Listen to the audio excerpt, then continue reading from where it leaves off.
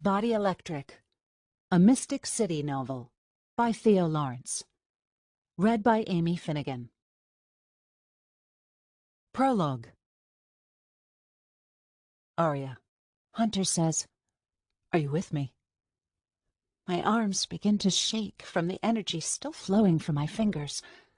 I know I have only seconds before I pass out. "With you how?" Hunter starts to say something, but I can't make it out because one of the buildings we're supporting, the skyscraper with Shannon's energy web still covering its facade, begins to fall again. Only, somehow, it has changed direction even as it's breaking apart. It is no longer going to crash into the east skyscraper. The people there will be safe. Instead, it's coming right for us. "Run!" Shannon screams. "I can't hold it!" There's no time to think. I can't run. I can barely move. Shannon's web disappears in the blink of an eye. Now Hunter's lasso is the only thing around the scraper, but the building's center of gravity has shifted, and I'm staring up at this beast of metal and steel and glass and concrete. Nothing, not even our combined mystic powers, will keep this building from collapsing. Furniture falls from the sky, crashing into the bridges and dropping into the depths. The sound mingles with the scream of steel and the cries of hundreds of people. I look around for Shannon and the others, but I can't see anything. It's too smoky. Then Hunter wraps his arms around me and gives me the tightest hug imaginable. A huge chunk of steel plummets toward our heads. I think, this is it. It's over. Part 1.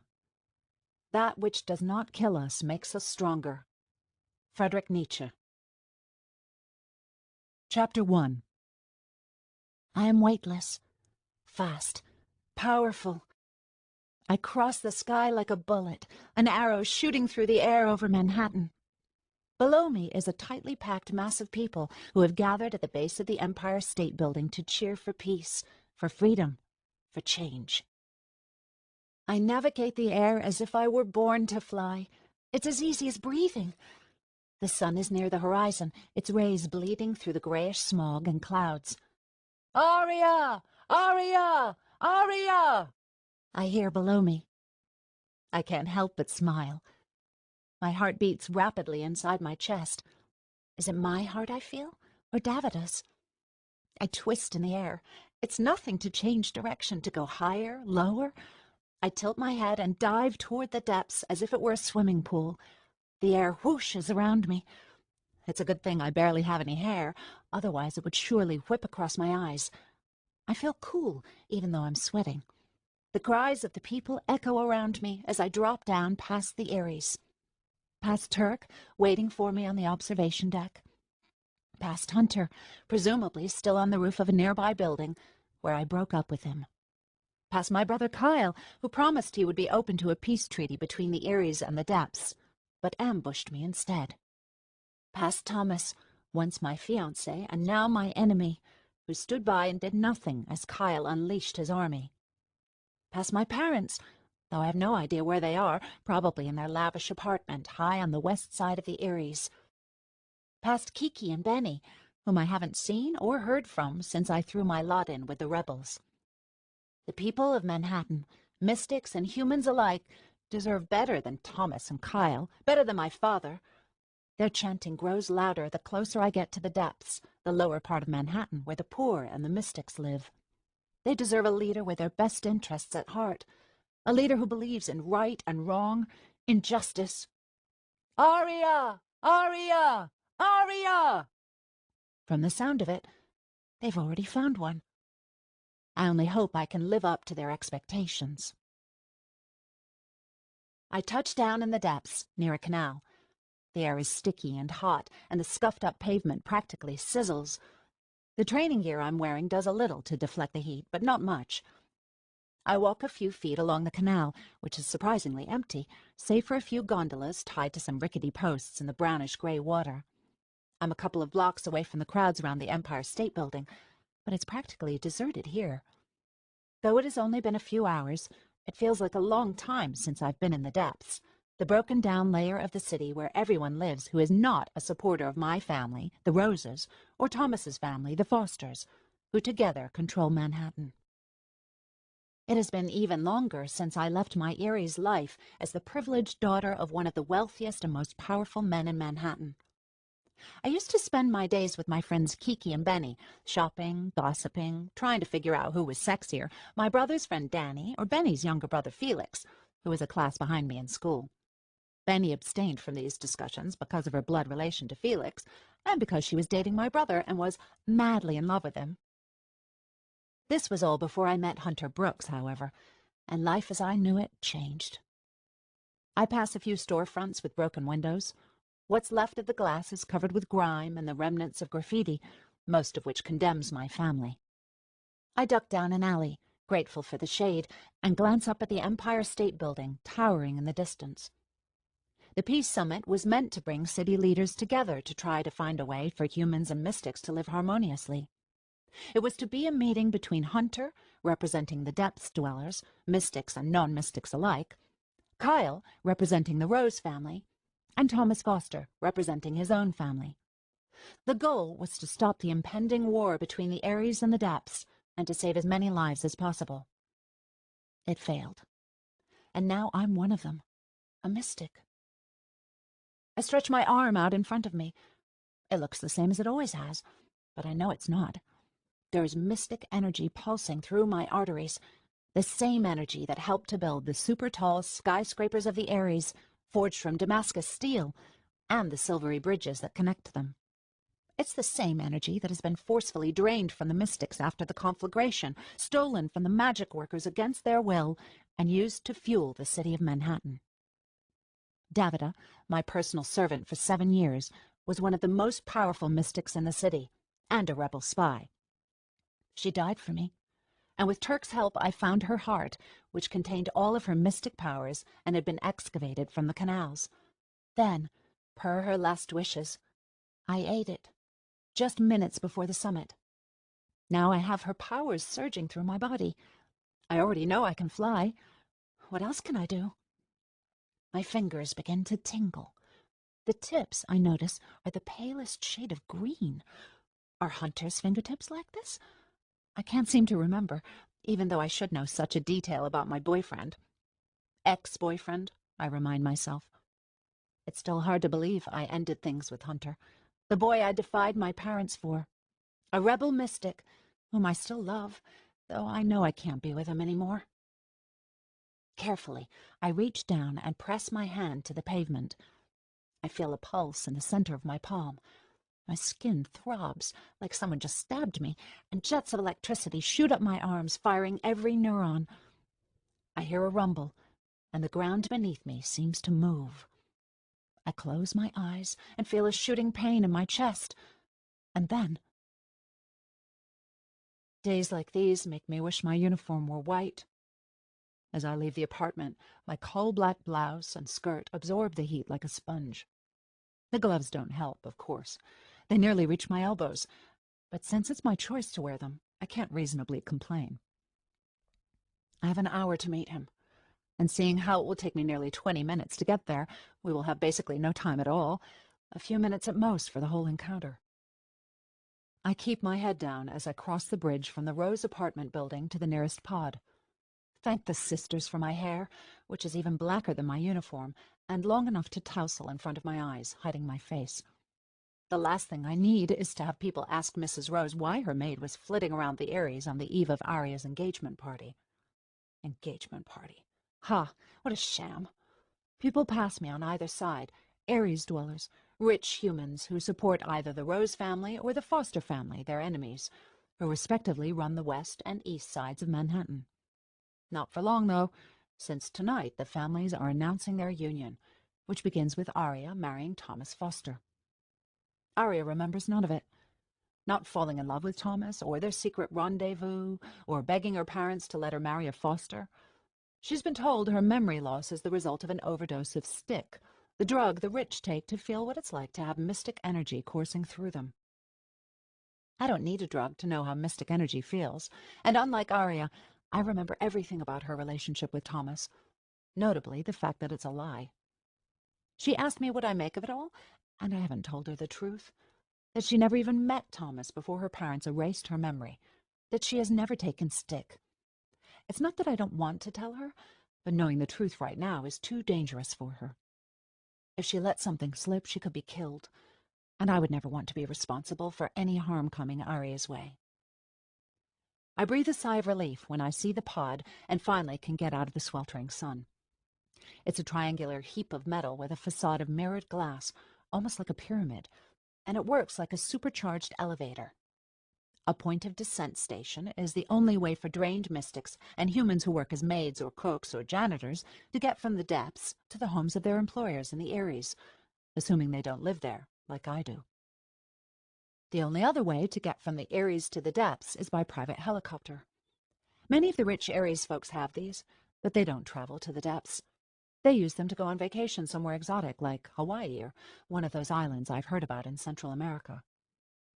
There is another way to get to the depths, of course. If you're a mystic who has access to a loophole, and like me, has managed to avoid being drained. I can't risk anyone seeing me come and go that way in daylight, though. At night, it's a different matter. In the station, 2 older women in maids' uniforms stare crossly at me as we wait. Pods aren't exactly the newest technology around, like the light rails, for example, which transport rich folk all over the Ares at super speeds, but never make their way into the depths.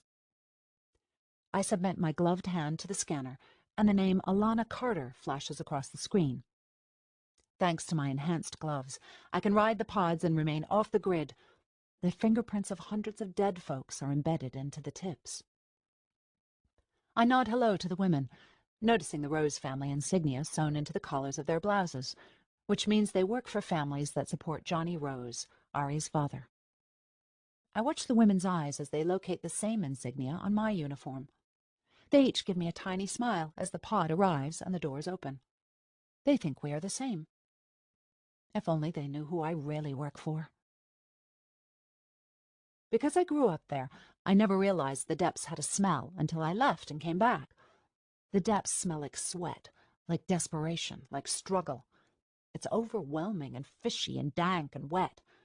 To some it may be disgusting, but to me it smells like home. I scurried down the canal in the direction of the Magnificent Block, but not that far east.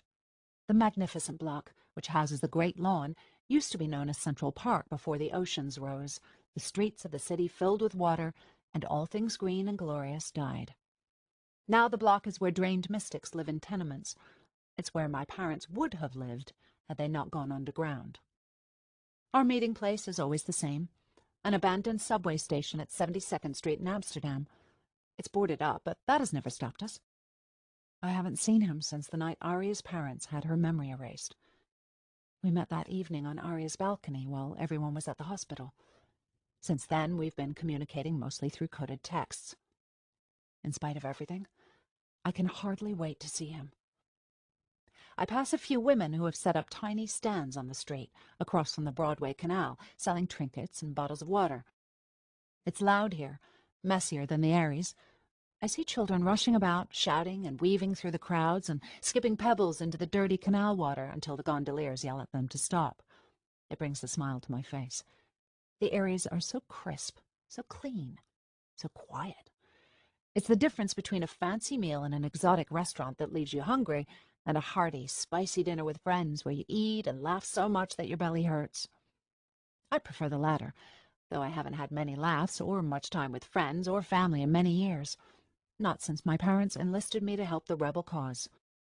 I was 11 when they secured me a place as a maid in the Rose household, so I could spy and do their dirty work from the inside, choosing not to register me with the government to save me from being drained.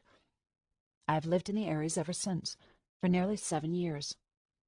7 years that I've lived a lie, gathering information for the rebels. 7 years I have put my own wishes on hold as I tend to the Rose family.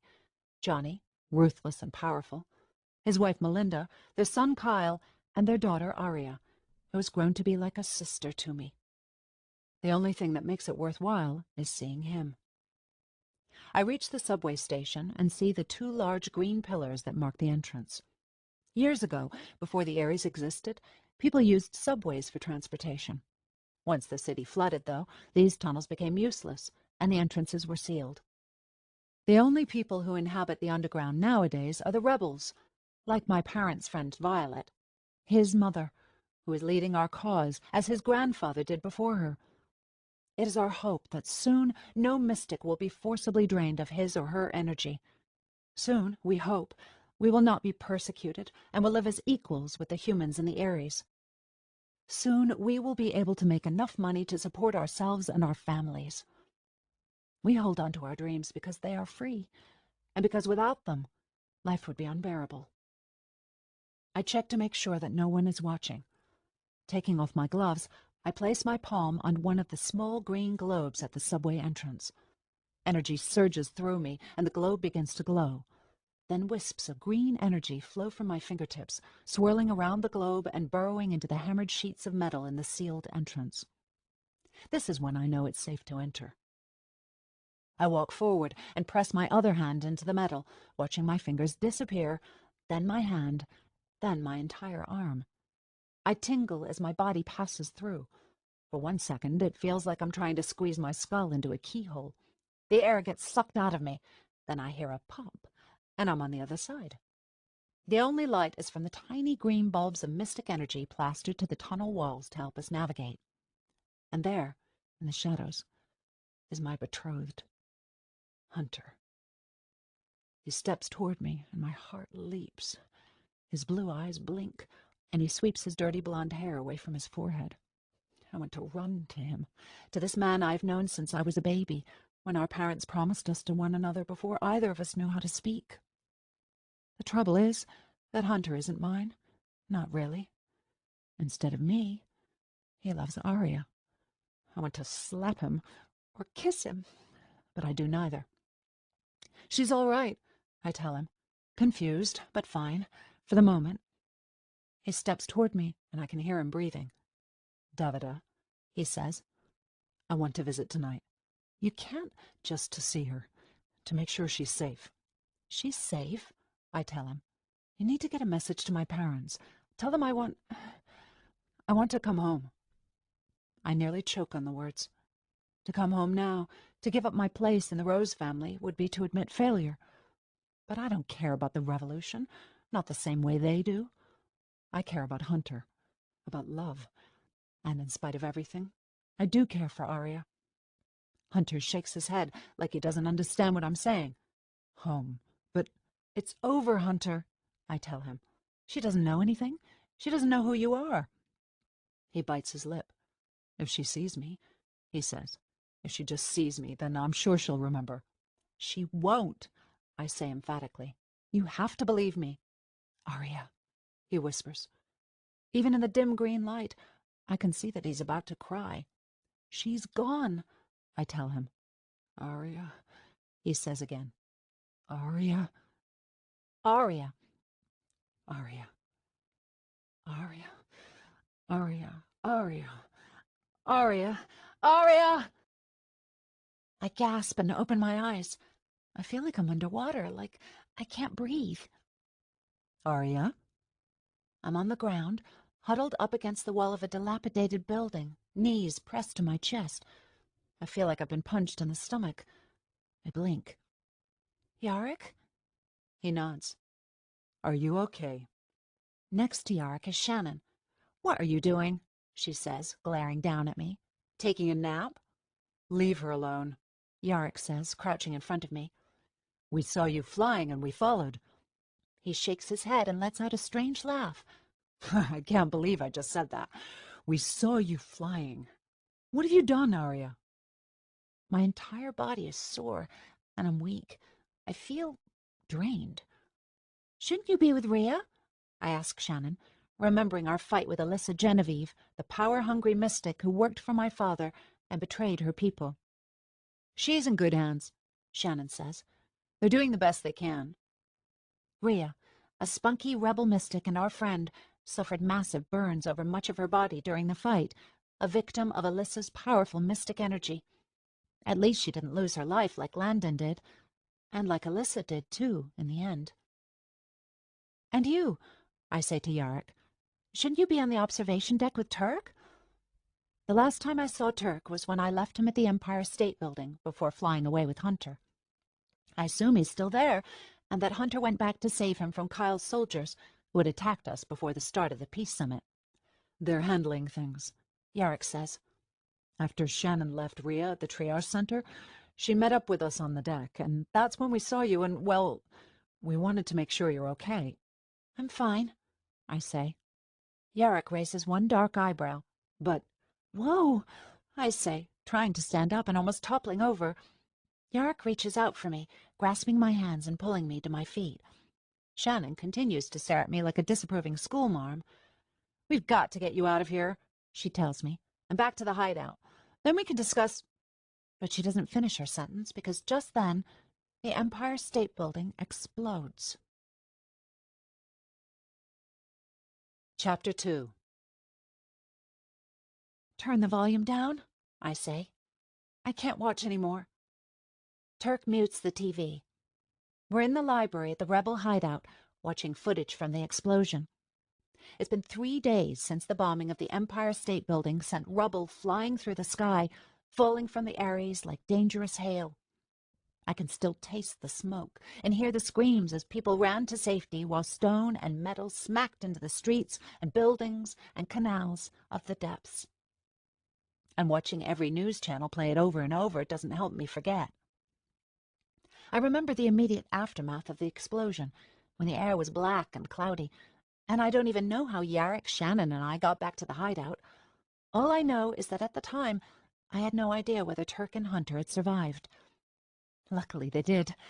Hunter was able to swoop down and pull Turk away just seconds before the explosion. Thomas Foster, my former fiancé, wasn't so lucky. Nor were hundreds of others in the crowd around the base of the Empire State Building, a crowd that had gathered at my behest. "When is Rhea supposed to arrive?" Yarrick says, brushing back his long hair. Behind him, the library shelves are stuffed with old books. I didn't even realize there was a touch-me screen in here until Shannon pressed a touchpad that lowered it from a paper-thin slit in the ceiling. We're seated around a long wooden table in not very comfortable chairs.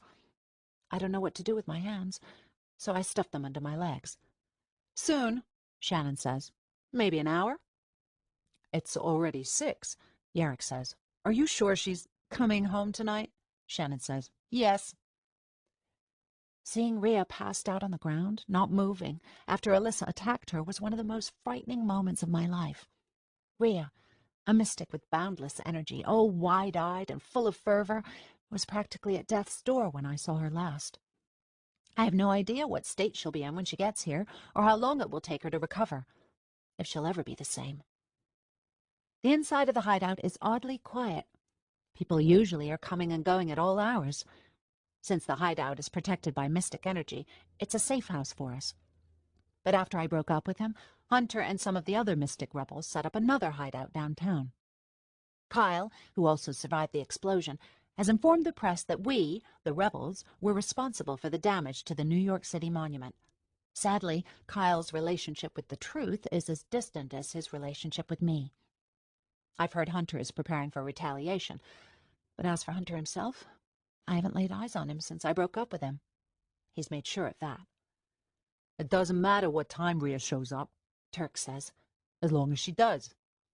He leans back in his chair and rubs the top of his head, now covered in dark fuzz, like he still can't believe his signature mohawk is gone. We shaved our heads together, in solidarity with the men and women in the depths who were suffering at the hands of my family and the Fosters. "Glad she's okay," Yarrick says now. Shannon snorts. "No thanks to you," she says, spitting her words in Yarrick's direction. Shannon has always been beautiful, with her high cheekbones, creamy skin, and garnet-colored hair, but it is a ferocious kind of beauty.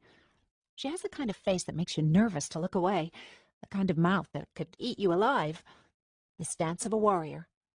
Only now there are dark circles under her eyes, and her long hair is tied back in a careless knot.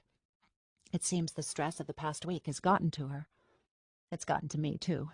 I'm still not myself. I fall asleep at odd hours, and when I'm awake, my mind races, thinking about a million things at once. It's painful to be outside without sunglasses, or to eat anything other than bread and bland vegetables. Still, I feel more alive than ever before, more aware of my surroundings. It's exhausting. You do remember what you did, right? Shannon says to Yarrick. How you betrayed... Hey, I begin, but Yarrick just shrugs.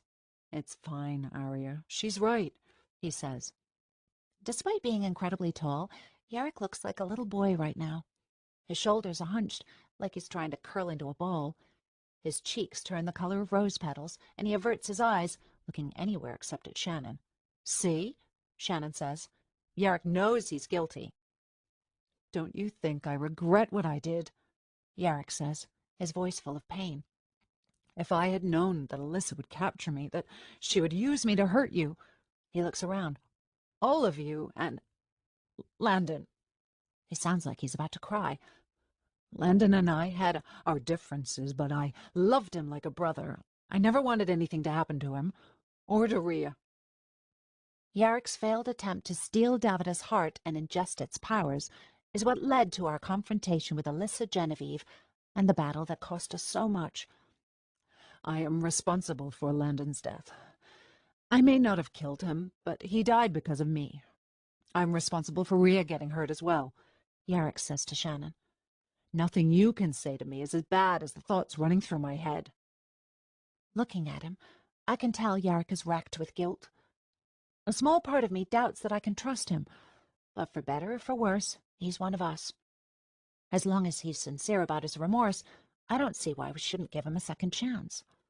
Shannon, though, is another story. Some of us don't forgive so easily. She crosses her arms and stares at Turk.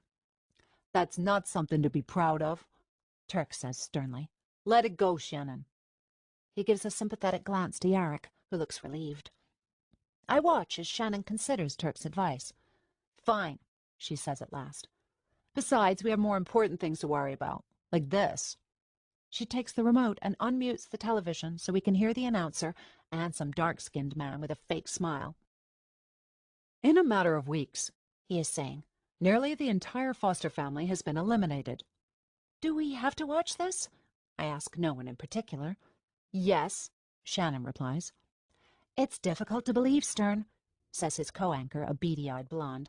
Not too long ago, it looked like the Foster stronghold on the east side of the Ares was about to expand, with their elder son Garland's run for office and their younger son Thomas's marriage to Arya Rose. Now, in what feels like the blink of an eye, both of the Foster heirs are dead. We have not been able to reach Mr. and Mrs. Foster for comment. A picture of Garland and Thomas appears as the reporters launch into a feature about the Foster sons. I stare at the screen, silent. I can't help but feel responsible for Thomas's death. He was at the Empire State Building because of the summit I helped to organize. And yet I can't seem to muster any tears. There was a point not long ago when I thought I loved Thomas, when I tried to convince myself that we could be happy together. Then I found out Thomas was a liar and that he'd cheated on me. He kidnapped me and ordered his soldiers to murder dozens, if not hundreds, of innocent people in his quest for power. No, Thomas wasn't a good man. I never wished him dead, but I find myself feeling just numb when I think of him. Arya, Turk says, getting up from the sofa and coming to my side. He's wearing a loose-fitting turquoise V-neck with the sleeves cut off, leaving little to the imagination. I try to stop myself from noticing how sexy he is, but it's hard. I can see the colors of his tattoos swirling up his muscular biceps, brown from the sun. Under the neck of his shirt, I can make out bits and pieces of the tattooed image of his sister. Her emerald green and glittering blue and lavender hair, the oval face with so few defining details she could almost be anyone, any young girl. But she isn't a young girl. She's one of 7 sisters, the most important figures in mystic history. You okay? Turk says. He gently touches my arm. Across the room, I see Shannon glaring at me. Behind her, Yarrick seems preoccupied with his own thoughts. Yes, I say, even though that isn't exactly true. I feel lightheaded and queasy, like I ate too much of the wrong thing. Maybe this is simply what it feels like to be a mystic. Arya, Turk says again. Are you okay? I used to think of Turk as Hunter's friend. He seemed rash, wild, and a little dangerous, the sort of boy your mother would tell you not to get involved with. Lately, I've seen his soft side. Before the explosion, I knew he was interested in me, but I told myself we could only be friends. Looking at him now, his devilish eyes filled with concern for me, I wonder if we could be something more. Before I can answer, Kyle appears on the Touch Me screen. We interrupt our current story for a live interview with Kyle Rose, says the blonde anchor, who has agreed to speak with us about the Empire State Building devastation. Kyle, are you there? Yes, Amelia, he says. I can't tell where he's being filmed. Thank you for having me. Next to Kyle, his girlfriend Benny is wearing a simple black dress with white piping around the neck and sleeves. She is looking at him as he speaks, a small smile playing across her lips. Her naturally dark hair now dyed blonde and fashioned in a demure knot. I am surprised that my mother and father are absent, or letting Kyle represent the Rose family. Thank you for having me, Shannon repeats in disgust. Who does he think he is, some kind of movie star? He's not promoting a film. He killed innocent... Kyle, the male anchor says. The Rose family has yet to release a statement since the explosion. Why is that? We have been helping those injured in the explosion, Kyle says, and putting all of our resources into cleaning up the devastation. My father has been working non-stop to find missing persons. Luckily, we now know that the damage to the actual structure of the building was limited. Thus far, we have counted nearly 100 civilian deaths, most of whom were struck by falling debris. Kyle puts his arm around Benny, as if to safeguard her from such terrible news. It is a terrible loss, of course, but thanks to the efficiency of our military units, the area will be safe and back to normal in no time. That is such bullshit, Yarrick shouts at the screen. Some people are saying this is reminiscent of the conflagration, the female anchor continues. What do you have to tell us about that? Kyle straightens his black tie and stares directly at the camera.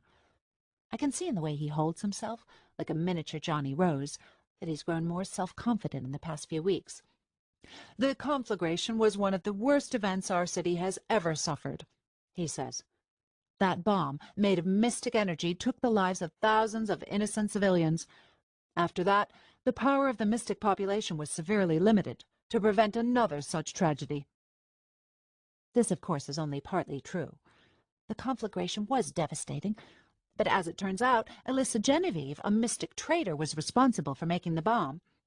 She orchestrated the event for my father as a way to blame and ghettoize the mystic people, draining them of their powers and rights and keeping them in a perpetual zombie state. My brother knows this. Who would you say is responsible for the destruction of the Empire State Building? The male anchor asks now. Kyle answers immediately. My sister, Arya.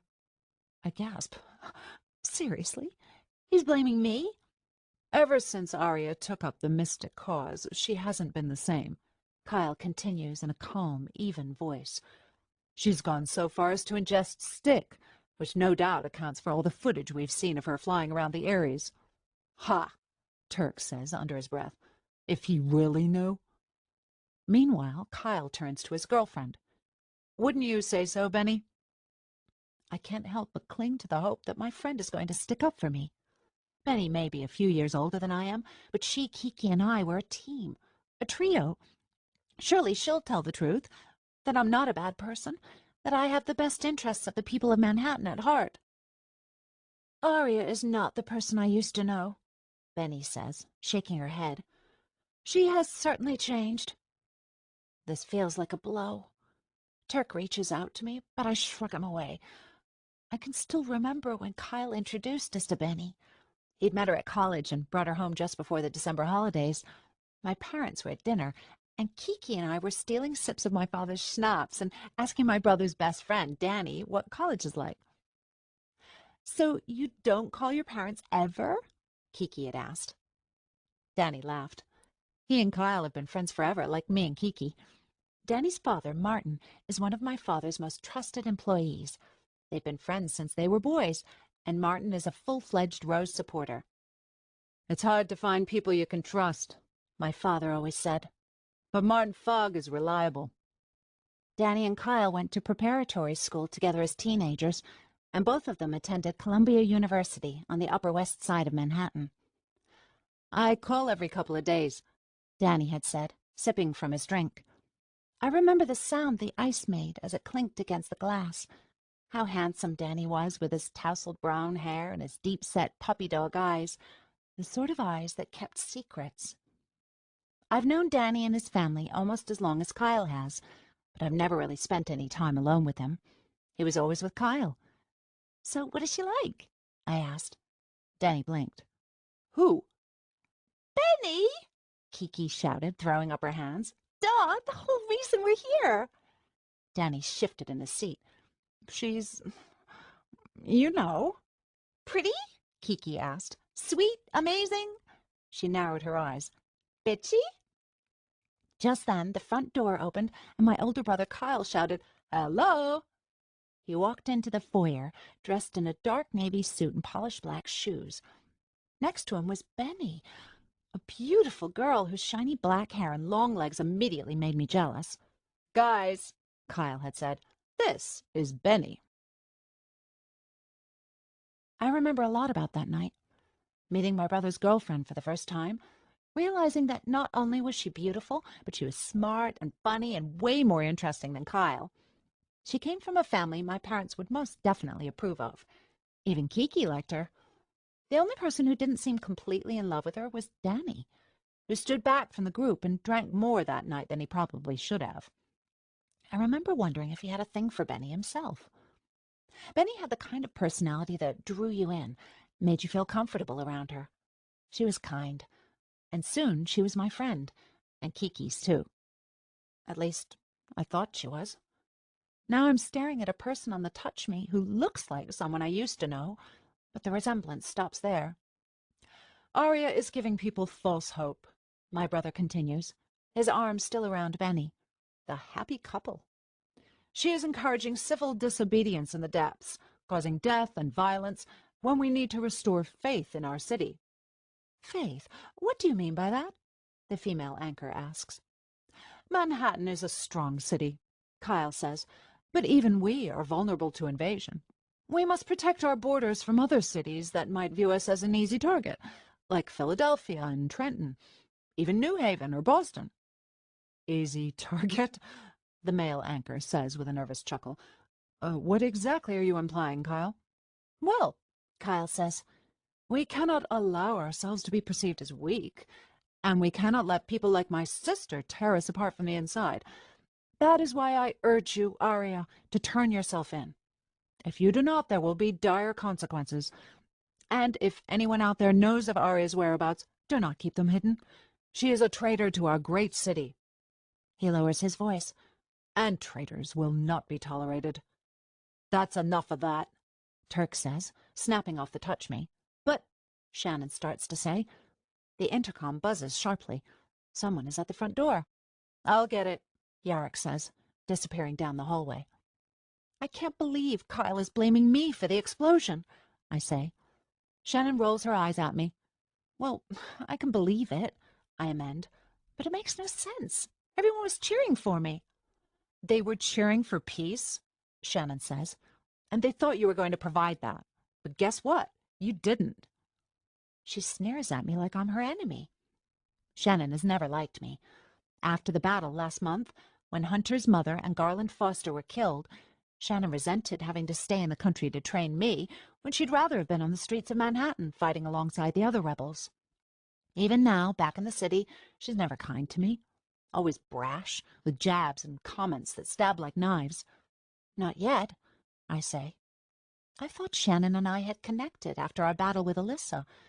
After all, we're on the same team. But there's still animosity between us that I don't understand. Think about it, Arya, Shannon says. People gathered around the Empire State Building because you told them to. You were the one who recorded that message, begging for peace, and sent it out into the world. What did you expect would happen? You exposed Hunter's plan to overthrow your brother at the Empire State Building and endangered the other mystics and your own family, not to mention all the innocent people who gathered around you in support, she continues. Then people saw you literally flying with no explanation, and then the whole place was blown to smithereens, along with who knows how many of those people who came because you told them to. I don't think you exactly come off looking great after all that, you know? I want to tell her she's wrong, but there's merit to what she said. Now Kyle is playing the good guy, Shannon says, and trying to get the people back on his side. Did you hear what he said about protecting us from invasion? Yes, I say. Thomas Foster told me the same thing, that other city-states were getting ready to attack us, to invade, to conquer. Oh, it makes sense. We have to convince the people of Manhattan that Kyle is wrong, that we, the Mystics, are the ones who can protect them. If they join us, Shannon says. Right, Turk? Turk nods. Shannon is right, he says to me. And you have to help us. Me? I say. How? Another rally, Shannon says, with a spark in her eyes. You have to deny Kyle's accusations in public. Get people behind you.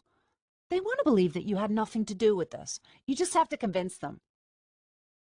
Immediately, I think of the rally Davida and I snuck out to attend when Violet Brooks, Hunter's mother, urged the people of the depths, mystics and non-mystics, to come together and retaliate against the Ares. Violet was remarkable that evening.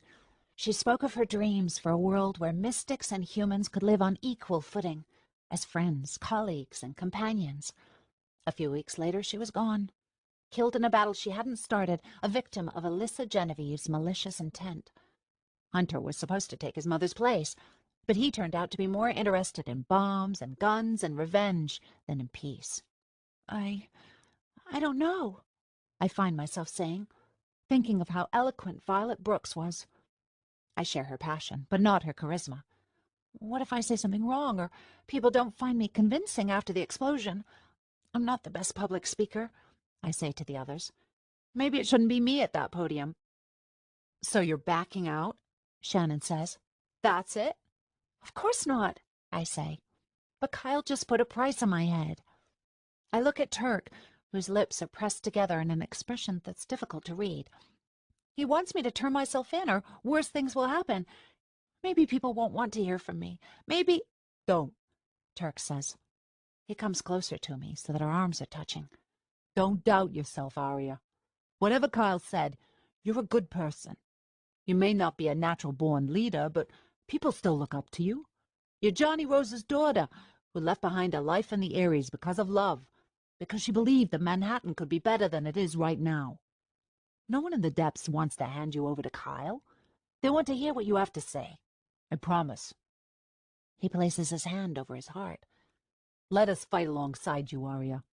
Make people believe that peace is possible. We'll do the rest. I take his free hand and squeeze it. His skin is tough, hard. I stare into his eyes, and for a second I forget Shannon is there. It feels like we're alone. Then someone coughs. Guys. I look up. It's Yarrick, a smile on his face. Rhea's back. Come out and see for yourselves. Outside, the air is sticky and the sky is overcast, with streaks of gray and blue. Behind me is the hideout, a 5-story triangular-shaped brick townhouse, which occupies a sliver in the center of an empty lot in Upper Manhattan, in an area formerly known as Harlem. From the outside, all anyone can see is cracked pavement that takes up an entire block of city space. But if you're a mystic, you can pass through the force field and find us. Standing on a dry patch of yellowish lawn is Rhea, one hand resting on a metal cane. A woman I don't recognize is standing beside her. You look great, Shannon says, coming down the steps of the townhouse and giving Rhea a careful hug. Honestly. I need to re-dye my hair, Rhea says with a smile. But that's the least of my worries, right? Rhea still has her dimples, but the rest of her is practically unrecognizable. Her signature blue pixie hairdo is a thing of the past, charred off after the battle. All that's left are white tufts scattered across her scalp like fuzzy seeds from a cottonwood tree. A mental image hits me of Alyssa hurling green rays of energy at Rhea, blasting her into unconsciousness. Her skin is tomato red, like she has an intense sunburn. One of her eyes is covered with gauze, and her cheeks are puffy and swollen. Turk gives my shoulder a nudge. What goes unsaid is, Landon. He died in the battle, another of Alyssa's victims. Because Landon had no family to ingest his heart in the mystic tradition, the leftover powers from his body were used to heal Rhea, which is the only reason she isn't dead. A sad sort of sacrifice. One friend gone, the other here. Rhea motions to the woman standing next to her. Guys, Rhea says. meet Connolly. She's incredible. Took super good care of me at the Treehouse Center. Connolly, this is everyone. Yarrick, Turk, and I wave hello. We've met before, Shannon says to the new mystic. Haven't we? We have. Connolly blinks. At the farmhouse? Those words have a terrible meaning for me. After the battle, when we were staying in the farmhouse and Shannon was training me to fight, there were other mystics who came and went during the weeks we spent there. And then we were invaded by Thomas's men, who were there to kidnap me. Many people died, including a young boy named Marcus, and Frida, the old woman who instructed me to find Davida's heart. A mystic's heart is never lost. You must find it. Well, Frida, I found it, and I ate it. And now Davida's powers are inside me, mingling with my blood, changing me, morphing me into someone new. Make sure she rests, Connolly says, cocking her head toward Rhea. She has a lot of energy. Take care now. Watch yourself. Connolly waves and walks away through the protective force field. There's a shimmer in the air as she pushes through, and then she disappears. Rhea, Turk says warmly. We're so glad to have you back safe and sound. As good as new, Rhea says cheerfully. I'm reminded of her ability to look at life as a half-full glass instead of a half-empty one, and I wish I were more like her. Almost, She adds. I don't walk so well, yet, but Connolly taught me a bunch of exercises to strengthen my muscles, and I'm counting on you all to help. Of course we will, Yarrick says. Now, how about we get you inside? Sound good? Rhea nods, and Yarrick extends his arm for her to lean on. Oh, and guys, he turns to the rest of us. I didn't call you out here just to see Rhea. Look. Yarrick points up toward the sky. Through the smog, I can make out the tips of silvery buildings and bridges in the Aries, and in the far distance, the sun. What are we looking at? I ask. Turk points directly above our heads. There. At first, I merely see clouds and sky. But then I see green. It almost looks like the middle of the sky has been painted with something. It's like the force field around the townhouse, but stronger, brighter. A large green circle in the sky, smack over the Aries. What is that? I ask. I'm not sure, Turk says. But whatever it is, it can't be good. It's dripping, Shannon says, like molasses. It's spreading out. Shannon is right. The midpoint of the green patch seems to be directly over the center of Manhattan, and the edges of the circle look frayed, like they're growing, the way a balloon might look if someone poured syrup over it. Could it be a force field of some kind? Yarrick asks, staring nervously at the sky. It looks like maybe the start of one, Rhea says. But who would have put it there? And why? Turk lowers his gaze. Shannon, what do you think? I'm not sure, Shannon says. It has to be made of mystic energy, but we would know if this was the work of one of our kind. Whoever started this isn't on our side. Chapter 3. After dinner, I help Rhea settle into bed. I'm sorry you have to do this, Arya, she says to me as I pat her forehead gently with a damp cloth. The severe, life-threatening burns that Alyssa left her with seem to have healed slightly, but she flinches each time I touch her. She's weak, and the skin near her eyes has turned a strange shade of reddish purple. Don't be silly, I tell her. I'm happy to. I keep thinking if I wish myself better, then I will be, Rhea says with a frown. Mystics are supposed to heal fast. I should be as good as new by now, shouldn't I? It's only been a few days, I tell her. You're able to walk. You're out of the hospital. You're doing great. I hope this is true, since I only know that mystics heal faster than most humans, and Rhea also had the help of Landon's mystic heart. Rhea's frown softens. I guess. How are you holding up? Me? I say. Fine. Totally fine. A white lie. But Rhea is getting over a near-death experience. I don't need to burden her with my own troubles. I assume one of the others told her I swallowed Davida's heart, and people at the triage center would likely have been talking about the rally. Rhea is a social butterfly. I'm sure that even injured, she made dozens of friends there and kept up with what's happening. I know about you and Hunter, she says. He visited me in the triage center and told me that you two are, on a break. Hunter. He's kept his distance. I haven't seen him since the day of the explosion. Is that what he said? Well, he said you dumped him, but I told him you probably just need some time to think. Rhea sighs. Was I right? I'm not sure how to respond. A part of me still loves Hunter, but something about our breakup feels so final. Yet we have such a history together that it's hard to imagine my life without him. You'll figure it out, Rhea says when I don't answer. I know you will. Then she yawns. This pillow feels mighty good. Nothing at the triage center was comfortable, you know. My mattress was like a piece of paper, and the thing they call a pillow. She wrinkles her nose. It was like a block of wood. I can't help but laugh. Rhea could have died, but she's complaining about the hospital accommodations. Did you meet some nice people there? Nice. Rhea shrugs. I suppose. The other girls in my tent were gossipy. They'd all been injured in the explosion. Nothing as serious as me, she says. One of them, a mystic, has a few cousins in Philadelphia. Anyway, she told me her cousins said the mystics in Philadelphia are getting restless and they have a plan. A big plan. Only she wouldn't say what it was. At least not to me. Rhea lies back on her pillow and sighs. I miss this room. It's nice, like a little slice of heaven.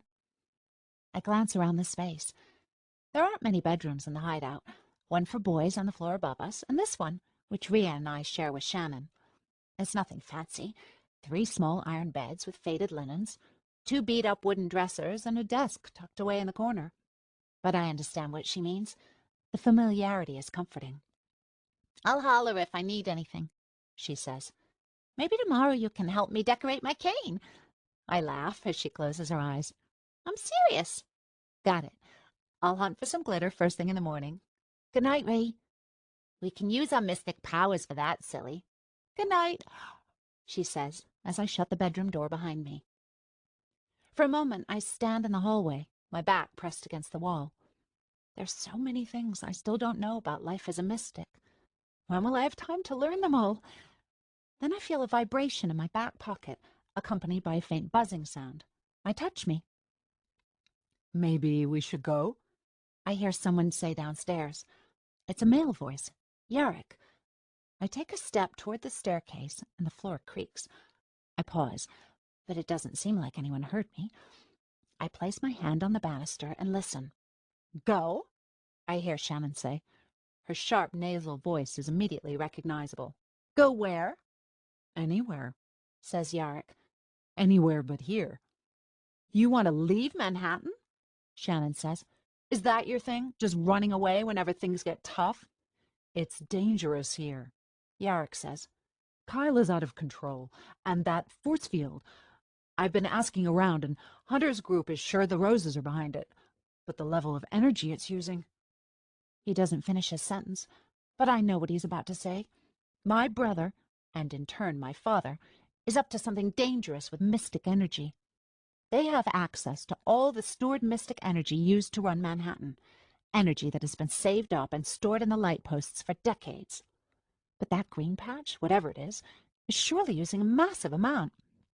Since the mystics are now refusing to be drained, there can't be enough energy left in the light posts to keep Manhattan operating and do whatever it is my family is doing. They must be putting the entire city at risk, even Ares dwellers. So the question is, why? I pull out my Touch Me and glance down at the screen to find a message from a private number. I click it open. Don't believe everything you see. What does that mean? And who sent it? Hunter will take care of it, Shannon is saying downstairs. He understands what needs to be done. He'll stop Kyle before he uses this shield he's creating, if that's what it is. He uses it for what? Yarrick asks. For anything, Shannon says. Think about it. If Kyle has a way to block off part of the city, who knows what he'll do to the other parts? Gas us, bomb us, send out all his soldiers to attack. The possibilities are endless. I snap my head up. Is that possible? That it's some kind of force field and Kyle is planning to seal off part of Manhattan? Remembering the message, I quickly key, "Who is this?" into my TouchMe and press send. We don't know that Kyle is responsible, Yarrick says. What if it's someone else? Like who? Johnny Rose? Shannon says. It's possible, but Ari's father hasn't made a public appearance in a while. He might be letting Kyle run the show. I doubt it, I think. My father may be all right with Kyle's acting as the public face of the family, but there's no way he'd let my brother just take control. I just think someone else could be behind it all, Yarrick says. I don't, Shannon says roughly. It has to be the Rose family. And if they're able to block off the area somehow, there's no telling what they'll do. Those Rose men are insane, both of them. If you really believe that, then we should go, like I said, Yarrick says, raising his voice. Get out of here. Wrong, Shannon says. We need to stay and fight. Hunter and some of the other rebels are coming up with a plan. There are rumors that Manhattan is vulnerable. Vulnerable? Yarrick asks. You've seen the news, Shannon says. We look like idiots. The city is unstable. Now would be the perfect time to swoop in and invade. Those are just rumors, Yarrick says. Don't be so sure, Shannon says. A war is coming, and we have to be ready. As they continue talking, I back away, down the hall and into the bathroom. The conversation makes me wonder where Turk is, what he knows. My stomach is rumbling, and I feel lightheaded. I splash some cold water on my face. I barely recognize the girl staring back at me. I have the same features I always have. Dark brown eyes, too big for my face, long lashes and thin lips, a straight nose that I always wished curved up at the tip. And yet I'm so different, stronger somehow, like my features have toughened up since I inherited mystic powers. My once dewy skin is brown from the sun, and there's a fire in my eyes I've never noticed before. I turn off the faucet and dry my cheeks. I don't want to think about what will happen to the city if Shannon is right. Maybe if I turn myself in, like Kyle wants, all this fighting will stop, and the city will be prepared to defend itself if we are attacked. I check my TouchMe, but there's no response from whoever sent me that message. Don't believe everything you see. Is that about the force field or something else? Who could have sent it? And why? What is he or she trying to tell me? I brush my teeth, noticing that the tips of my fingers are still a pale green. I glance down at my chest, then lift up my shirt and stare. Just to the side of the silver heart locket I always wear is a green patch of skin right above my heart.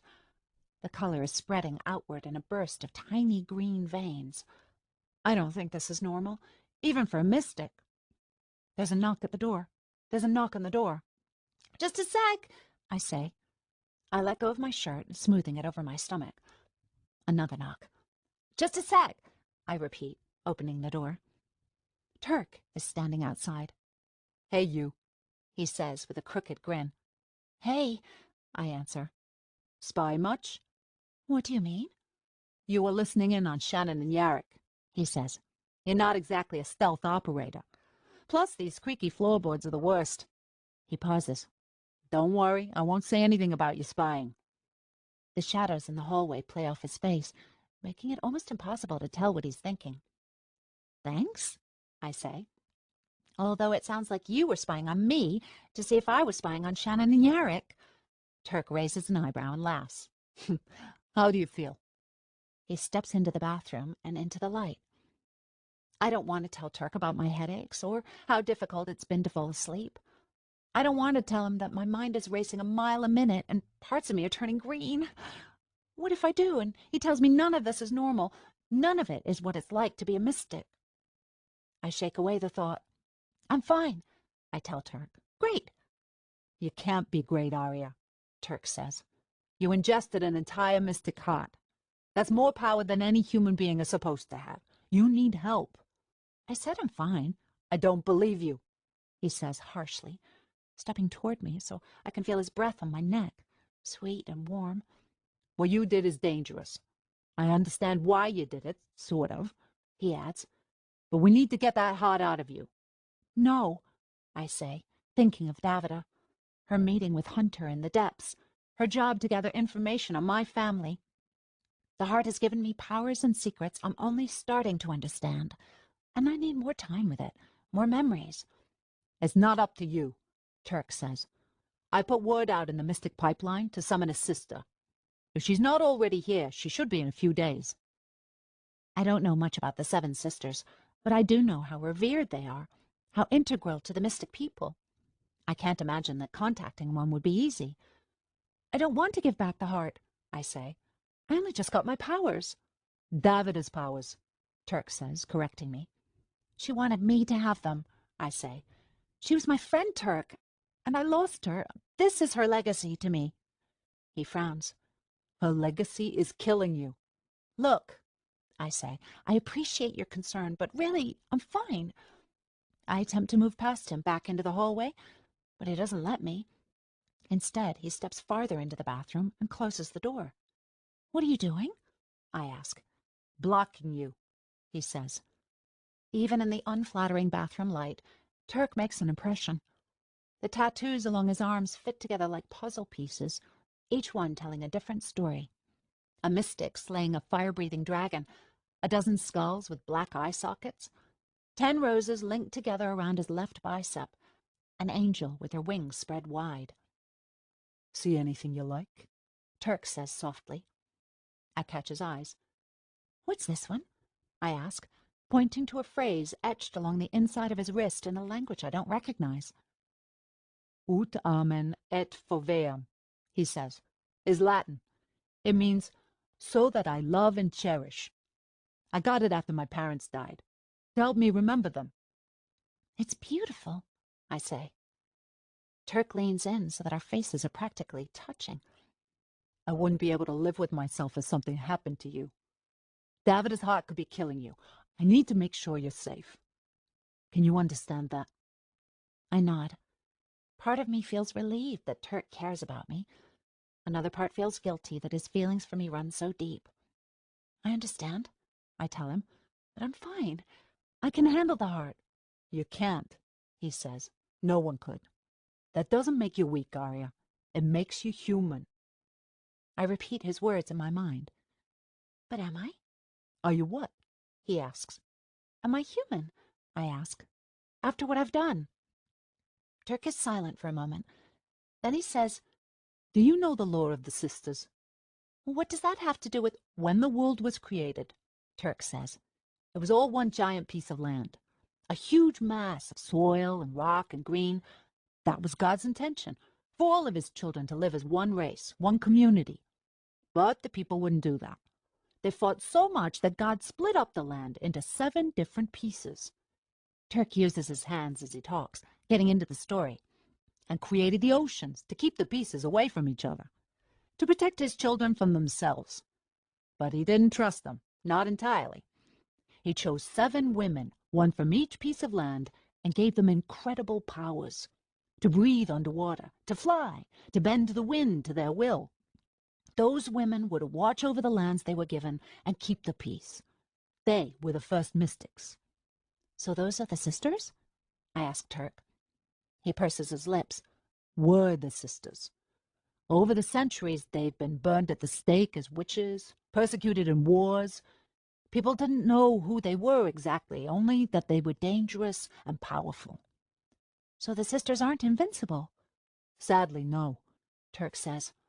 They're more powerful than most, way more powerful. But at the end of the day, they're mortal.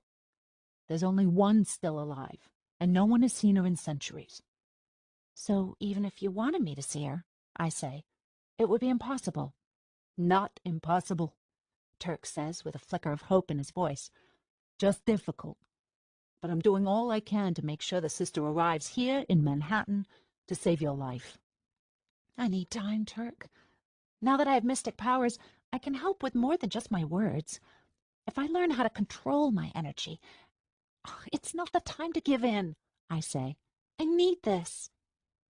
Turk moves even closer, so that our noses are pressing together. He flicks off the bathroom light, and we're bathed in black, so I can't see him anymore. I can give you a few days, he tells me, but more than that is too great a risk.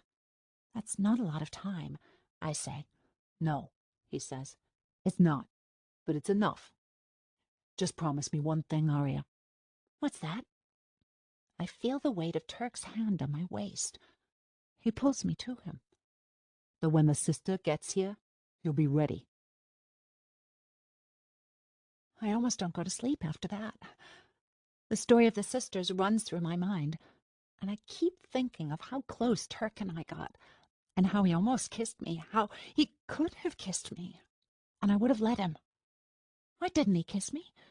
True, I put him off once, before I broke up with Hunter, but we both know there's something between us.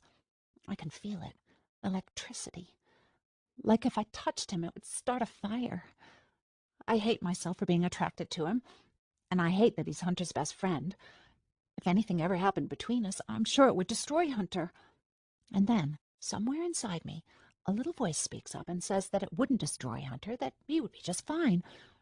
And that upsets me most of all. I broke up with Hunter, and I haven't seen him since, which I can only assume means he's still upset with me. It's not fair of me to want him to remain single, but I can't imagine him with anyone else. So where does that leave me? This is what I think about until the sunlight filters into the room and wakes my roommates up. Then Shannon and I help Rhea out of bed and downstairs to the dining room for breakfast. Breakfast of champions, Yarrick says as he finishes the last of his coffee. If he and Shannon know I was listening in on their conversation last night, they haven't let on. Champions at least put milk in their coffee, Rhea says, unbelievably chipper for someone just waking up. She still looks injured, her skin raw and pink, but perhaps a little stronger than she was yesterday. And they might have a muffin, just saying. Good point, Turk says and turns to me. So, are you ready? For a muffin? Sure. He laughs. Nope, for your first training session. I glance around the table. Yarrick looks excited, and Shannon looks annoyed, as usual. Training for what? I ask.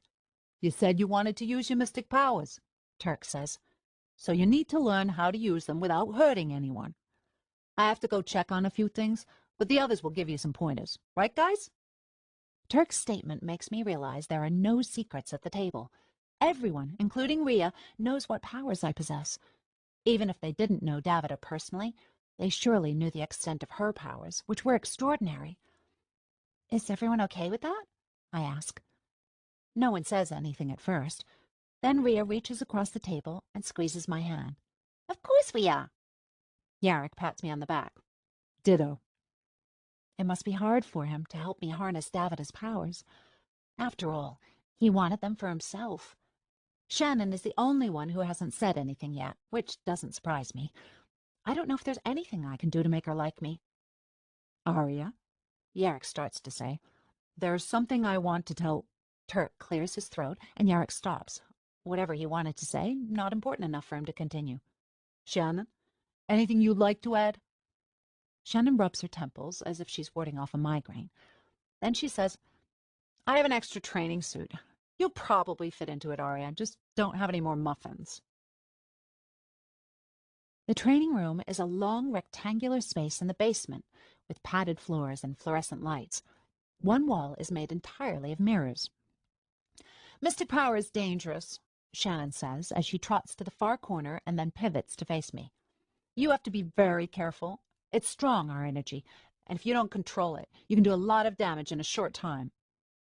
Shannon's long red hair is tied back in a ponytail, and she's wearing navy leggings and a long-sleeved shirt woven with mystic thread.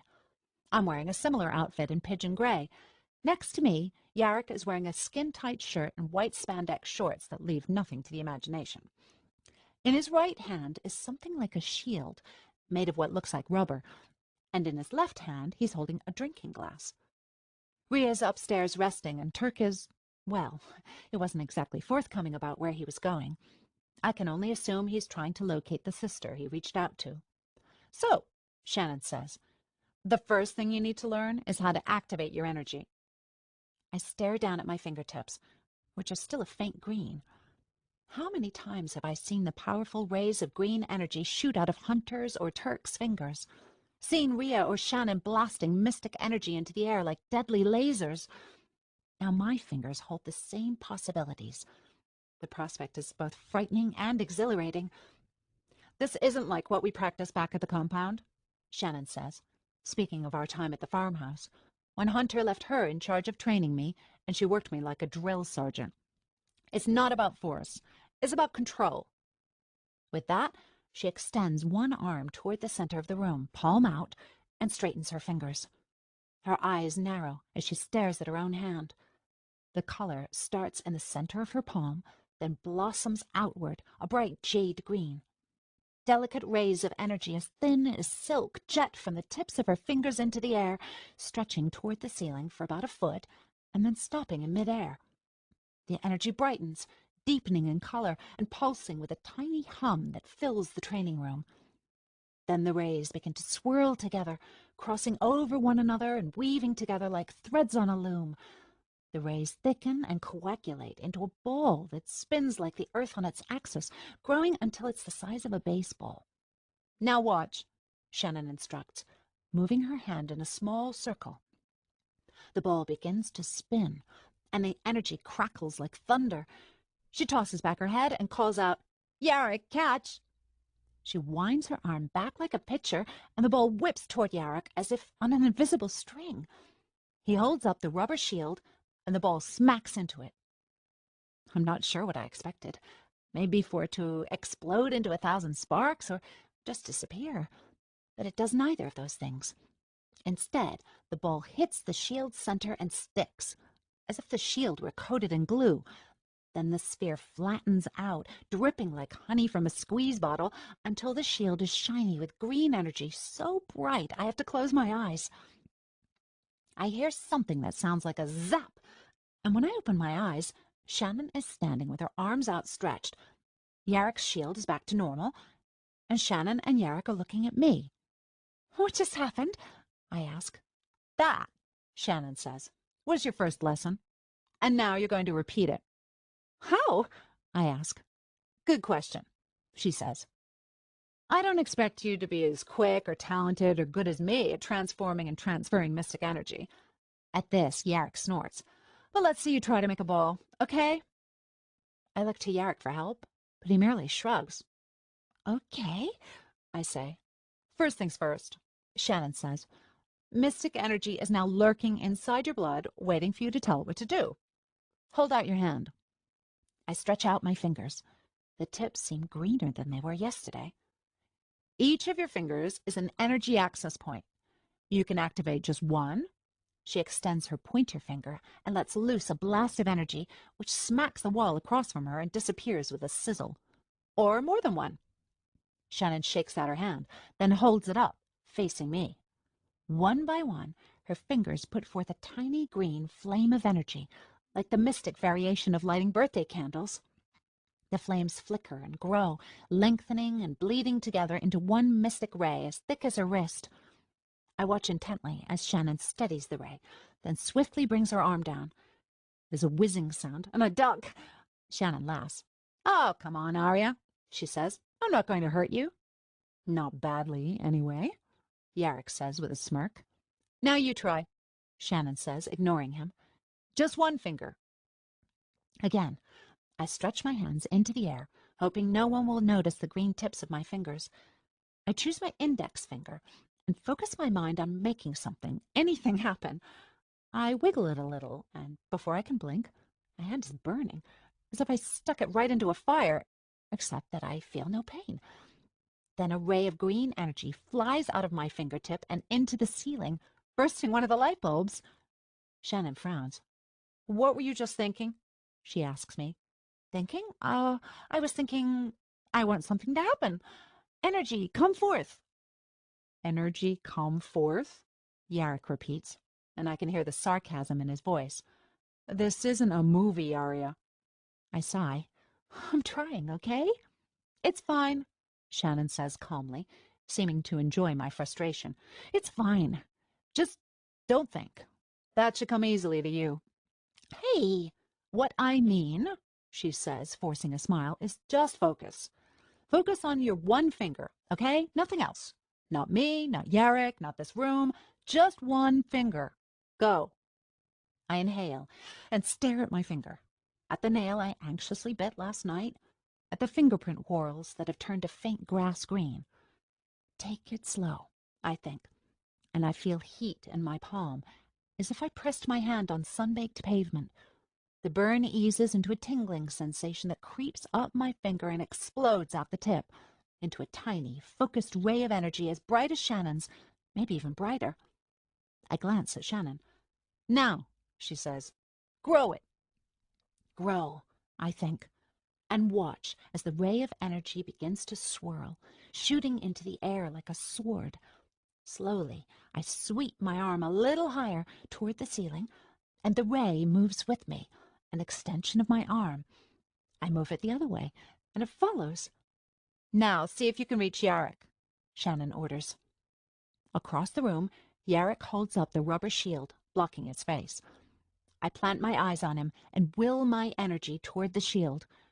There's a buzz in the air that sounds like a nest of hornets, and the ray of energy shoots out, smacking the center of the shield. For a second, a blast of green light fills the room. Then it disappears, and I'm left holding out my hand. Yarek lowers the shield, and Shannon stands next to him. They're both smiling. Good, Shannon says. Now let's try making a ball. By the end of our session, I'm dizzy with pride and exhaustion. I wasn't able to form a sphere, but I was able to create rays with each of my fingertips, which Shannon told me was quite an accomplishment for my first session. It was a surprising compliment coming from her. You're a quick study, Arya, Yarek says, tossing me a bottle of water. I wipe the sweat from my forehead and gulp down the water, realizing how thirsty I am. I glance at the clock and see that the entire morning has flown by. Keep this up, Shannon says between sips from her own water bottle, and you'll be a fighter in no time. Thanks, I say, feeling refreshed but weak. My head is pounding, and despite all the water I just drank, my mouth feels dry, like I swallowed a piece of paper. I head upstairs. Yarek and Shannon follow me. Arya, Yarek starts. I wanted to... Just then, I hear footsteps rushing toward us from the front door. Turk. He pops his head into the living area and locks eyes with me. How'd it go? Good, Shannon answers for me. She still has a lot to learn. It went great, Yarek chimes in. You should have seen... I'm glad, says Turk. I just got back from downtown. Were you with Hunter? Shannon asks. Turk doesn't respond. There's going to be a peace rally in the depths this afternoon, and I think we should all go. Especially you, Arya, he says to me.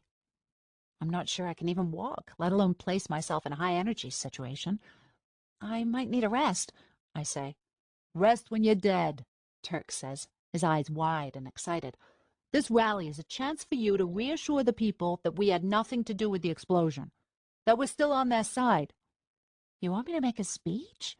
I say. But I haven't prepared anything. Shannon gives my shoulder a tiny punch. Wing it, Rose. She sniffs the air around me. But first, take a shower. Chapter 4.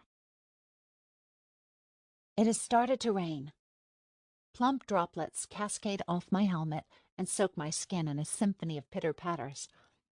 At first, the water was a nice relief from the overwhelming heat, but now I wish I'd brought a change of clothes. The last time I rode with Turk, I was in the sidecar, my knees pressed into my chest. I had opened Davida's mystic reliquary, a small wooden box with a handwritten note to me inside. Don't consign my heart to a box. By now, you know what to do with it. Turk had been distracted, watching Yarek as I opened the second box, the one that contained Davida's heart, her life essence, which is now inside me. Hold on, Turk says. This is a sharp one. He makes a sharp right, and the motorcycle tips so it's nearly parallel to the street. Are you sure you can see? I ask Turk over the roar of the oversized engine.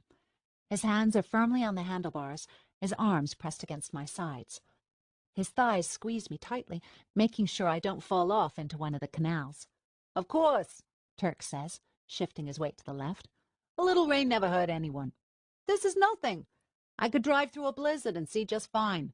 Not that we have any blizzards in the city, but you know." "You're very confident," I say. "What?" he yells, accelerating past a group of Rose family soldiers positioned on the banks of the Hudson River on Manhattan's west side. "Nothing," I say, focused on the soldiers as we fly down Riverside Canal. We only left the Mystic hideout a few moments ago, but thanks to the speed of Turk's bike and his semi-reckless driving, we're making record time. The rally is being held in the depths, on the steps of what was once the Metropolitan Museum of Art, east of the Magnificent Block. Rhea is staying back at the hideout, but Shannon and Yarrick are meeting us there, stopping to pick up a few other rebels along the way. My heart, or Davida's, seems to beat in time with the motorcycle's engine as we pass block after depressing block. The depths have always been dark and bleak, the airy skyscrapers casting long shadows over the canals, but something has changed. The stench has worsened, that's for sure, thanks in no small part to the rain. "Why do we need to travel on a bike when I can fly?" I asked Turk over the roar of the engine. "Isn't that one of the perks of being a mystic?" I can feel his chest vibrate as he laughs. "First of all, not all mystics can fly." "I can," I say. "True," Turk says. "But we don't need you expending too much energy and getting sick or accidentally blowing anything up, right?"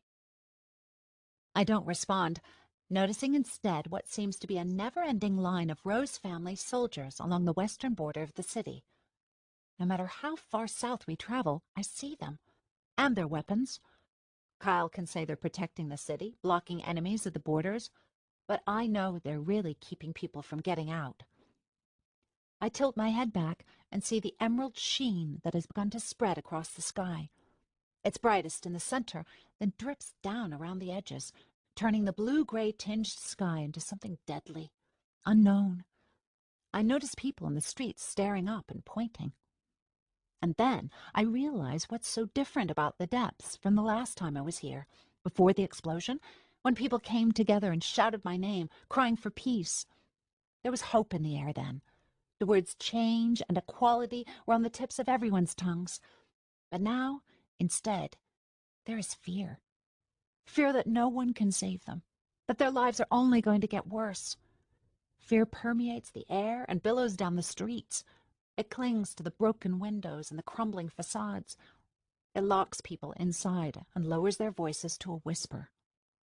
Something is about to happen, and nobody knows what. "Don't be nervous," Turk says to me. We're standing outside the doors of the museum, in front of the 3 large pillars that mark the entrance. Years ago there were 4, but one crumbled to dust and was never replaced. The white stone of the building is caked with grime, and the corners are capped in Damascus steel, the mystic-coated metal that supports the Aries. Above the museum, a slate-glass office skyscraper looms, connected far overhead by bridges to the east side of the Aries, in what was traditionally foster territory, but has now been absorbed by my family. The juxtaposition of the modern building and the classical museum is like a microcosm of the entire city of Manhattan, old and new, mystics and humans, Fosters and Roses. In front of me, the museum steps have been blocked off with orange cones and caution tape and plexiglass barriers. Rebel mystics are stationed about a foot apart, just like the Rose soldiers along the river. Beyond the steps stand hundreds of people from the depths. I can make out a few large signs that read, "Peace for all," and "Mystics Unite." I immediately get nervous. I glance at Turk. What do I say? "That the people of Manhattan, humans and mystics alike, should not be afraid," Turk says confidently. "That we will protect them from your family. You will protect them. You are the depth's greatest weapon, because you are a Rose, but now you are also one of us." He glances around. "You know, there's enough space marked off between you and the citizens that if you wanted to show a flash of power, you could." I look at him. "Flash of power?" "You know," he says. "People like a show." He smiles at me and tickles the fuzz on my head. "Get it?" I can't help laughing. "No, I don't actually." "I mean," Turk says, "that in times of trouble, people want someone to believe in. A hero. The humans who live here used to be scared of mystics. but they're finally coming around. And we're the closest thing to superheroes the city has. He continues to speak, but I'm suddenly distracted because off in the distance, I see Hunter. Hunter. He betrayed me, but he also loved me more than anyone in my entire life has ever loved me. And I let him go. Like the rest of the rebels, he's in uniform.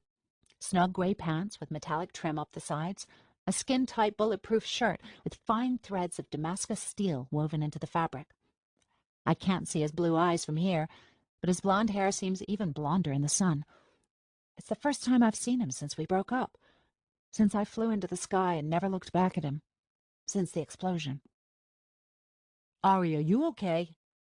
I turn to Turk, whose eyes are full of concern. We're ready for you, Arya. Before I can answer Turk, a girl rushes up to me, grabs my arm, and leads me toward the podium. I look over my shoulder at Turk, who gives me a thumbs up. You can do this, he mouths. And before I know it, I'm standing behind the metal podium. Hello, I say into the microphone, staring out at the sea of people. Some of them are still, watching me with interest, while others look nervous and jittery, perhaps wondering if I'm about to blow them all up. Shannon's right. They don't know what to think of me. Some of them might even think I caused the Empire State Building explosion. I take a deep breath.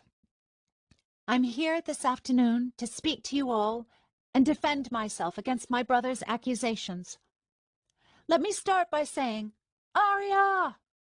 1,000,000 people seem to call out at once, bright white lights flashing in my face, making me squint. How did you get mystic powers?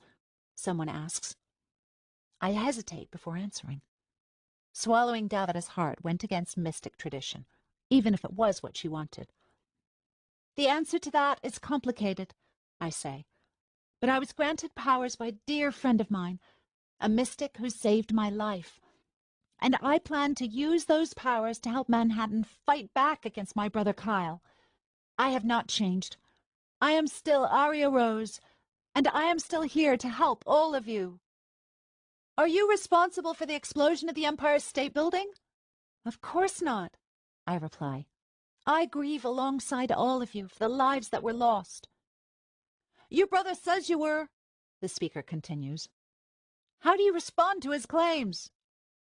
The pain in my head intensifies, and my knees begin to feel weak. I grab the podium for support. Anyone who knows me knows that I am a peaceful person, I say. I left the Ares because I do not believe in the violence that my family condones.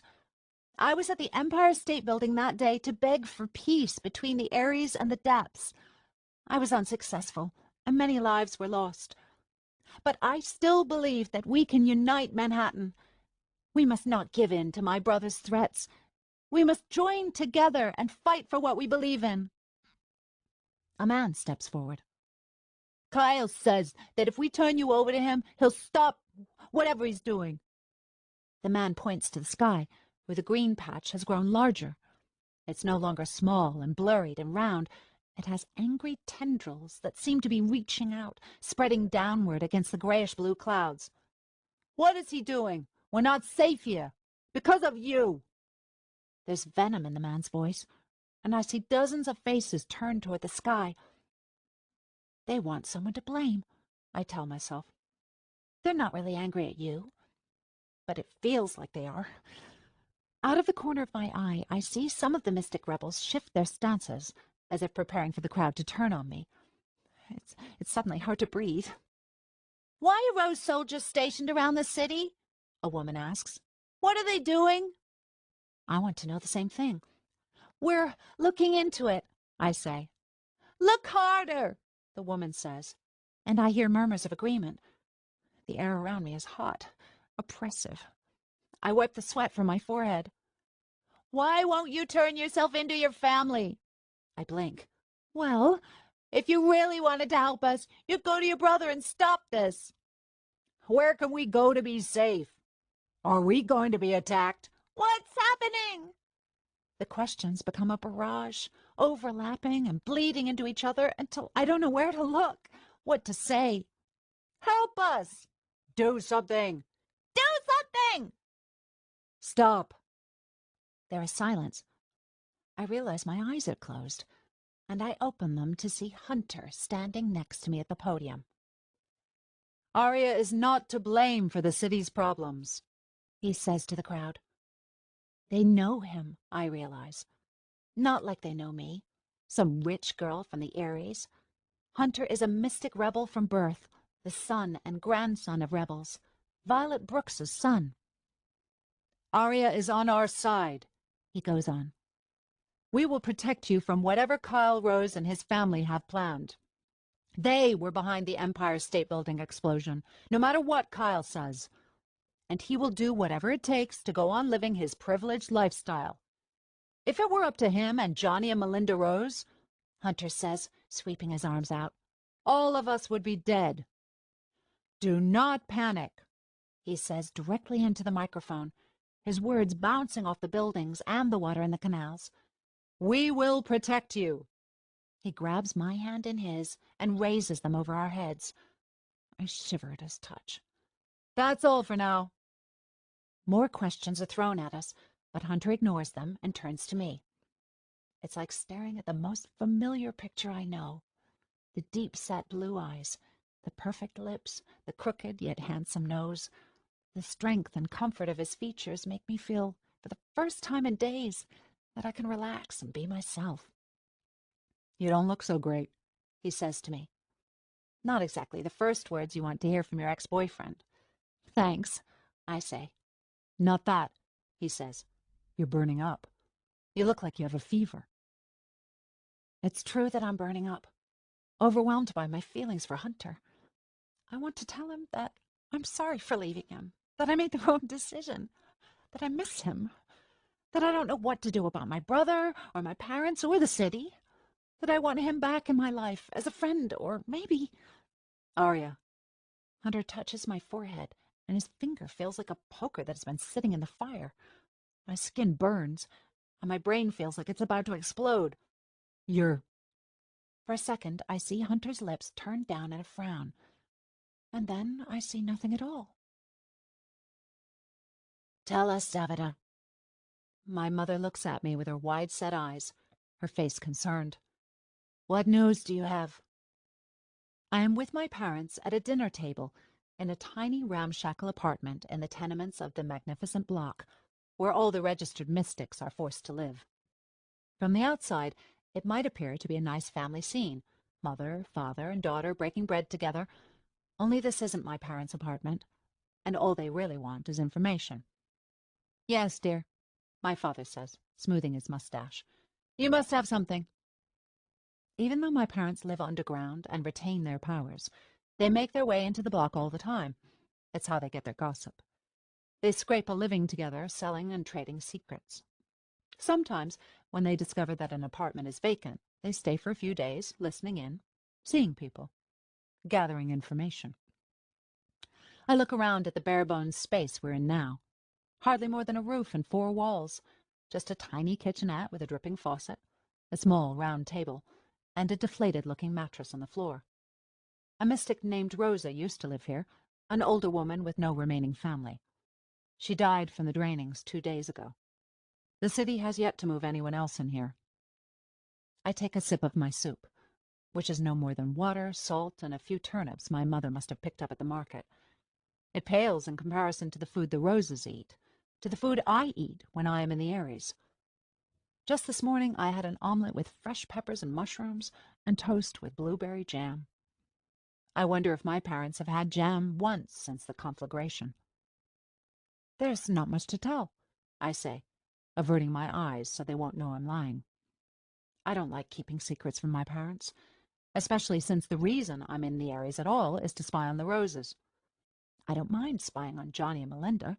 Really, I don't. They're awful and cruel. But I do hate spying on Arya, lying to her. She's my friend. You are there, living with those mongrels, my father says, so that we can gain access to their information. His voice is shaking, and I see rage in his eyes. Is he any better than Johnny Rose? Perhaps just barely. They have wiped Arya's memories, I say. Her memories of Hunter and how they met. They told her she overdosed on stick, and that's why she's forgotten her relationship with Thomas. They have paid me for my silence. As soon as the words are out of my mouth, I feel guilty. This is something my parents know they can use. Good, my mother says. But we need more. More, I say. What more do you need? Proof, my father says, his eyes glinting. I know I should be happy to provide them with this information, but I feel like a traitor. If we have proof, he continues, we can sell it, make a profit, get people to pay attention to us. I will tell the others. No, I say emphatically. My father looks at me like I've just slapped him. No, he says. Davida, since when does a daughter run the household before a father? I don't want Arya to find out, I say. She'll be heartbroken. Johnny and Melinda Rose may be evil, but they're still her parents. If Arya learns what they've done to her, she'll never forgive them. I don't want to be responsible for spilling that secret. I don't want her to hate me forever, too. Davida, my father says. His voice is soft now, and he places a hand on my shoulder. I know you're friends with Arya, and I will do my best to protect her. But information like this is worth a lot of money. We can sell it to the highest bidders in the Ares, can create a stir that the Roses and Fosters can't cover up. We can help Violet Brooks win the next election. Don't you want to help us? I swallow. Of course I do. Then trust me. He kisses my forehead. My mother looks on with approval. Go back to the Ares and get us proof. And whatever you do, don't let them discover who you really are. I walk back slowly from the apartment. Most everyone is asleep, as they should be. It's nearly 4 a.m. The city of Manhattan never sleeps, not exactly, but it's calmer than usual. In the distance, I can see the light posts, the tall glass spires full of the pulsing green mystic energy that fuels the city. Energy that is forcibly drained from my people. Most of it isn't even used for the right reasons. It's sold illegally on the black market, turned into stick. Drugs that pretty rich kids like Kyle Rose use for entertainment. My father is right. I know he is. I am doing the right thing. That's why I've stayed with the Roses for so long. I just wish things weren't so complicated. The bridge over the canal creaks beneath my feet. I feel torn between the magnificent block and the Ares, between my parents and my friendship with Arya. And I feel guilty, because the truth is, when Arya's memories of Hunter were erased, I was happy. It gave me a glimmer of hope that she would actually marry Thomas Foster, so that Hunter could be mine. Hunter Brooks, the little boy with the sweet blue eyes who used to play with me in the abandoned subway tunnels, who picked wildflowers on the great lawn and gave them to me on my birthday, who gave me my first kiss on a gondola when I was 13 years old. The son of my parents' friend Violet, betrothed to me before I was even born. Then, just a few short months ago, he fell in love with Arya. I had to watch the boy I love give his heart away to another girl, a girl I served, whose family I spy on, in order to serve my own family, my own people. How did my life get so messed up? As I approach the gates of the block, my cheeks feel wet, and I realize I'm crying. Arya has been a friend to me, the best friend I've ever had, actually. And here I am, wishing that the boy she loves, who loves her back, could be mine.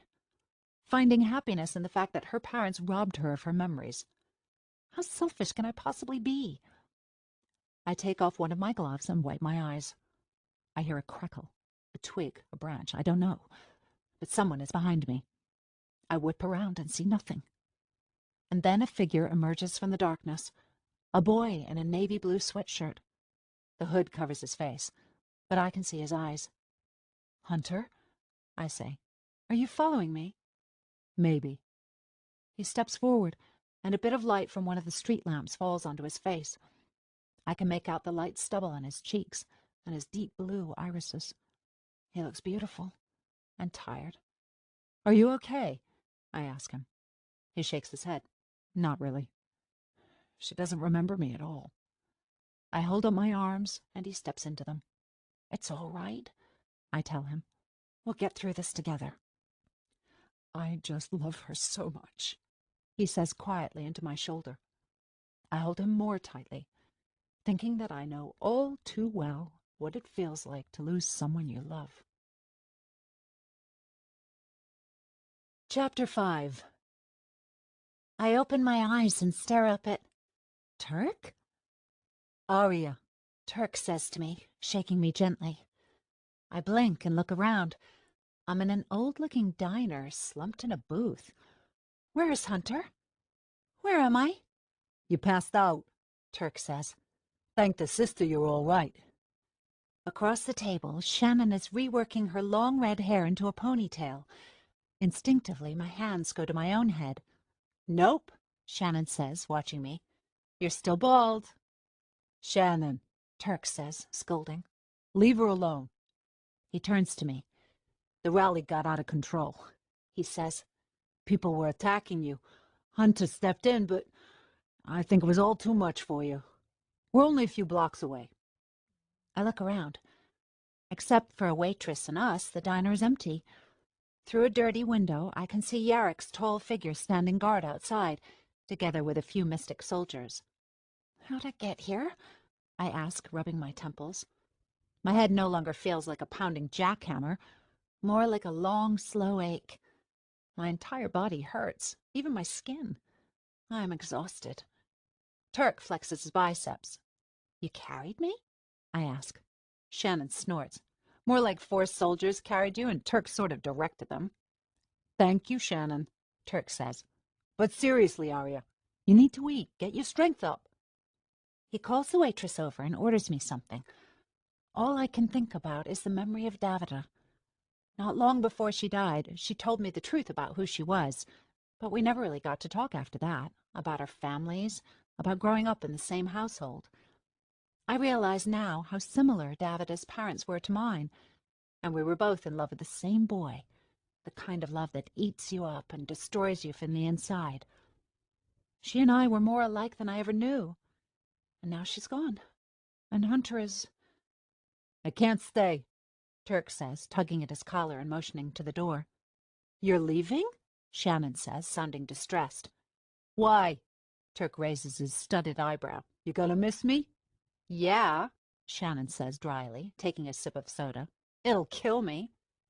Gee, Shannon, Turk says with a smile. that would be a real shame. If you died, you know. Go away, Shannon says, flicking her wrist at him. We'll be fine here. Right, Arya? I nod. Where are you going? I ask him. There's something I have to check on, Turk says. but after you eat, you need to get back to the hideout and rest up. I'll tell Yarek you'll be a few more minutes. He turns to Shannon. Can you make sure Arya gets back uptown? Sure, Shannon says. What's better than being a chaperone? Being a beautiful chaperone? Turk says, giving Shannon a friendly peck on the cheek. Any trouble, you know how to reach me. He pats his back pocket, where his touch-me is. See you guys back at the hideout. Then he leans in, almost like he's going to kiss me. At the last second, he yanks himself back, lets out a little huff, and rushes out of the diner. Boys, Shannon says. Yeah, I reply. Boys. The waitress sets down our food, which actually looks pretty good. Shannon has a salad full of cheese, meat, and fruit, and Turk seems to have ordered me a burger with lettuce and tomato and sweet potato fries. So, I say, taking a bite of my burger. So? Shannon says, taking a bite of her salad. Are we okay? I ask. I mean, I know we were never best friends, but I thought there was a moment after Rhea got hurt when we sort of, I don't know, connected? Shannon stares at me like I'm speaking a language she doesn't understand. Look, Arya, I think you're fine. Fine? Yeah.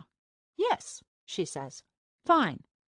I'm not the kind of girl who sits in your bedroom and braids your non-existent hair and talks about boys with you. That's not me.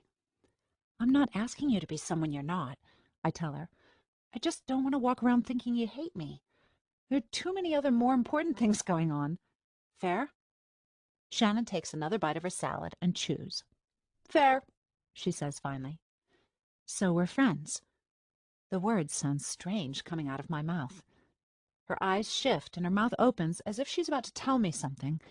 Instead, she reaches over and steals a fry off my plate. Friends. Outside the diner, I tell Shannon and Yarrick that I'm not ready to return to the Mystic Hideout. It's one of those afternoons where the sun is hiding behind the clouds, but it's so scorching hot that you can feel it there, beating down on you. I wish I had sunscreen. I've never spent much time on the east side of Manhattan, only to visit Thomas a handful of times. It doesn't feel much different from the west side, perhaps slightly cleaner, with taller apartment buildings and fewer brownstones. At least on Madison Canal, which is where I'm standing. The rebel mystics who were waiting on the street with Yarrick have dispersed, leaving the three of us outside the diner. Right next to us is a bodega that sells canned goods, as well as milk and eggs and some tired-looking vegetables. On the other side of the walkway, the canal is completely still, with not a gondolier in sight. It feels so deserted, I say, glancing up. An empty clothesline flaps between two brick buildings just ahead. People are scared. Some of them only leave their apartments to get food, Yarrick says softly. Or to leave the city altogether. Leave? Leave Manhattan? He nods. Not everyone, but some people are going. Come on, Shannon says, touching my shoulder. Let's go back to the hideout. I look down the street at the empty soda cans and plastic containers that cover the pavement and float aimlessly in the canal. Farther ahead, toward Fifth Avenue, I can hear people.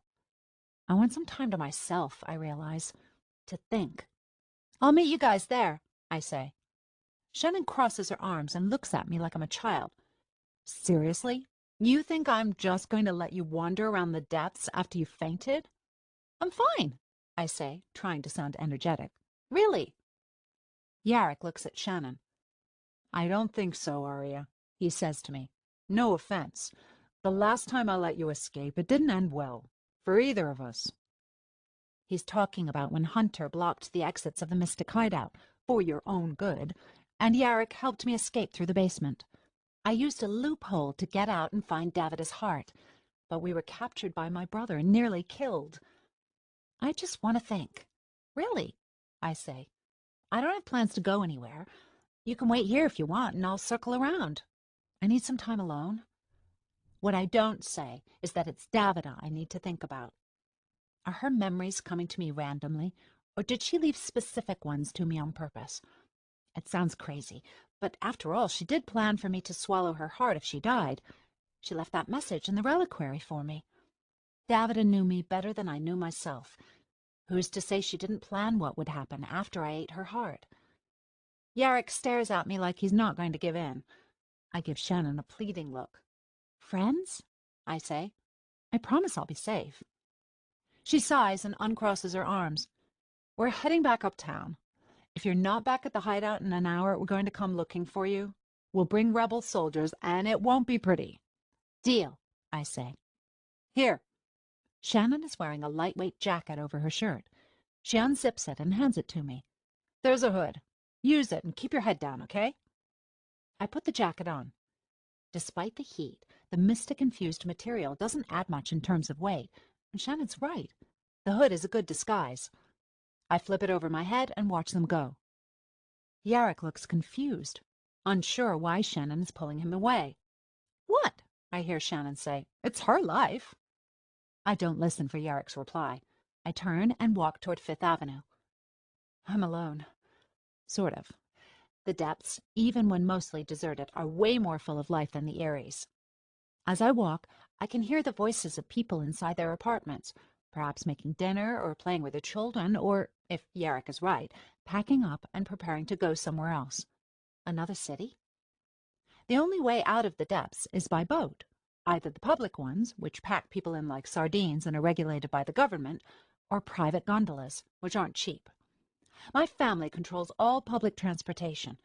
Even if anyone could afford to pay a gondolier to get out of Manhattan, soldiers from the Aries seem to have the island surrounded. I doubt they're going to let people come and go from the depths as they please, especially if Kyle is looking for me. I bet he's got soldiers checking each cargo ship to make sure I'm not a stowaway. I would if I were him. But I'm not leaving. I'm staying. To fight. And to win. As I turn onto Fifth Avenue, the widest canal on the east side, I see chaos. Mothers and children in dirty rags are rushing over bridges. Men are hollering at gondoliers, haggling over prices. One man has a bundle of possessions in a sheet tied to a long stick, which rests on his shoulder and bounces as he hustles down the street. A vendor is selling dried meat and cups of water from a cart, dozens of people crowded around her. Some heads turn my way as I walk. I've been in the news enough that it's hard to remain unknown at this point. But most people, mystics and humans alike, seem focused on their own business. Survival. I head downtown, following the canal to 59th Street, where I can cross over to the west side without having to go inside the magnificent block. In the distance is the Circle, the enclosed dome in the Aries full of shops and restaurants. Kiki, Benny, and I used to eat and shop there, talking about how stressed out we were, about studying for exams at school, or some obnoxious thing one of the East Side girls said about us. Little did I know what stress really is. I wander the streets for about half an hour before finding myself standing outside Java River. I'm not sure why I came here exactly, but when I look up at the faded sign outside the cafe, all I can think about is Hunter. I can vividly remember the night he saved me, after I'd snuck out of my apartment to visit Thomas Foster. Thomas and I had just had our engagement party, even though I had no memory of ever having met, let alone fallen in love with him. Later, of course, I realized that was because I'd never had fallen in love with Thomas. It was a scheme my parents had cooked up. I had wanted to see Thomas alone, to convince myself that we really were a couple. As I stole along the unfamiliar streets that night, I'd been attacked. Me, the daughter of Johnny Rose, symbol of unattainable wealth and privilege. I might have been killed if Hunter hadn't been following me. He fought off my attackers and took me here, to Java River, where we drank coffee and talked, and I began to fall in love with him all over again, even though at the time I thought I'd never seen him before. Hunter was kind to me today. He didn't have to defend me at the rally, especially not after I broke up with him. Did I make the wrong decision? Is it a sign that I came here? Then again, I don't know that many places in the depths. I probably just walked here because I've been here before, because I know where it is. But then I peer through the window, and my heart nearly stops. Hunter is inside, drinking coffee. Alone. I edge away so he can't see me, turning down the alley where I met Tabitha, the mystic who told me about the code and the strange pulsing of the mystic light posts. Follow the lights, she'd said. Now I'm back here, and so is Hunter. Surely that's not just a coincidence. I could leave now and head back to the hideout. Hunter didn't see me. He'd never know I was here. But when is the next time I'll see him alone? If I go inside, though, will he want to talk to me? The last time he bared his soul to me, I rejected him. I told him we needed time apart, and I still believe that's true. Consumed by revenge for his mother's death, Hunter kept me in the dark. But maybe I was too rash, too unkind. I stare down at my green-tinged fingers, and then it hits me. I have Davida's powers. She was a powerful mystic, able to take on the glamour of another person, to look and sound like someone else. I could do that now, with Hunter. Pretend I'm someone he knows and go inside. It's not the most honorable thing in the world, sure, but I could ask him what he thinks about me, and he would answer honestly. If I do it, who should I be? Yarrick? Nobody truly trusts him, and Rhea is still too weak to be out on her own. I could always become Turk, but that idea is too weird for me to handle. Then I realize, Shannon. It's perfect. She and Hunter are friends. She travels alone all the time. Plus, I'm already wearing her hoodie.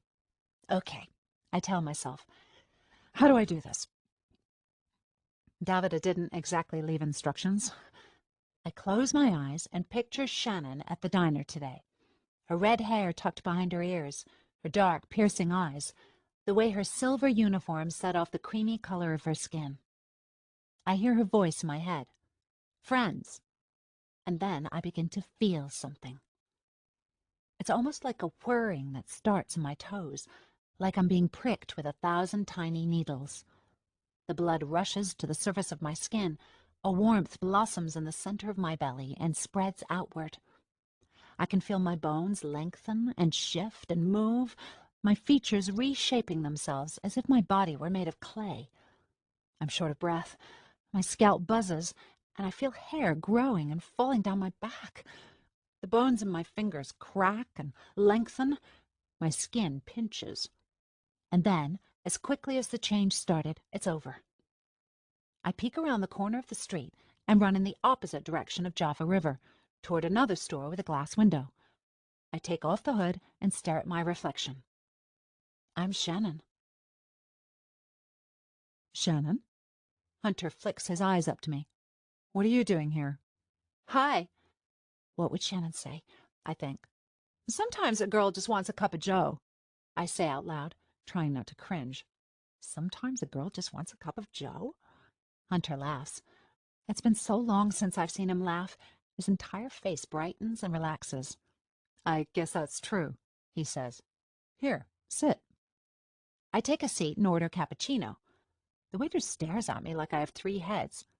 Capu what? Chino, I repeat. Cappuccino. The waiter looks at Hunter and shrugs. She'll just have a coffee, Hunter says, with milk.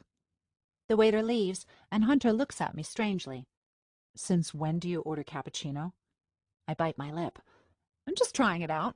Anyway, what are you doing here? Hunter fingers the handle of his cup. Thinking. About what? He tilts his head. Coffee. I laugh. Seriously, though. Life, I guess. He takes a swig at the muddy brown liquid. I just never thought I'd end up here. Alone. You're not alone, I tell him. It pains me to hear him talk this way. You have friends. Turk, Rhea, Yarrick. All those other guys who worship the ground you walk on. And me. You know what I mean, he says. My mom's gone. Ari's gone. I have to fight the revolution. That's what's driving me. That's what keeps me up at night. That's a good thing, right? For now. He looks away at one of the paintings on the wall, a framed picture of a mountain range. But what happens when it's over? Sorry, I say. I'm not following you. When what's over? Hunter looks down at the table. We'll either defeat Kyle or we won't. And when it all comes to an end, which, judging from the looks of it, will be pretty soon, well, he sighs. What will I have then? Nothing. You can't think like that, I tell him, not worrying about whether I sound like Shannon. You fought too hard to give up now. I'm not giving up, he says. You sound like you are. I lean in, choosing my words carefully. You're a good man, Hunter, and there are great things in your future. When we win this war, Manhattan will need to be rebuilt. People will be looking for a leader. He rolls his eyes. They'll have one. Aria. No, I tell him, and I mean it. You. After I finish my coffee, we pay the check and leave. The sun has begun to set. I don't know exactly where Hunter has been staying. I'd ask, but I'm afraid it would give me away. I brush Shannon's long hair from my forehead. This way, Hunter says, cocking his head down a shadowy alley and motioning for me to follow him. Does he know I'm faking? Did my impassioned speech give me away? I trot behind him as he ducks behind a dumpster piled high with garbage. Across the alley is the back door to Java River. There's a bit of light coming from inside, and I can hear the sounds of dishes being washed. What are we doing here? I ask. It smells. Hunter grabs my wrist. I close my eyes and prepare for him to yell at me for trying to fool him. Instead, he kisses me. I haven't been kissed like this in a while. Hunter's lips are electric. They meet mine like puzzle pieces that are meant to fit together. His mouth tastes like coffee and cinnamon. He grips my waist and pulls me toward him, kissing me again and again, tracing my lips with his tongue. My shirt clings to my back as I allow myself to grab his shirt and tug him even closer to me, pressing my chest against his, feeling his ribs expand and collapse. And then I pull away. What? He says breathlessly. What's wrong? Why are you kissing me? He blinks, confused. Don't you like it? That's not the point, I say. We're friends. You're with Aria. Used to be with Aria, he corrects me, running his fingers down my arm. What's going on? I just feel weird about this, I say. It bothers me that kissing Hunter felt so comfortable, so right. And it bothers me that he thinks I'm Shannon. Why would he want to kiss Shannon unless... Come on, Hunter says to me in a low voice, lacing his fingers with mine. I'm as still as a statue, trying to understand what's happening. You didn't mind kissing me last night. All at once it makes sense. Why Hunter hasn't been to see me. Why he hasn't begged me to change my mind about breaking up with him. It's because he's already moved on. With Shannon. Chapter 6. I don't think. I run. As fast as I can, practically without looking. I race through the dingy streets of Manhattan, sweat dripping down my neck and back. Blinking back tears, I nearly knock over an old man with a cart full of apples. Hunter and Shannon? The sweet taste of Hunter's lips on mine has gone sour. What was I? No, what were they thinking? Did Hunter make the first move, or did she? And when? I curse them both as I run, Shannon's hair bouncing against my cheeks and shoulders. I stop when I reach the Broadway Canal, resting my back against a brownstone facing the water. The water level is high from the rain, threatening to spill over onto the street. I gulp in a few quick breaths, trying to calm my racing heart, to shake the image of Shannon and Hunter together, their arms wrapped around each other. But I can't. Technically, I don't have a right to be mad at them. Hunter and I aren't together, and Shannon has no real allegiance to me. It still feels wrong, though. When Hunter was with me at the podium today, he had already been with Shannon. When she ate lunch with me and said we could be friends, she had already been with Hunter. It feels like a terrible betrayal. Aria Rose, the poor little rich girl who can't handle the press. Aria Rose, the girl who doesn't think before she acts, who swallowed a mystic heart, who has powers she doesn't deserve or even know how to use. Is that what they think about me? What they say behind my back? Do they lie in bed together and kiss and laugh about how naive I am, how glad Hunter is to be done with me? I start to cry again, but then I shake myself. I'm done with crying. I glance down at Shannon's hands, but now I see they're my hands again. The green discoloration has trickled down to my palms. My fingers are a deep, saturated emerald color that is impossible to hide. I raise a hand and feel fuzz on my skull. Shannon's long hair has disappeared. I'm changing back into myself. I duck down an alleyway where no one can see me at all. Once I'm completely back to normal, well, my version of normal anyway, I fly home, trying to stay away from heavily traveled areas where people might look up and see me. It's still as exhilarating as it was the first time, to be above the world, to look down and see specks of color that are actually buildings, people, life. Only this time my mind is consumed with thoughts of Hunter and Shannon. Did I make the right decision to let Hunter go? Am I only doubting myself now that I see he's with someone else? Davida's powers allow me to pass through the force field that surrounds the hideout. There's a feeling of tightness, like my body is being stuffed inside a tube, and then an audible pop, and then I'm looking at the brownstone, at the steps that will lead me to the front door. I tuck my hands into my pockets and go inside. Aria? I hear Yarrick call from the living area. Is that you? I walk down the hallway and into the open space, where Yarrick and Shannon are perched on the frayed brown sofa. They both look restless. Next to them, Rhea is sitting in a chair, her cane resting against one of the wooden side tables. I see a pile of small crystals in her open palm. I told you I was going to jazz up my cane. Rhea looks up at me with an impish grin. The bandage over the left side of her face looks fresh. Now we just have to make him stick. Shannon gets up from the sofa. We were just about to come and find you, she tells me, pacing the room. You've been gone a while. Well, I'm back now, I say. I don't need a bodyguard. I know that. Shannon actually smiles at me. I remind myself that she doesn't know what I did, that I took on her glamour and kissed Hunter. The last interaction we had was at the diner, where we'd made amends. But she was lying to me, at least by omission. Isn't she going to say anything about Hunter? I don't think you do know that, I tell her. I realize I must sound petty, but I don't care. You don't know anything about me. Shannon rolls up her shirt sleeves. What are you talking about, Aria? I am a complicated person, I say defensively. I have lots of emotions. I can see that. I have two eyes, you know. Shannon pauses. Sorry, Rhea. It's okay, Rhea says, shifting the crystals from one hand to the other. I have 2 eyes, too. It's just that one of them is, hidden right now, under gauze. I look around the hideout. It's oddly silent. Where's Turk? Yarrick shrugs. Not back yet. You're lucky because he'd be pissed we let you walk around the depths on your own.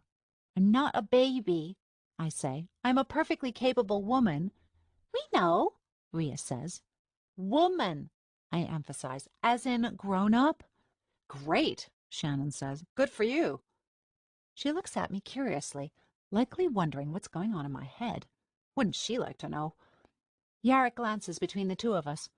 I'm going to make some tea, he says. Anyone want anything? I'll have some tea, I say. Shannon says nothing, and Yarrick gives me a quick nod, then heads toward the kitchen. And then there is silence. I stare at Shannon. She stares at me. Rhea stares at her cane. What's going on with you? Shannon says. You're acting weird. No, I'm not, I say. I'm acting totally normal. I heard the rally was rough, Rhea says to me. I'm sorry.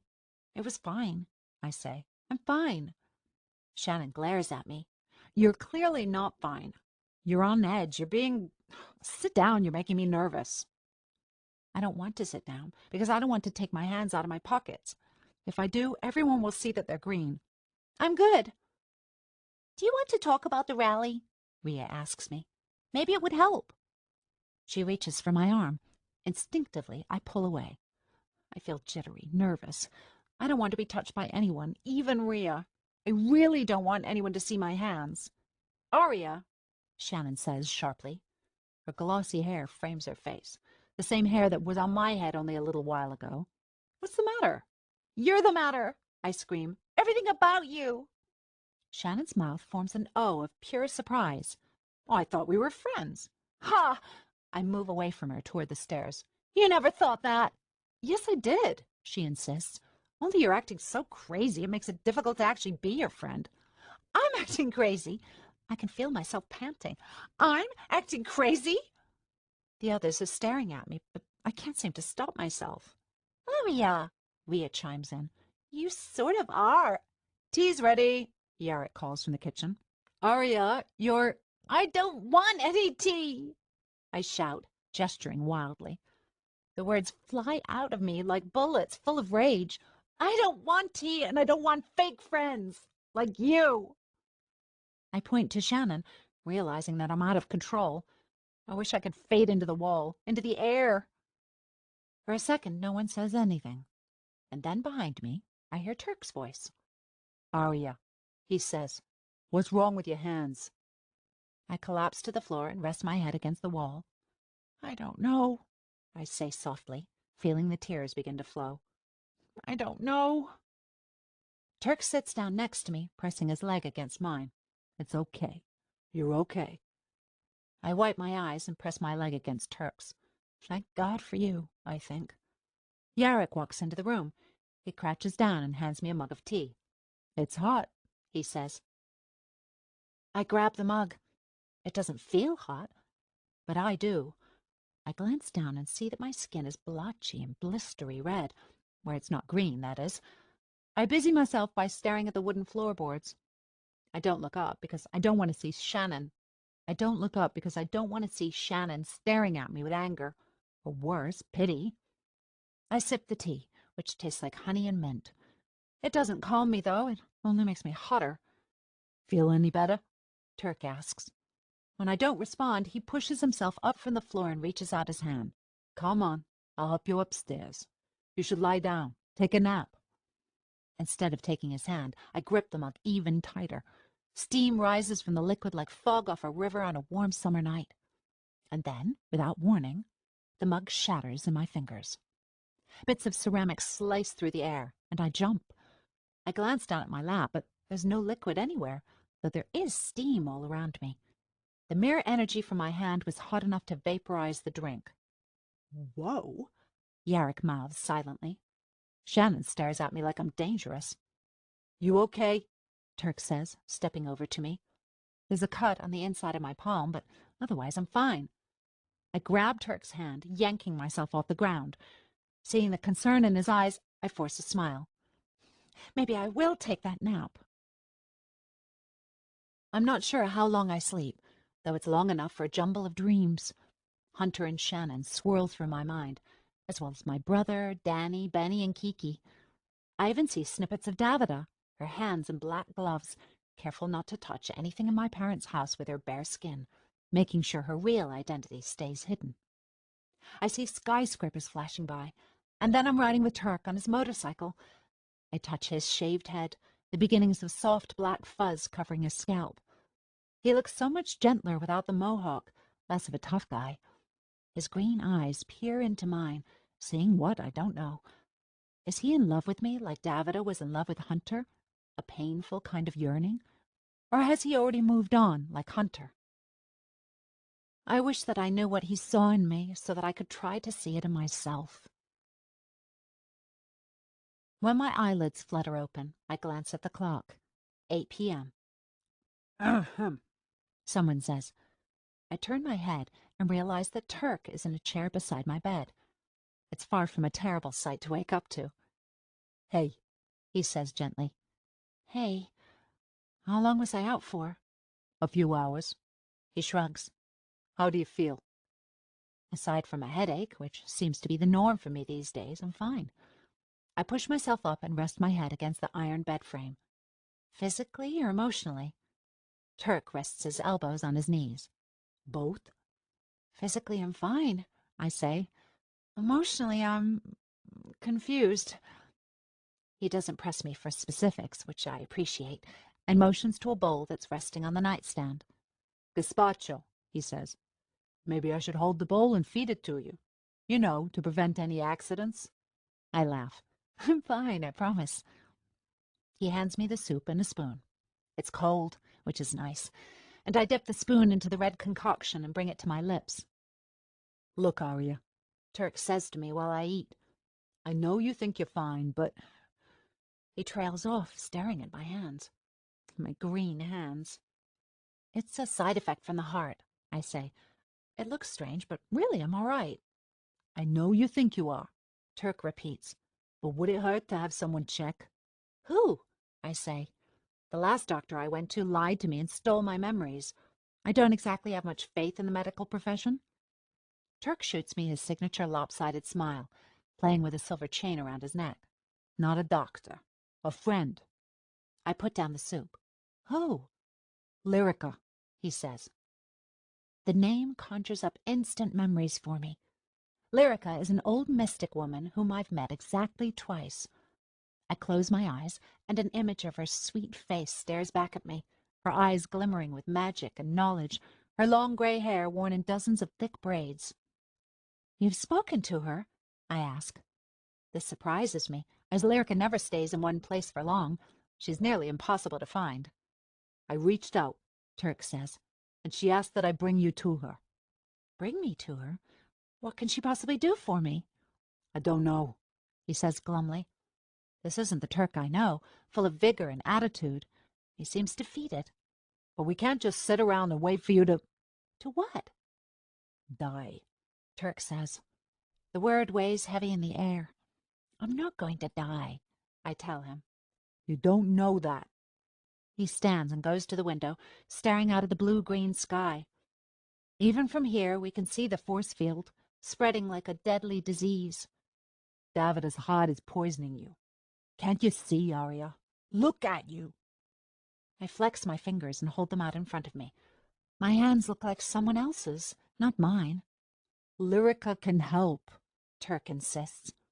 He turns from the window and stares at me with pleading eyes. I don't know what else to do, Arya. I've tried reaching out to... Well, it doesn't matter. Lyrica is the one who answered my call. We need to remove the heart from you if it's not already too late. Remove it? I suppose that deep down I knew someone would tell me this, but losing the heart would mean losing my mystic powers, my memories of Davida. I've only begun to tap into them, to understand what her life was like. No, I say to Turk. No? I don't want to remove the heart. I know this is a bold thing to say, but I mean it. I need it. You need to live, Turk says. That's all that matters. I know that's not true. What matters is saving Manhattan from whatever my family has planned. And to do that, I need to be as strong as possible. I look at Turk, trying to figure out how to explain. But as soon as we lock eyes, I can tell he'll never understand. "Come here," I say, and pat the space next to me on the bed. Turk crawls over to me and places his hand on the covers, on the spot where my knee is. "I'm allowed to worry about you, Arya," he tells me, his eyes soft. He loves me. He's worried about me. What's so wrong about letting him in? My family doesn't care about me, and Hunter, well, he's already moved on. I don't have to feel guilty about betraying him. "I'll see Lyrica," I tell him. "I promise. For you."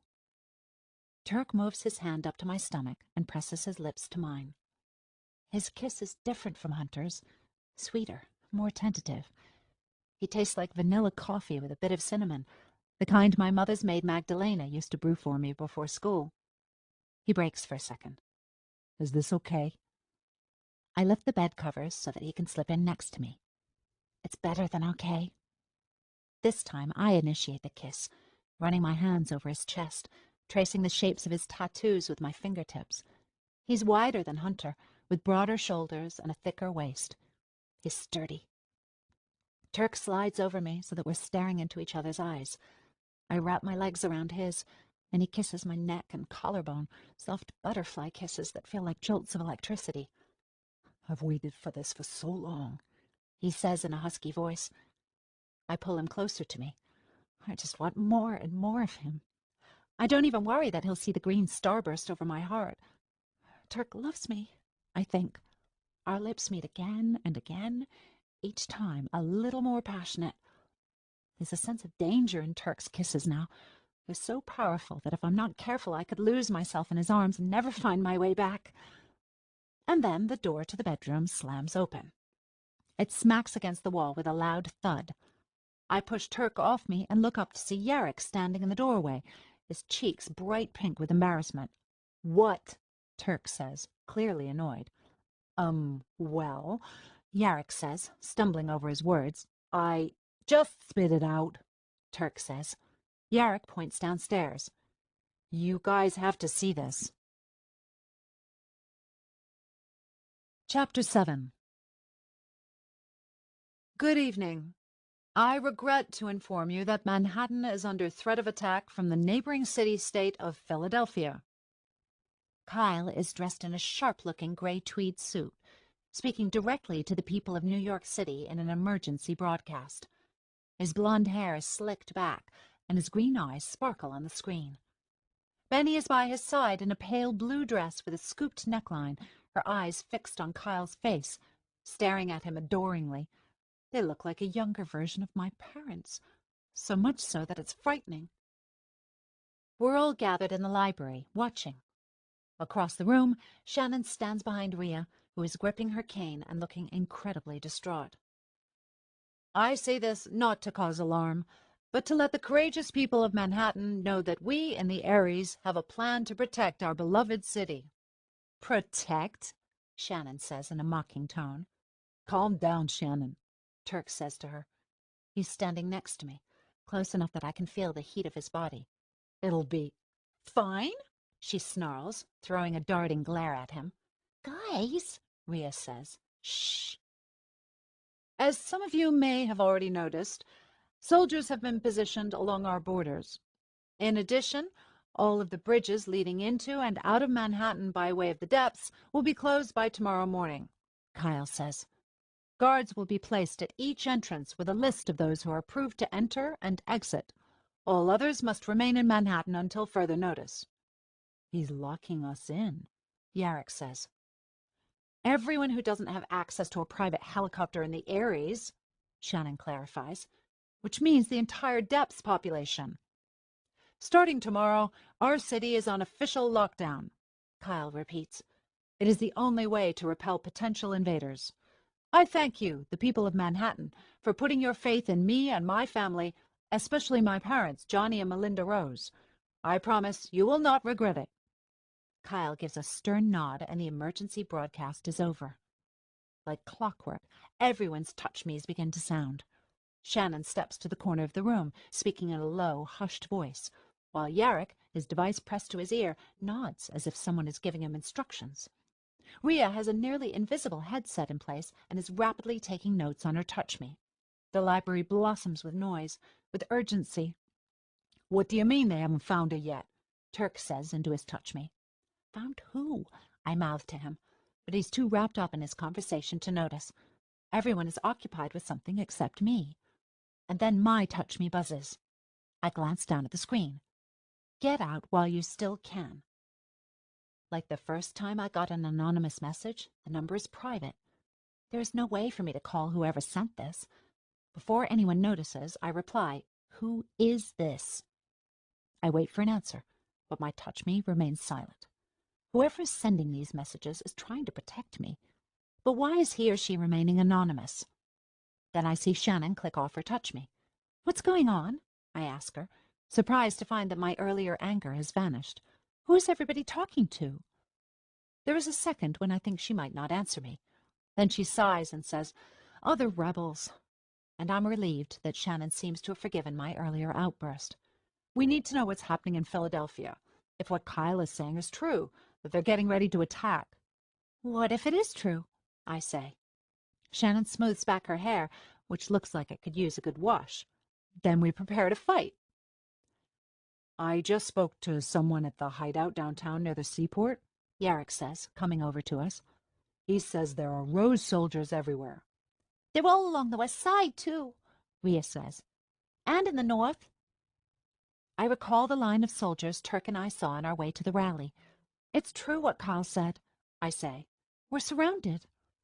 Turk gets off his TouchMe as Shannon positions herself at the head of the long wooden table in the center of the room. "Not completely," she says. "There's a spot underground where an old subway tunnel feeds into the East River." "I remember," Turk says. Yarrick slipped away earlier and now returns with a plate of ham sandwiches. I take one gratefully, mouthing a quick thank you. I can't remember the last time I ate. "Guards are positioned at the shoreline," Shannon says. "But Hunter is organizing some of the rebels to use that spot as an emergency exit for some of the drained mystics, at least the women and children. We won't be able to save everyone, but we can try. There's a rebel there who has the ability to breathe underwater," she continues. "He's helping us create boats, basically small submarines in one of the tunnels. The boats will leave through the East River, then connect with the Long Island Sound and carry mystics up toward Connecticut, where they can seek protection. Hunter thought something like this was coming. He's been working on it for some time, since well before Kyle made the announcement." Sadly, I don't need to ask Shannon how she knows this. "What about the others in the depths?" I say. "All the humans who won't have access to these boats." There is silence in the room. "We'll think of something," Rhea says. "I know we will." "It's all well and good to save our own kind," I say, "but the humans in the depths are going to look to us for help. What are we going to tell them?" "Our kind?" Shannon challenges. I stare at her, realizing she hasn't forgotten my anger at her after I returned from seeing Hunter. Not one word of it. "What? You said our kind as if you're one of us? But you're not." She leans forward, her eyes locking with mine. "Just because you stole Davida's powers doesn't mean you have any idea what it means to be a mystic. To have suffered and been persecuted. You're not going to make me or anyone in this room feel guilty about a plan to save our own kind. Got it?" That's not what I meant," I say. "We're all in this together." I glance around at the rest of the group. "Aren't we?" "Of course we are," Turk says. "I'm trying to help, Shannon," I tell her. "That's all." "The time to have helped was before you got us into this mess," Shannon says angrily. "Your brother is using mystic energy to close off the Ares. Do you have any idea what sort of power is needed to create a force field that big?" "Listen," Yarrick says to us. "About that—" "No," I say, but the city has reserves, right? Drained mystic energy that's been stored for decades. Wouldn't that be enough?" Turk considers this. "The energy reserves have already been used up to run the city these past few weeks. The amount of energy he's using to make this thing, he must have hundreds of people being drained into oblivion." He looks at Yarrick and Rhea. "Am I right?" They don't respond. The thought of using innocent people, innocent mystics, this way makes me sick. "There's something I have to say," Yarrick announces. He pushes some of his dark hair behind his ears. I know about the force field. A silence washes over the room. What do you mean you know about the force field? Shannon says. Why haven't you said anything before? I tried to bring it up a couple of times, Yarrick says, but I kept getting cut off. Shannon's eyes bug out of her head. And you didn't think it was important enough to try again? Yarrick gulps. That's what I'm doing right now. It's okay, Rhea says. Shannon, let him speak. Yarrick, what do you know? Alyssa Genevieve mentioned it, He says. back when she captured me. She said she wanted to use Davida's heart to become as powerful as his sister, and then create a force field around the Ares, to control it without anyone being able to stop her. But Alyssa's dead, Turk says. And she never got the heart, I add. Then I remember how we once thought Alyssa had died after an epic battle underground, only to find out later that she'd actually survived. Oh no, I say. What if Alyssa isn't actually dead? She is, Yarrick says. I saw her die. How can we trust you? Shannon blurts out. We can trust him, Rhea says firmly. But Yarrick, she turns to him, are you saying that maybe Kyle is following Alyssa's plan? I'm not sure, He says. Arya, what do you think? I consider the possibility. Alyssa was close to my father. It's possible that she shared this idea of hers with him. Maybe even told him how to create it. But that still doesn't clarify where all the energy is coming from. Your brother could be killing mystics for their hearts, Rhea suggests. I think we would have heard about something like that, Shannon says, narrowing her eyes. I could try to contact my parents, I volunteer. I'm not sure how successful I'll be, but maybe...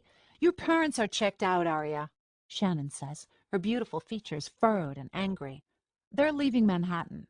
Your father isn't the one organizing this mystic shield over the Ares. Kyle is. Leaving? I repeat. What are you talking about? I have a source, Shannon says. In the Ares, your parents are fleeing the city tonight. I don't believe her. My parents have lived in Manhattan their entire lives. Their parents' parents lived here. They wouldn't just leave, especially not with a war about to break out. I look at Yarrick and Rhea to see if they know anything about this, but they seem as surprised as I am. Then I turn to Turk. Is this true? I just heard that too, he says, twisting one of the silver barbells in his ear. I'm sorry, Arya. It doesn't make any sense. I think of my father's bodyguards, men who would murder without hesitation at his command. And then I realize that was the past. This is now.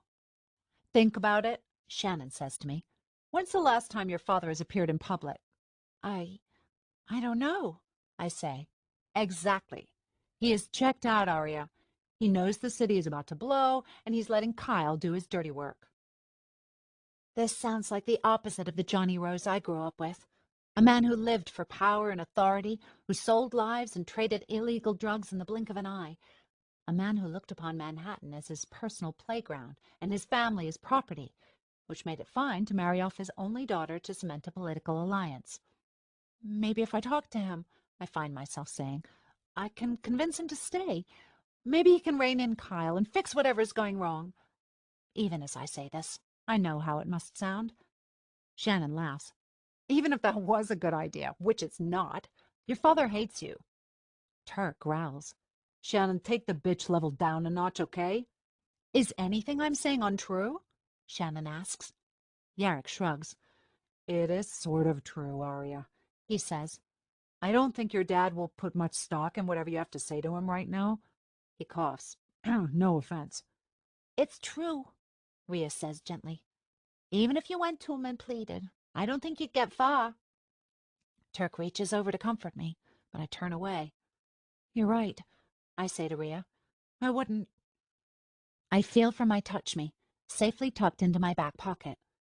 Someone tried to warn me to leave the city, and I have a feeling I know who it is, which is why I need some help. Now I take it out and stare at the blank screen. Quickly, I enter the most familiar name I know into the device. What are you doing? Turk asks me. Arya? It's Arya, I type quickly. Let's meet. We need to talk. Arya, Rhea says quizzically. I don't have to wait long for a response. I glance down at the screen. Thought you'd never ask. It's from Kiki. Chapter 8. You sure you're ready for this? Turk says to me outside the greenhouse. He clicks the lock on his motorcycle, which stands out next to a line of small, multicolored Vespas that must belong to the various Aries kids inside. It's nearly an hour after I texted Kiki, around 10 p.m., and we're about to meet up at an Aries bar we used to frequent back when my life felt normal, when the biggest problems I had were that I had too many clothes and accessories to choose from. The air outside is sweltering. The blue dress I borrowed from Rhea already feels dank against my skin. As ready as I'll ever be, I say, wondering how to ask Kiki why she's been sending me the text messages. So far, all I have is, Kiki, what the hell? Which isn't particularly subtle. I press a gloved finger to the scanner embedded in the wall outside greenhouse. Thankfully, I've managed to hold on to a pair of Davida's mystic gloves, enhanced with various fingerprints woven into the material to protect my true identity. These gloves serve a double purpose. They allow me to enter the Aries without alerting my family, and they cover my hands, which seem to be getting more grotesquely green by the hour. The scanner lights up and the greenhouse door slides open. Come on, I say, pulling Turk inside with me. The air conditioning hits me as soon as I step inside.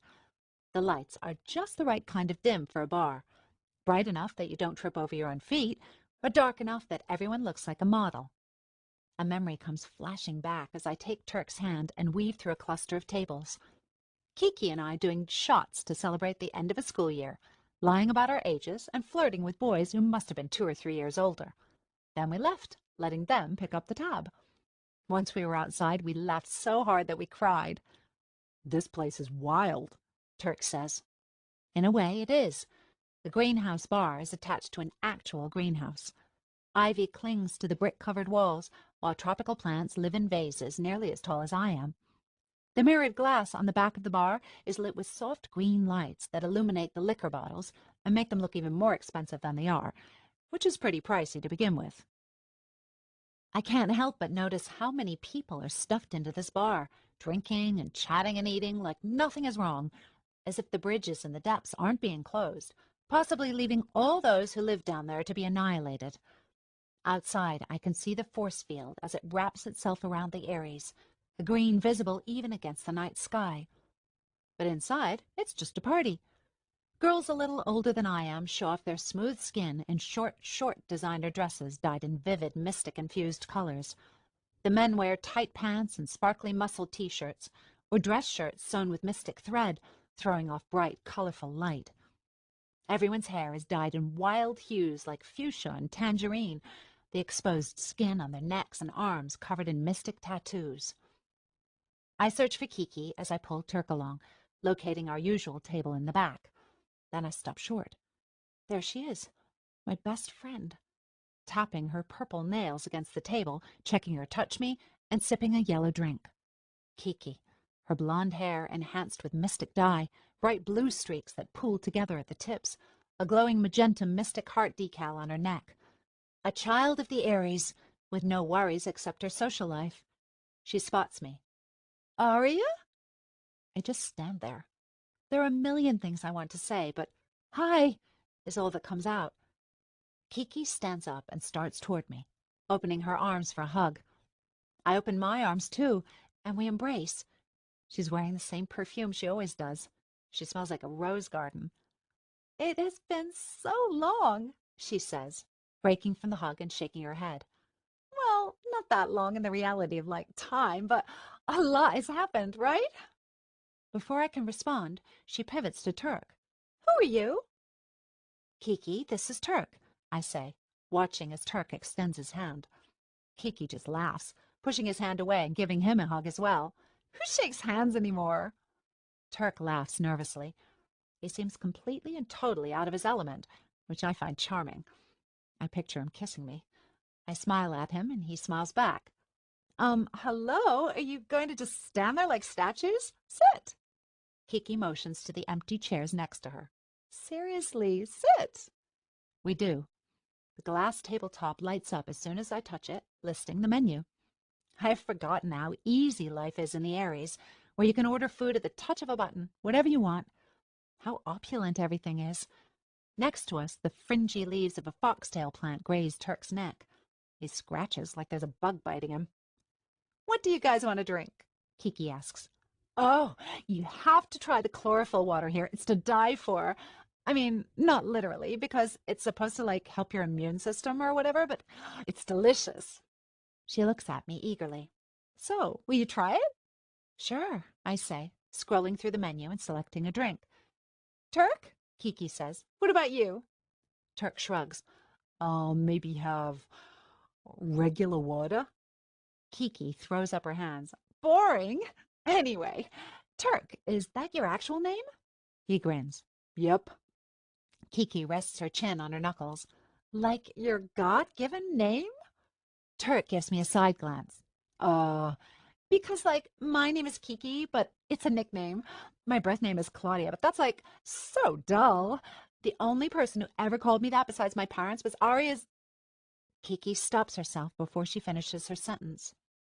"Aria's mother. Anyway, what's in a name, right?" Kiki laughs and bats her eyelashes. "Turk, do you like pudding?" "Oh, God, I'm rambling." She takes a long sip from a yellow drink. Then she stares at me. "I'm sorry. I'm just so weirded out that you texted me." I want to say, "It's weird that you texted me," but Kiki is still talking. "I've been waiting to hear from you for, forever." Kiki turns to Turk. "We used to tell each other everything, me and Aria, or at least I thought we did." Kiki has every right to be mad at me. All our lives we shared our secrets, until I kept a huge one from her and Benny. Hunter. I didn't think she would understand my relationship with him, and things spiraled downward until now, leaving us sitting here like strangers. It's only been a few weeks since I last saw her, but it feels like an eternity. "I owe you an apology, Kiki." She nods. "Yes, you do." "I didn't think you would approve of me and Hunter," I say, "which is why I kept the truth from you." "I wouldn't have approved," Kiki says without flinching. "He's wrong for you. Look at the person you've become, Aria. You're so political. And your hair." She gestures at my head. "It was so pretty, so long and lush. Now you're just scalp." She turns to Turk. "For you, it's a good look. For Aria, not so much." Her eyes flicker for a moment. "Where is Hunter, anyway?" "We're not together anymore," I tell her. I hold my breath for her reaction. "After all this?" I can tell she's trying as hard as possible to keep her voice down. "After everything you lost? I thought it was true love." "I thought it was too," I say, oddly relieved to have Kiki know this. Kiki seems shocked. She doesn't say anything for a few seconds, then glances down and begins to scroll through the menu. "I need another drink," she says. "Have you tried the cactus caipirinha? I think there's real cactus in it. It's super sweet." A waitress comes and sets down my chlorophyll water. It's thick and green, almost like soup. Turk wrinkles his nose. "That looks like muck from one of the canals in the depths." "Some of us wouldn't know what that looks like," Kiki says, then orders another drink. "Some of us don't know what caipirinhas are," Turk replies in the same tone. Kiki rolls her eyes. "Who's he?" she says to me as if Turk is invisible. "Some comedian you're hanging out with?" "No," I say. He's... I stop and think. Who is Turk to me at the moment? He's more than a friend, that's for sure. But is he my boyfriend? I know he wants to be. But what do I want? "Her comedian?" Turk says. "Is that a compliment?" "What do you think?" she replies. Then she notices my gloves. "Dressing like your servants now, Aria? What's with people in your household and gloves?" I realize from her comment that she's talking about Davida, and that Kiki has no idea that she's dead. "Nothing," I say, taking my hands off the table. "Look, Kiki, I texted you because—" "Let's cut to the chase, Aria," Kiki says dryly. She daintily blots her forehead with a napkin. "I appreciate the apology, even if it's a little too late. I saw you flying on television." She waves her hands in front of her face. "Talk about blindsided. I don't know who you are anymore. What happened to my best friend?" "The truth?" I say. "The truth," she says. That girl is gone, I admit. I've seen things that have changed me, opened my eyes. I'm not the same person I was the night of my engagement party, I say. My parents stole that from me. Stole what? She blinks. Diamonds? I glance at Turk. He nods, giving me the support I need. Something more valuable, I say. My innocence. And then I recount the story of what happened to me. The real story, leaving nothing out. How I met Hunter and fell in love with him and kept that from her. How my parents tried to eliminate any trace of him from my life and marry me off to Thomas. How their plan failed and people died because of it. How Davida sacrificed herself for me and Hunter and is gone forever, leaving me her heart. Last of all, I tell her how I'm one of them now, a mystic, one of the people we were both taught to be afraid of. Only there's nothing to be afraid of, Kiki, I tell her. She looks at me with her eyes wide open, dumbstruck. Does she think I'm lying? Crazy? Say something. I reach a gloved hand across the table. Please. Kiki stares at Turk, then at me. She purses her glossy, scarlet-colored lips. I can't remember the last time I wore lipstick, the last time I did anything remotely similar to what we used to do together. Then slowly, she reaches out her hand and places it in mine. I give it a squeeze. I didn't know, she says. Any of it, really. How could you have? I say. I never told you. You never gave me enough credit, Kiki says. Sadly, I can't refute her statement. Look, I appreciate your telling me this, all of this, but what do you want, Arya? I don't mean to be nasty. I just figure you need something if you're reaching out to me now. It's true, I say. Turk remains silent, letting me lead the conversation. I need your help getting to my parents. Kiki guffaws. Your parents? You really want to see them? What for? It's Kyle, I say. He's messed up, Kiki offers. Insane? Turk laughs and steals a sip of Kiki's cocktail. You're funny, he says to her. Don't get too comfortable. She yanks her drink back. Seriously, though, Kyle's lost it. I need to see him, I say, and I don't have any way of finding him except through my parents. Kiki glances around the bar, making sure no one is listening. You don't want to, she says. He's insane. He does stick now all the time, loads of it, like it's medicine. Turk shifts in his seat. I've known for a while that Kyle has a drug problem, but I didn't know how bad it's gotten. Kiki rests her elbows on the table and leans forward. You're not the only one with powers, you know, she says. I hear Kyle takes so much of it he can do stuff. Mystic stuff. Like what? Turk asks. I don't know, really I don't. Kiki finishes her cocktail, then takes a sip of my chlorophyll water. I only knew because of Benny, but she's pretty tight-lipped about your brother these days. She's like his ventriloquist doll. Just stands by his side and lets him speak for her. She's been playing that part for quite a while. It's sad, really. Tragic. I think about how Benny looked when I saw her on TV with Kyle, like the perfect wife. If Kyle is feeding her a script, as Kiki suggests, why is she going along with it? What about Danny? I say, asking about Kyle's best friend.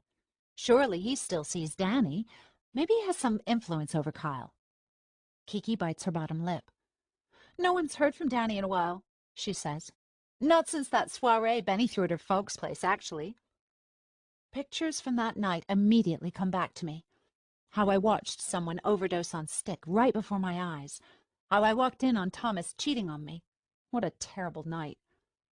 I've called him a few times, but he never picks up. Kiki rolls her eyes, obviously bothered that someone would screen her calls. My folks even called his parents. Nothing. He probably got out. Out? I ask. Of the city, Kiki says. He and Kyle were so close, it's hard to believe he'd just go, but where else would he be? I heard his parents took some sort of extended vacation to Hawaii or somewhere. She narrows her eyes. Maybe your brother scared Danny away. Then she lets out a small laugh, as though she's just said something hilarious. But Kyle is scary, I think. I just need to see him, I say, to convince him to stop what he's doing in the depths. He's not going to see you, Arya, Kiki says emphatically. We know that, Turk says. He hates Arya, but surely he doesn't hate you. Kiki thinks about this. No, I suppose he doesn't. But even if I wanted to help you, Arya, I have no idea where your brother is. Benny said he changed his number and went totally off the grid. She smacks her lips together. And don't even get me started about her. She's totally MIA, sends a few texts now and then, saying everything's just dandy, but I'm not sure I believe her. The most I've seen her is on TV. I have no idea where either of them are. But, I say, leaning back into my chair, I'm sure my parents do. Probably, Kiki says, taking a loud sip from her drink. You're not exactly the golden child, though. Why would they tell you anything, especially now that they're leaving? Leaving? So it's true, what Shannon said. I feel numb. My father, Johnny Rose, is abandoning Manhattan. You didn't know? Kiki says. I can see in her eyes that she feels bad about breaking the news. Why would you, I guess? Yeah, they're leaving, and rumor has it your father's transferred all his wealth outside the city, too. I don't know where they're going, only that they've left Kyle in charge. And since the Foster family is pretty much, well, dead, your brother's really running the show around here. All of your father's supporters have pledged their allegiance to him. My parents are leaving. Kyle is in charge, my half-insane, stick-addicted brother who is only 3 years older than I am. He wants to destroy the depths and everyone who lives there. I need to see my parents before they go, I tell Kiki. They won't let me into the apartment if I just show up. Can you help me? It feels strange to be asking for help to see my own parents, but what choice do I have? Kiki looks at me with a mixture of fear and pity. I'll see what I can do. She takes her touch me and excuses herself from the table. So, Turk says casually, that went well. I can tell he's joking, and I allow myself to laugh. Kiki seemed to accept my apology, I say. I guess asking her a favor's a lot right now. Turk smiles. Yes, but there's no harm in asking. And Kiki is important to you. You needed to tell her the truth. The rest, we'll figure it out. I stare at Turk. Then I smile back at him. There's no doubt he's out of place in this over-the-top Aries bar, but I like him all the more for it. He's real. I'm so grateful to have him by my side that I almost forget why we came here in the first place. That is, until Kiki returns to the table and plops into her seat, looking defeated. They don't want to see you, Arya, she says. I'm sorry. My heart sinks. Oh, I say. Turk looks at us and excuses himself to use the men's room. Nice meeting you, he says to Kiki. So, I say to the girl I've known since I was a toddler, is this it? Or can we still be friends? Kiki smiles at me, tossing back her hair. One day soon, she says. Friends would be nice. Meanwhile, I took care of the tab while I was up. You're welcome. She leans in to hug me, and I wrap my arms around her. Her purse smacks my side, and I think about her touch me and the messages I've been receiving. Kiki pulls back and wipes her eyes. You don't have to warn me anymore, I tell her. I'm okay. She looks at me funny. Warn you? The messages, I say, from a private number. I haven't been sending you any messages, Arya. Kiki pats her purse and motions to the door. I should go. She gives me a quick kiss on the cheek, whispering, Good luck. I watch her leave. If Kiki hasn't been sending me those texts, then who has? Chapter 9. What now? Turk and I watch Kiki walk away, giving us a tiny wave over her shoulder before she disappears onto the bridge, heading back to her family's apartment in the Aries. The skin on her back almost glitters in the dim light. As we stand watching her in the broiling air, the mystic force field is clearly visible, casting a green glow over everything, skyscrapers, bridges, people, as it continues to spread. Tentatively, I take off one of my gloves and grab Turk's hand. We're standing outside the door to the greenhouse, in the middle of a sleek bridge. All around us are immense skyscrapers that twinkle in the night like metallic stars. His skin feels warm against mine. I forgot what it's like here, I say. How high up we are and how far down the rest of the world is. I peer over the edge of the bridge, carefully holding the railing with my free hand. It's so dark I can't even make out the depths or the canals. All I see is blackness tinged with green. I hear a noise and swivel nervously. Relax, Turk says. They're just people. He's right. 2 women pass us, their heads covered with shawls despite the heat, each holding the hands of 2 children. 3 men follow them, wheeling a pile of suitcases. They must be attempting to flee the Ares. But how? Via helicopter? By boat through the depths? Or over one of the old bridges? Where do you think they're heading? Turk asks. A few blocks ahead, practically hidden by the tall buildings, I can just make out the glassy structure of a light rail station. I think about Kyle's announcement, how he's closing all the bridges out of the depths in the morning. Out of Manhattan, I say. I can hardly blame them for wanting to leave. I let my eyes sweep across the horizon. The tall, mystic light spires are mostly empty, save for a bit of dull yellow energy. It's just enough illumination for us to see dozens of people scurrying across the Ares bridges like ants. Don't worry, Turk says, pulling me close. His touch feels surprisingly comfortable, like we've been intimate for months instead of, well, a day. How can I not worry? I reply. Come on. I tug his hand and look around to get my bearings. The greenhouse is in an area known as Chelsea, and we need to head uptown. Let's go. Go? Turk says as I lead him toward the nearest light rail station. Where? To see my parents, I say. But they don't want to see you, he says, confused. A minor roadblock, I say as casually as possible, dipping into my pocket and pulling out a pink Touch Me. Recognize this? His hazel eyes widen. Is that Kiki's phone? I allow myself a tiny smile. Yep. Turk holds up his hand. Aria, seriously, you jacked a phone? I'm going to give it back, I say. I just needed it. For what? Turk says. I glance around to make sure no one's watching, then pull Turk across the bridge into the shadows. Watch. I hold onto the phone and close my eyes. I did this yesterday for no reason other than to talk to Hunter. But this is different. Now I need to see my parents and find out where Kyle is. I think of Kiki at the bar tonight, of her hearty laugh and her glowing skin, her honeysuckle blonde hair streaked with midnight blue. And then I feel it. My toes begin to tingle, and my skin feels like it's been lit with a match. My pores seem to widen and hiss, and my body goes red hot and freezing cold at once. My head feels like it's being pulled and stretched like I'm a marionette, and my torso contracts like it's being suffocated by an ancient corset. I can actually feel my fingernails lengthen, feel the bones in my legs crunch together until I'm almost numb. I relax and open my eyes. I can tell by Turk's expression that the magic has worked. His handsome eyes are wide, and his lips are parted in awe. I do a little spin, realizing I'm wearing Kiki's clothes, too. Say something. Turk closes his eyes, then opens them again. Wow, I've seen a lot of things, but wow. Now for the second part of my plan, I say, taking out Kiki's Touch Me and scrolling to the listing that reads Rose Melinda, my mother. I click her name and send a quick text. Thanks for chatting just now. Can I come over and say goodbye? I need to talk to Johnny. Urgent. While we wait to hear from her, we walk along the arched bridge, away from Greenhouse, toward the large rectangular light rail station. It resembles a glass box dropped from the sky, covered in dark, reflective material to block the sun's rays.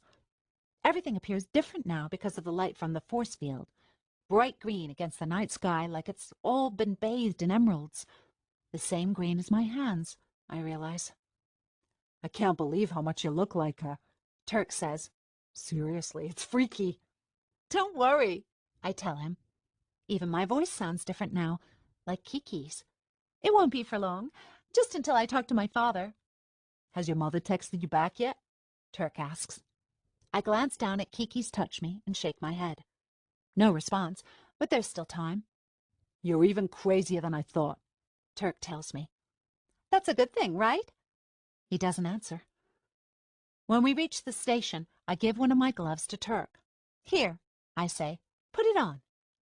Then I press my hand to a scanner and the doors slide open, letting us into a large waiting area. The station is always bustling with activity. Tonight there are loads of people inside, even more than I expected, but you could cut the silence with a knife. Dozens of families I recognize are waiting in line to catch a car, to leave Manhattan, somehow. As we wait, Turk casually attempts to stuff his large hand into the glove, the only way he'll be able to access one of the cars, since he isn't registered with the government.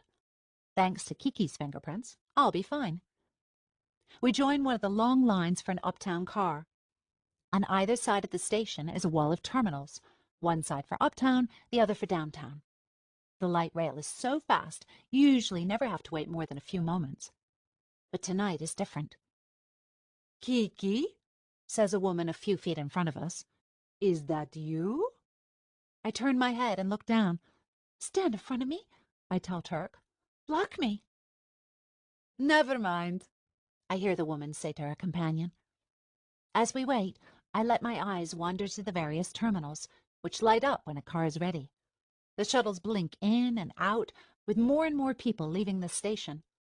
"People just keep coming," Turk says, and I see that he's right. The lines for the shuttle cars extend out of the station onto the bridge. Finally, it's our turn. We walk forward, and I press my hand again to the scanner. Claudia's Shobi flashes overhead on a small screen. The doors retract, and I step into the car. It worked. I glance back as Turk presses his gloved hand to the scanner. The name Evan Lycus flashes overhead. "Thank you, Evan," says Turk as he steps inside and the doors close behind him. "Broadway station at 86th Street, I say aloud to the autopilot, and we start to move. Turk peers down at the glass floor, watching the depths pass underneath us as we move. "Fancy. Never been in one of these before." He sits on a cushioned seat, and I follow his lead. "You know," he says, staring out at the city lights as we move, "in another world this would be romantic. Imagine me and you heading out after an elegant dinner at a five-star restaurant." "We'd have caviar," I say with a smile, surprised that Turk isn't freaking out that I look like Kiki right now. "And champagne. Pink champagne." I lean into his shoulder, feeling his chest expand. "And afterward we could go to the theater and see some big, loud musical with lots of dancing." "And I could wear a cape," Turk says. I stare up at him. "What? I've always wanted to wear a cape." I laugh and let my fingers, Kiki's fingers rather, trace patterns on his thighs. We shoot across the city so fast that it doesn't feel like we're moving at all. Another world, where there are no soldiers or awful parents or brothers or injustice, and everyone is treated fairly. "Where there are no Aries and no depths," Turk says. "There's just Manhattan." "Another world," I repeat. "You're right. It does sound nice." Before we know it, we're exiting the light rail station and heading toward my parents' building, the apartment I grew up in. Kiki's Touch Me buzzes with a text. It's from my mother. "Come now." "At least they'll let me in," I say. "If they don't kill you," Turk says. "Are you sure you don't want me to come up with you? You could say I'm your boyfriend, or—" "It's too risky. They might recognize you somehow," I say. "I'll be fine. My parents wouldn't hurt Kiki." What I don't say is that they would hurt me. In a second. Keep me prisoner, erase my memories as a start, and then— "I'll wait for you out here." Turk points to the bridge that connects my building to the one on West End Avenue, slightly farther west. "Aria." "Yes." He gives me a fast kiss, touching his nose to mine. "Be careful." "You too," I say. And then I take a few steps and enter the place I used to call home. The lobby is exactly as I remember it. A checkerboard floor made of large black and white marble tiles imported from Italy. The hefty walnut desk is the same, although the doorman behind it is different. His name tag says Robert, and he seems to be in his mid-40s with a thin gray mustache. "Ms. Shobi?" he says. I nod. He motions to the elevator bank. "They're expecting you." I ride to the penthouse in silence. My family occupies the entire building in one way or another. The top 3 floors are our apartment, and everything below is where the staff lives, bodyguards and cooks and accountants and anyone else my father deems necessary to the Rose family. Only our personal servants live upstairs. The elevator opens with a ding, and I knock gently on our door. It swings open, and I see Magdalena, my mother's maid, who helped raise me. Her gray hair is thinner than I remember, and her face is more wrinkled. She smiles at me and pulls me into a hug. "Miss Kiki," she says. "Come in." I don't remember Magdalena ever being friendly enough to give anyone a hug, but then again, times have changed. She shuts the door behind me, and I look around. It feels like stepping inside a museum. The decor is exquisite, of course, from the French chandelier that hangs above the foyer to the sweeping, expansive staircase that leads to the second floor where the bedrooms are. The living area has a wall of glass that opens onto a wraparound terrace. Somehow, the view of Manhattan in here is even better than it was on the bridge outside. "Miss Melinda and Mr. Rose are upstairs," Magdalena says. "Would you like a drink? Water, coffee?" "No," I say. "Thank you." She turns to leave. "It is good you came to say goodbye," she says in a soft voice. "We will miss you." The farther I go into the apartment, the more I realize it's in slight disarray. The windowsills are dusty, and there are suitcases piled up next to one of my father's favorite statues, a bronze piece nearly 8 feet tall of a boy pricking his finger on the thorn of an English rose. I feel my chest tighten as I remember the life I left behind. Kiki and Benny and the girls from school, waking up early and making chocolate chip pancakes with Davida, though my parents would have punished me if they'd seen me cooking alongside a servant. The parties my parents used to host, when the apartment would fill with laughter and music and white tuxedos and luxurious, brilliantly colored dresses woven from mystic-infused thread. I remind myself of other things. Being handcuffed to my bed so I wouldn't escape. Having my memories wiped by my own parents and my marriage arranged. Proof I was nothing more than a commodity. My father killing an innocent man right before my eyes to teach me a lesson. The sound his body made when it fell into the canal. No, this isn't a joyous trip down memory lane, I tell myself. You're here for one thing only. Information. "Claudia?" I look up. My mother is standing on the second floor, peering over the iron railing. She forces a smile. "You're here." "I am," I say. She waves me upstairs. A flash of memory fills my mind. My engagement party. How nervous I felt as I gripped the banister and Kiki led me into a room overflowing with people and roses to meet my fiancé, Thomas Foster, who, it turned out, loved me as much as I loved him, which is to say, not at all. "It's nice of you to stop by," my mother says.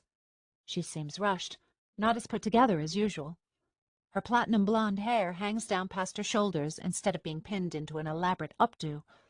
She's wearing a simple navy blue dress and no makeup or fancy jewelry, just her wedding and engagement rings. "Johnny's in the library. You said it was urgent?" Her eyes dart wildly around the apartment, and I imagine she's far more concerned with what she can fit into her suitcases than with whatever her daughter's former best friend has to say to her husband. "I'll only be a moment." She gives me a simple kiss on the forehead. I force myself not to recoil. "Goodbye, Claudia. Give our best to your parents. We'll see you soon." She turns and hurries back into her bedroom. I press my fingers to my forehead. I can't remember the last time my mother kissed me. I pass my bedroom and resist the temptation to peer inside. I don't want to think about the dozens of gowns in my closet, hand-sewn silk flown in from Paris and Milan and Vienna, dresses that represent exorbitant wealth and excess. I don't want to think about the jewels and the mystic comforts that my upbringing brought me, comforts that many people suffered for so a few could enjoy. I don't want to think about my brother's room next to mine, how we used to laugh together and fill our amuse-me's with music that annoyed our parents, until one day we stopped being friends and started being strangers. I wonder what Kyle saw in Benny and his friend Danny that he didn't see in me. I don't want to think about Davida, who used to roam these halls not only as my maid, but also as my friend and confidant, whose heart now fills my chest and whose body lies somewhere in a canal, rotting with the fish. Instead, I head toward my father's library, which is next to his bedroom. Outside the door, his tattooed bodyguard Clartino stands watch. "I'm here to see Johnny," I announce. Clartino says nothing in response, simply presses the touchpad on the wall. The door slides open, and I step inside. The library is just as I remember it. The walls are painted a rich, glossy lavender and covered with built-in bookcases. Normally, I'd say the color is feminine, but somehow, accented with black leather furniture and a glass desk, the room manages to be one of the most masculine spaces I have ever seen. When I was a little girl, he would let me pick one of his old-fashioned books each night, and he would read to me. I never understood what he was reading. Johnny Rose wasn't one to read children's books, but his familiar voice soothed me to sleep. My father looks the same. Exhausted, but the same. He's wearing a suit of cream-colored linen, his dark hair slicked back. The neck of his white dress shirt is open, and his cufflinks, lapis lazuli ones I bought him 3 years ago, poke out from his sleeves like tiny turtle heads. "Kiki," he says. The deep, gravelly tone of his voice startles me. When was the last time I heard it? I remember the brief period when I worked in his office, when he told me that we were the same, the two of us, that I was destined to succeed him, to run Manhattan myself. He was on top of the world that day, one of the most important figures in the entire city, even if he was a high-powered drug runner. "Surely you didn't come to say a simple goodbye," he says, strolling toward the wall of windows that gaze out onto the Hudson. "You were always a good girl. Flighty, but sweet." "Thank you," I say. "You understood your place. How to take orders." He smiles. "Those are valuable traits, especially now." He motions to a chair in the corner of the room, covered in dark, shiny leather. "Would you like to sit?" "I'd rather stand," I say. "I won't be here long." "If you come to ask where I'm going," my father says, "you made a pointless trip." "But you are leaving?" I ask. He chuckles. "Of course. Didn't you see all the suitcases? You of all people must sense something is off." "Of course," I say. "But I find it hard to believe. The West Side, the city, they're so important to your family. I'm surprised you would let that all go." My father has his back to me. Silently, he peers out onto the water, pressing his hand to the window glass. He leaves it there and then draws it downward, making a screeching sound that is absolutely unsettling. "Manhattan's over," he says, more to himself than to me. "I'm sorry." He turns around, his eyes troubled. "Sometimes you have to take stock of what you have," he says. "In business, when you make a decision, you have to think about the future. You have to have a plan to compare the relative costs and outcomes of possible courses of action." "How does that apply to a city?" I say. "To millions of people?" He shakes his head, as if he's disappointed that I don't understand. "I'm not worried about them," he says. "I'm worried about me. I've decided that the cost of remaining here is too high for the rewards." He sighs. "So I'm getting out. I've already transferred my assets outside the city. And I suggest you and your parents do the same." "What about Kyle?" I ask. There's a split second when my father looks like he feels something. Remorse? Regret? At the mention of Kyle's name. But then it's gone. "Let Kyle have his little toy until he breaks it." He walks over to his desk and takes a seat in his leather chair. "I'm done." I watch as my father closes his eyes. I worry he's going to tell me to leave. "About Kyle," I say. "Do you know where he is?" My father opens his eyes, blinks, wets his lips with his tongue. "No." "Any idea at all?" I ask. "I need to speak with him." My father tilts his head, stares at me inquisitively. "No." "It's just that I've heard that Manhattan is going to be invaded by Philadelphia." My father offers no reaction. "And?" "And don't you think Kyle should do something? If I could just talk to him, I think I could help." Slowly, my father arches his eyebrows. "Since when do you care about politics?" My chest begins to flutter. Can he see through the glamour? "I don't. Not really. I'm just curious." "Curious," my father repeats. Unexpectedly, he rises from his chair. Do you like this picture? He motions to an oil painting of a young girl in a field, surrounded by cornstalks. I always thought it was an odd painting for someone like my father to keep in his library. I figured it reminded him of another simpler time. It's very nice, I say. But, Mr. Rose— It's mystic art, he says, which isn't my thing. But Melinda wanted it because a friend of hers got one and loved it. She said the colors were richer. You know, she's right. About Kyle, sir? I take a step closer. I really need to know where he is. Sometimes, when you study this painting, I can swear the little girl moves. My father stares at me with his empty, deep-set eyes. Kyle always loved this painting. That's great, I say, but I think you should go now, Kiki. I take a step back. That's it? I'm being dismissed. Mr. Rose, I say, it's really important that I reach Kyle. If you could simply put me in touch with him, then— I feel two large arms wrap themselves around me, lifting me off the ground and carrying me out of the apartment into the hallway. I struggle against Clartino's grasp, but it's no use. He's too strong. I glance over my shoulder at my father for what I imagine will be the last time. This is when I realize that even now, as he's leaving, he still runs the show. Kyle is only front and center because my father wants him to be. Goodbye, little girl, he says. And then Johnny Rose closes the door. Chapter 10. It's okay, Turk tells me as we hurry from my old apartment building. I want to get as far away from my father as possible.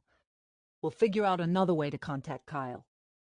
We head toward a pod station, which will take us back to the depths. There's so much resentment inside me toward my father that I just want to lift off and crack into the sky like a firework. But the truth is, I don't feel so well. My head is throbbing, and I'm sweating uncontrollably, my stomach twisting itself in nervous knots.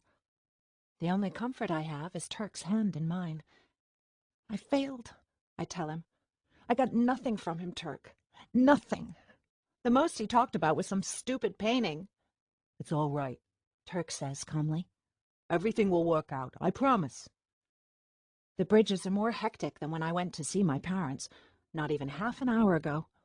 There are dozens, maybe hundreds of families rushing along the silvery Aries bridges to the light rail stations, hauling luggage that clinks and clanks against the pavement.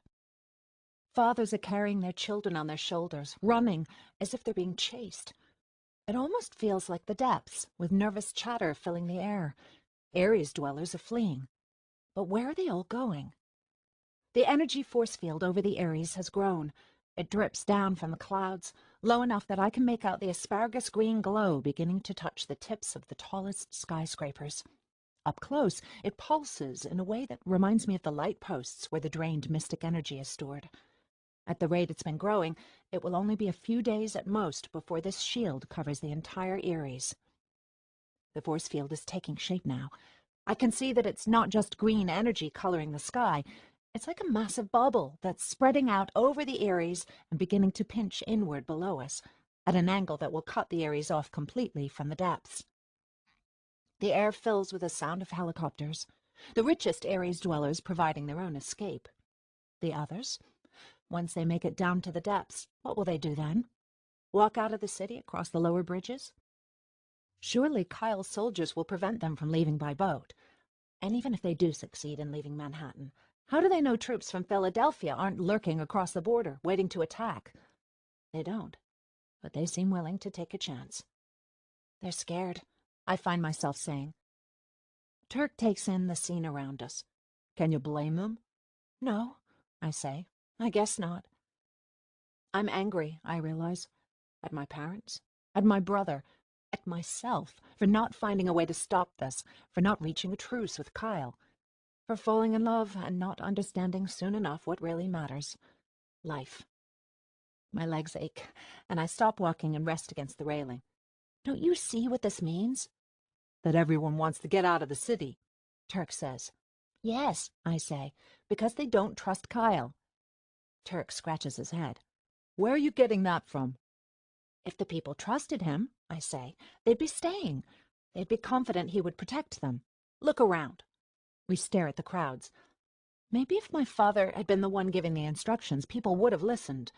But they don't have the same faith in Kyle that they did in Johnny Rose. Turk's eyes light up. We can use this. If we convince people that we'll fight for them, they'll come to our side. Exactly, I say. But it means not fleeing. We have to convince Hunter and Shannon to spend their time rallying everyone in the depths to fight back. It's the only way we can win. We need to find Kyle and get him to stop this once and for all. But why not help the weaker mystics escape? Turk asks. Don't you think Hunter has a point? We can protect them, I say. We just have to focus all our energy, all our manpower on finding Kyle right now. Are you with me? Turk leans down and kisses me. Around us, the mystic force field bathes everything in its greenish glow. Turk's eyes glint in the darkness. I press my hands to his cheeks, tracing his lips and nose, the metal piercings in his ears and his eyebrows shimmering like constellations against a midnight sky. You're changing, Turk whispers. I think about how foreign my family's apartment felt, how strange it was to speak to my parents. I'm standing here with Turk instead of with Thomas or Hunter. I am changing. I'm different than I was before. I know, I tell him. I'm not my father's political puppet anymore. I'm me. Yes, Turk says, but that's not what I mean. I mean you're changing, literally. I pull away from him and watch as my fingers blur together. My nails shrink. The hair on my head largely disappears. My breasts shrink, my legs lengthen, my body twists and molds itself like taffy. I scream in agony. It feels like I'm being eaten alive. Are you okay? Turk asks nervously. Arya. The pain is too intense for me to speak. I feel breathless. Say something. Turk shakes me gently. Anything. I take in as much air as I possibly can. A boom echoes across the Ares, like two gigantic cymbals crashing together. I recognize the sound immediately. An explosion. Then we hear the screams. Turk yanks me down to the ground, covering me with his body. Don't move, he whispers. I gaze up. At first, all I can see is a blaze of light. Red, white, yellow, and orange flames, the smoke billowing into the sky. There's nowhere for it to go. The force field deflects the smoke back down, creating a fiery cloak that will soon smother us. The heat is intense. I hear the wailing of sirens as thousands of feet race past us. Go, I whisper. What? Turk says over the roar. They need you more than me, I say. Go! I'm not leaving you, Turk says in a low growl. Please, I say. Help them. Find out what's happening. I can feel Turk breathing, his ribs expanding against my back. He stands up and pulls me to my feet, locating a part of the bridge where the railing juts out, almost like a small awning. Okay, Arya, he says. Together we rush over to the side of the bridge, and I crouch underneath the covering. But you have to stay here. He presses his lips to my ears. Promise me you'll stay right here. I'll be back as soon as I can. I whisper, I promise. And he rushes off. I sit for a minute, propped against the metal railing of the bridge, catching my breath. I can see exactly what happened now. A skyscraper a few blocks away has burst into flames. The glass windows have exploded, exposing its inner workings. If I squint, I can make out bedrooms and kitchens, some of them on fire, and many with people huddled inside. I glance down toward the depths, where flames are licking the sides of the building and shooting up to the Ares. I'm betting the explosion started in the depths. If we're not able to kill the fire down there, it will only get worse. Because of the force field, as the smoke rises, it will continue to be trapped in the Ares. Even now, just minutes after the explosion, it's so smoky that it's hard to breathe. I lean over and rip off the bottom of my dress. The fabric tears easily, and I wrap the material over my mouth, creating a mask to filter some of the smoke. On the next bridge over, I see a group of men dragging a long, thick fire hose from the back entrance of the building that's ablaze. I look for Turk, but don't see him. Staring down, I realize my two touch-me's, mine and Kiki's, have fallen to the ground. I pick them up and begin to panic, using mine to send a text to everyone I can think of. Turk, Hunter, Shannon, Yarrick, Rhea.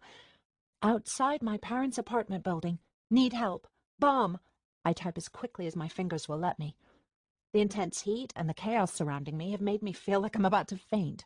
I can barely keep my eyes open as crowds continue to rush by me. Stay awake, I tell myself, pinching my legs. Don't fall asleep. I don't want to risk being trampled, or worse, being accidentally kicked off the bridge. Then I hear the soldiers. It's too dark to tell if they're Mystic rebels or Kyle's men, or even invaders. I bring my knees to my chest and huddle in a crouch, close to the railing, as man after man after man passes by, each with a gun strapped to his back, many yelling orders. They're here to help, I think, but I soon realize this isn't true. Back away from the building, one of the soldiers hollers, speaking into a megaphone. I turn my neck and realize he's speaking to the men with the fire hose. Back away from the building, the soldier repeats, or you will be shot.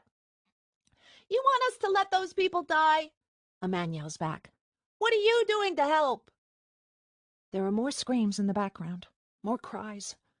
Despite my makeshift mask, I'm choking on the thick black smoke that is circling the area, coughing so hard I fear I might rip open my throat. No one seems to notice or care.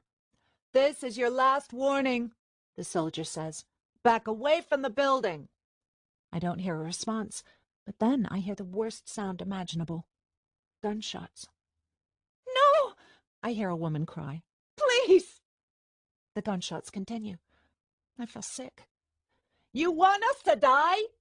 A man shrieks. More soldiers move past me, marching who knows where, and I glimpse the rose insignia on their uniforms.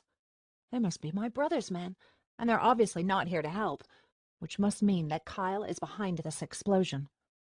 With all my strength, I reach for the spindly bars of the bridge and grab on. For some reason, my legs are so weak I can barely stand. Painfully, I pull myself to my feet, my arms slung over the railing. I wince as my head explodes in sharp pangs, like someone is stabbing my brain with a knife. And then I see her. Davida. Do you love him? She asks me. We're in my bedroom, I think. Or are we right here on this bridge? It's impossible for me to tell. The images swirl together like memories of memories, wispy snapshots I can't hold on to. Davida stares at me with her huge brown eyes, her long dark hair cascading down her back. I snap out of the memory. All around us, people are screaming. Save us! Help us! Thomas? I say. I don't know. I don't think so. Davida's dark brown eyes are brimming with tears. No, not Thomas. Hunter. I think back to that night on the roof, all those weeks ago. Back when Davida was alive and I was still living with my parents, when Thomas and I were engaged, when Davida saw me kissing Hunter. Or was that tonight, and I was kissing Turk? There is so much I can't explain, I find myself saying. I don't even know Hunter, not really, and yet there's something between us, something that makes me feel as if I've known him forever. I try to touch her, but there's only air.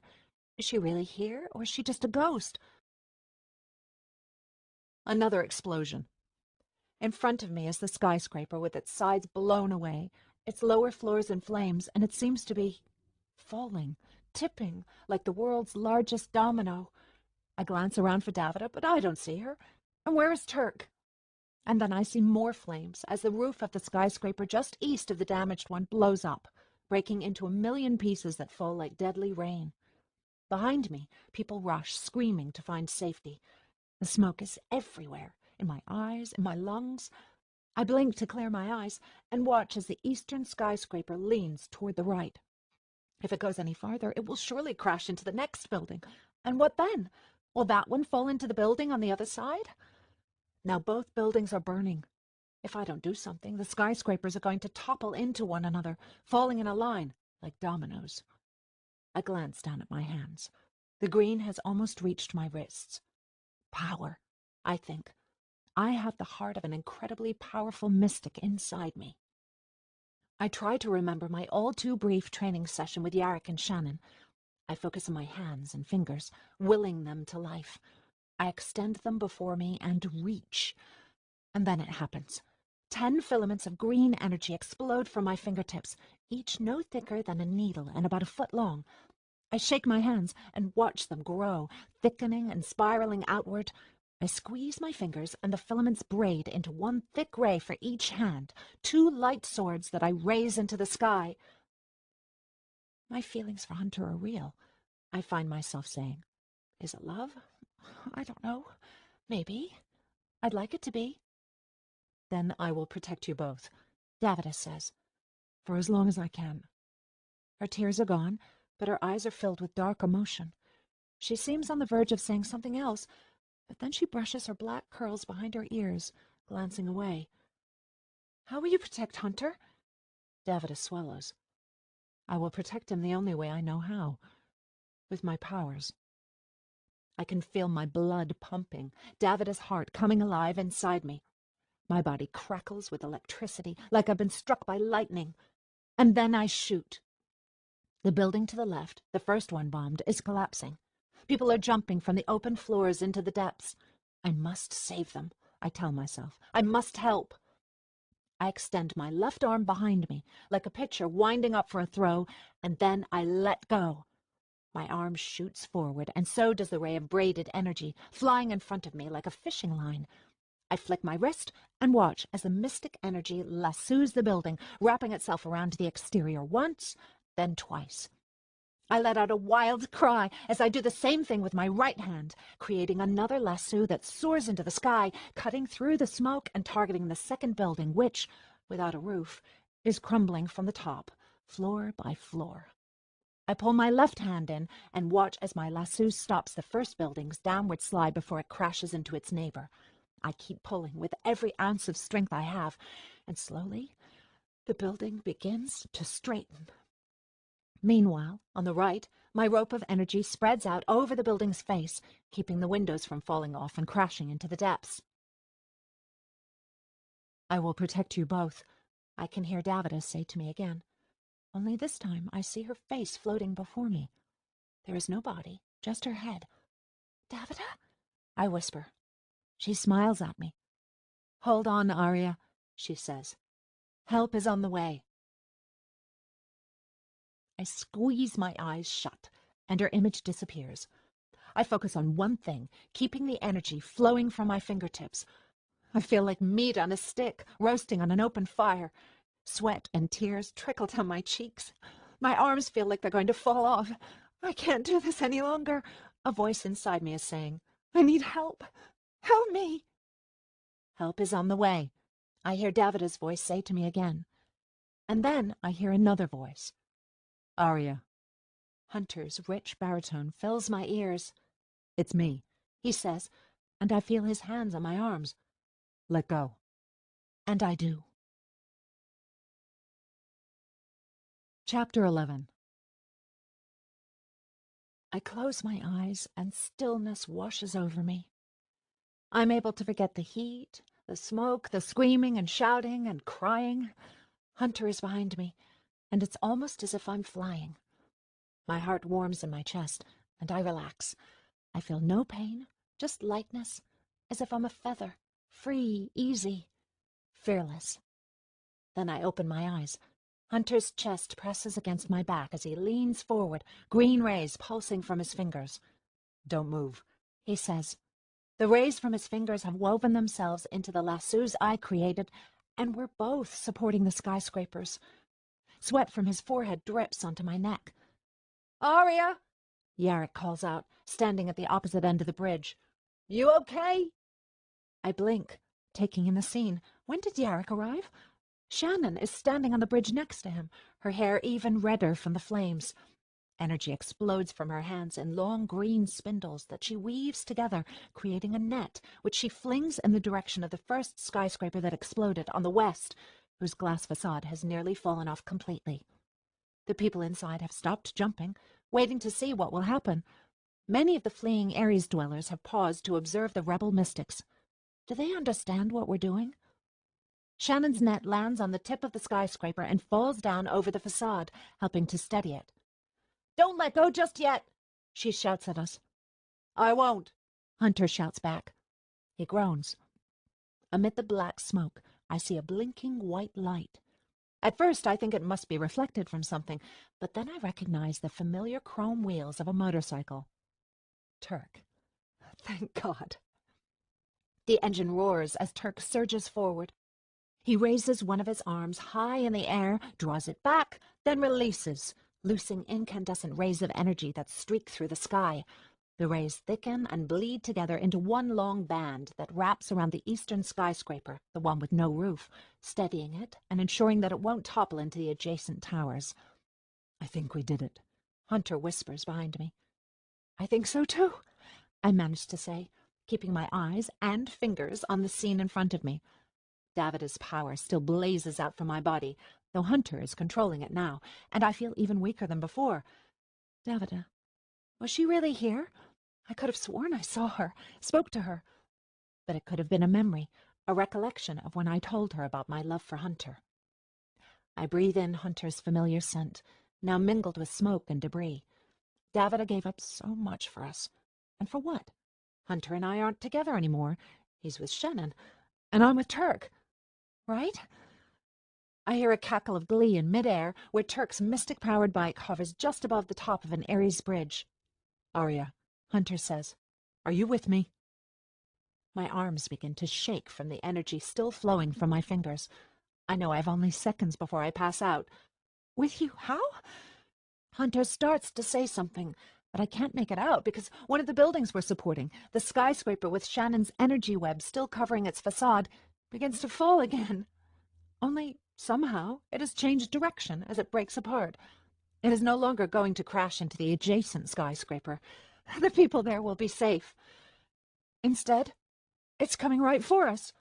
Run! Shannon screams. I can't hold it! There's no time to think. I can't run. I can barely move. Shannon's web disappears in the blink of an eye.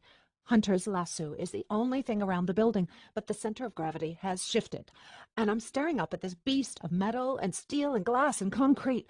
Nothing, not even our combined mystic powers, will keep this skyscraper from collapsing. Furniture falls from the sky, crashing into the bridges and falling into the depths. The sound mingles with the scream of steel and the cries of hundreds of people. Remember when your father discovered me in your room? Hunter says. When Kyle ratted us out and he tried to kill me? Yes, I say. We're going to do that again. Just hold on to me. He flicks his wrists, and the energy he's been holding evaporates. I feel something. Relief, as my own energy dissipates as well. The damaged building begins to crumble even faster. I look around for Shannon and the others, but I can't see anything. It's too smoky. Then Hunter wraps his arms around me and gives me the tightest hug imaginable. Above us, a huge chunk of steel plummets toward our heads. I think, this is it. It's over. And then there's a whoosh, a slight change of air pressure, a tingling sensation through my body as we drop through the steel base of the bridge and into the air below.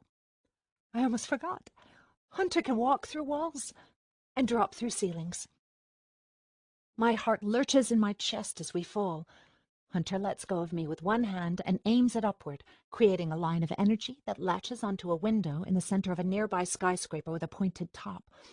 His energy sticks to the glass like some sort of mystic glue, and we swing out of the way of the bridge we were just standing on as it breaks in half and falls into the depths. Hunter! I cry as we're about to swing right into a wall of mirrored glass. Watch out! At the last second, he switches the direction of his hand, propelling his rays onto another building diagonally across from this one. For a second, we're in free fall, but then we swing toward the new building, and I realize that Hunter has everything under control. He's going to get us out of this alive. He has a plan. It feels like we're flying. I suppose that's because, in a way, we are. Hunter and I sail from building to building, swerving around the metal bridges and light rail stations, as crowds of people watch, cry, and scream into the night for the skyscraper we were unable to save. I don't want to think about all the people inside, or those caught in the path of the falling building, about Shannon, Yarrick, and Turk. For a second, all I can picture is the last plummet party I attended, at which rich people in the areas gathered to drink and cheer as old dilapidated buildings crumbled into the depths. Back then, it was a sport, a spectacle. Now it's life and death. We move so quickly through the sky that it's difficult to tell where we are or where we're heading. Unlike me, Hunter isn't tentative with his energy. He knows what he's doing. He swings and spins us through the air like we're acrobats in the circus. His arms around me feel normal, natural, and his breath warms the back of my neck. Eventually, we swing onto the rooftop of a skyscraper farther uptown, near 130th Street in the Hudson River. Hunter falls first, hitting the roof on his back and catching me in his arms. There's a thud as we both collapse. I can't believe we're safe. We're alive. Are you okay? I ask him. Yes, he says between gasps, wiping his forehead. Are you? I nod. Yes, you. I trail off, getting lost in his ice-blue eyes. I feel confused, faint. Thank you. I'm not sure what else to say. You don't have to thank me, he says, his chest heaving. Yes, I tell him. I do. I can feel his heart beating wildly. I press my hand, now a uniform dark green, over it. You didn't owe me anything. I owe you everything, Hunter says. I always will. His words remind me of the old Hunter, the one I fell in love with, before the lies and the betrayal, before he put the revolution above all else. You just saved my life. I smile tentatively. So I guess we're even. I love you, Arya. Even if we're not together, Hunter says. Even if we never will be. I never want to see you hurt. I stare at Hunter, and whatever anger I felt for him fades away, like it never existed. I want to ask him about Shannon, but somehow it doesn't feel right. It's been so long since Hunter and I have been together that I just want to savor the moment. Remember our notes? Hunter asks, smiling. Of course, I say, thinking back to all the letters we wrote, professing our love. Romeo and Juliet, we called ourselves. And look at us now. I miss you, Hunter says. I miss you too, I tell him. And it's true. I miss his companionship, his laughter, how he seemed to know what I was thinking. But there are also things I don't miss, I say, thinking of the recordings of me he used as propaganda, how he was consumed with revenge for his mother, so there was no room for anyone else. I look into his blue eyes, and it seems like maybe now there is room for someone else. Only it isn't me. Do you ever wish you could just rewind life like a movie? Hunter asks me. Go back to the past? I think about the life I used to live, full of parties and clothes and superficial things. Then I think about the life I live now, how I'm fighting for justice and freedom, how I'm actually doing something, or trying to. No, I say, and it's the truth. Hunter considers this. Yeah, me neither, I guess. Well, except for my mom. I nod, acknowledging Hunter's loss, which is so much greater than my own, in spite of everything.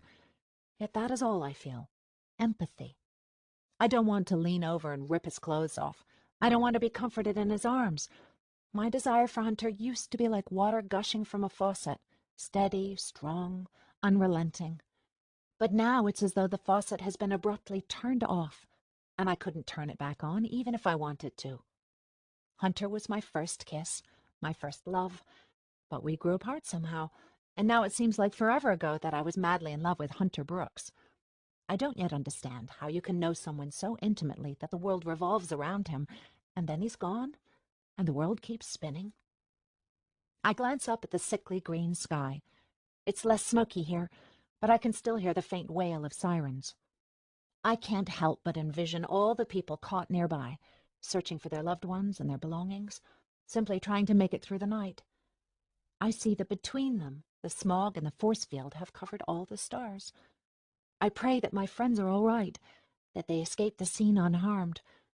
I press my hand to Hunter's cheek and lean in to kiss his forehead. And then I collapse. A gunshot goes off. I can hear it from my bedroom, where I'm writing in my journal. The first thing I think is that Arya has been hurt. I hide my journal and rush out of my bedroom. Arya's door is open, and her father is inside with his bodyguards, Stixon and Clartino, and Patrick Benedict.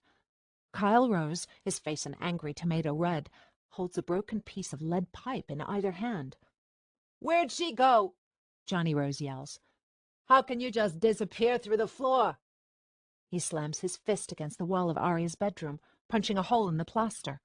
White specks fly everywhere. She must have gone with him to the depths, Kyle says to his father. We need to follow them. I'm the one giving orders here, Johnny says. Not you. So far, no one has noticed me. I creep back down the hallway, out of view, where I can still hear their shouting, but have little chance of being seen. There's a crash from down below, in the living room. Arya! I hear Melinda Rose cry. What in the Aries? Thomas Foster and his parents are downstairs with Mrs. Rose. I think what Hunter must be planning. Surely he'll escape the building with Arya, then head to the depths and go underground, if he makes it that far without being caught. I remember my promise to Arya, that I would protect her and Hunter. It seems the time has come for me to follow through. I hear the men tramp down the stairs and Mr. Rose call out, Get him! Sounds of a scuffle fill the apartment, and I tiptoe downstairs. I don't see Arya or Hunter. Johnny, Mrs. Rose says nervously. What's going on? I can't tell if she's genuinely concerned for Arya's fate or simply embarrassed that this is happening in front of the Fosters. Her husband runs his hand through his slick black hair. Sticks and Clartino, he snarls. Mobilize a team. Follow them as fast as we can. We'll track them by foot and by boat in the depths. This ends tonight. I listen as they make calls and prepare to follow Arya and Hunter. I remain unnoticed because I am a mere servant. Who pays attention to me unless they want something? The Roses have more manpower, but Hunter knows his way around, and I do too.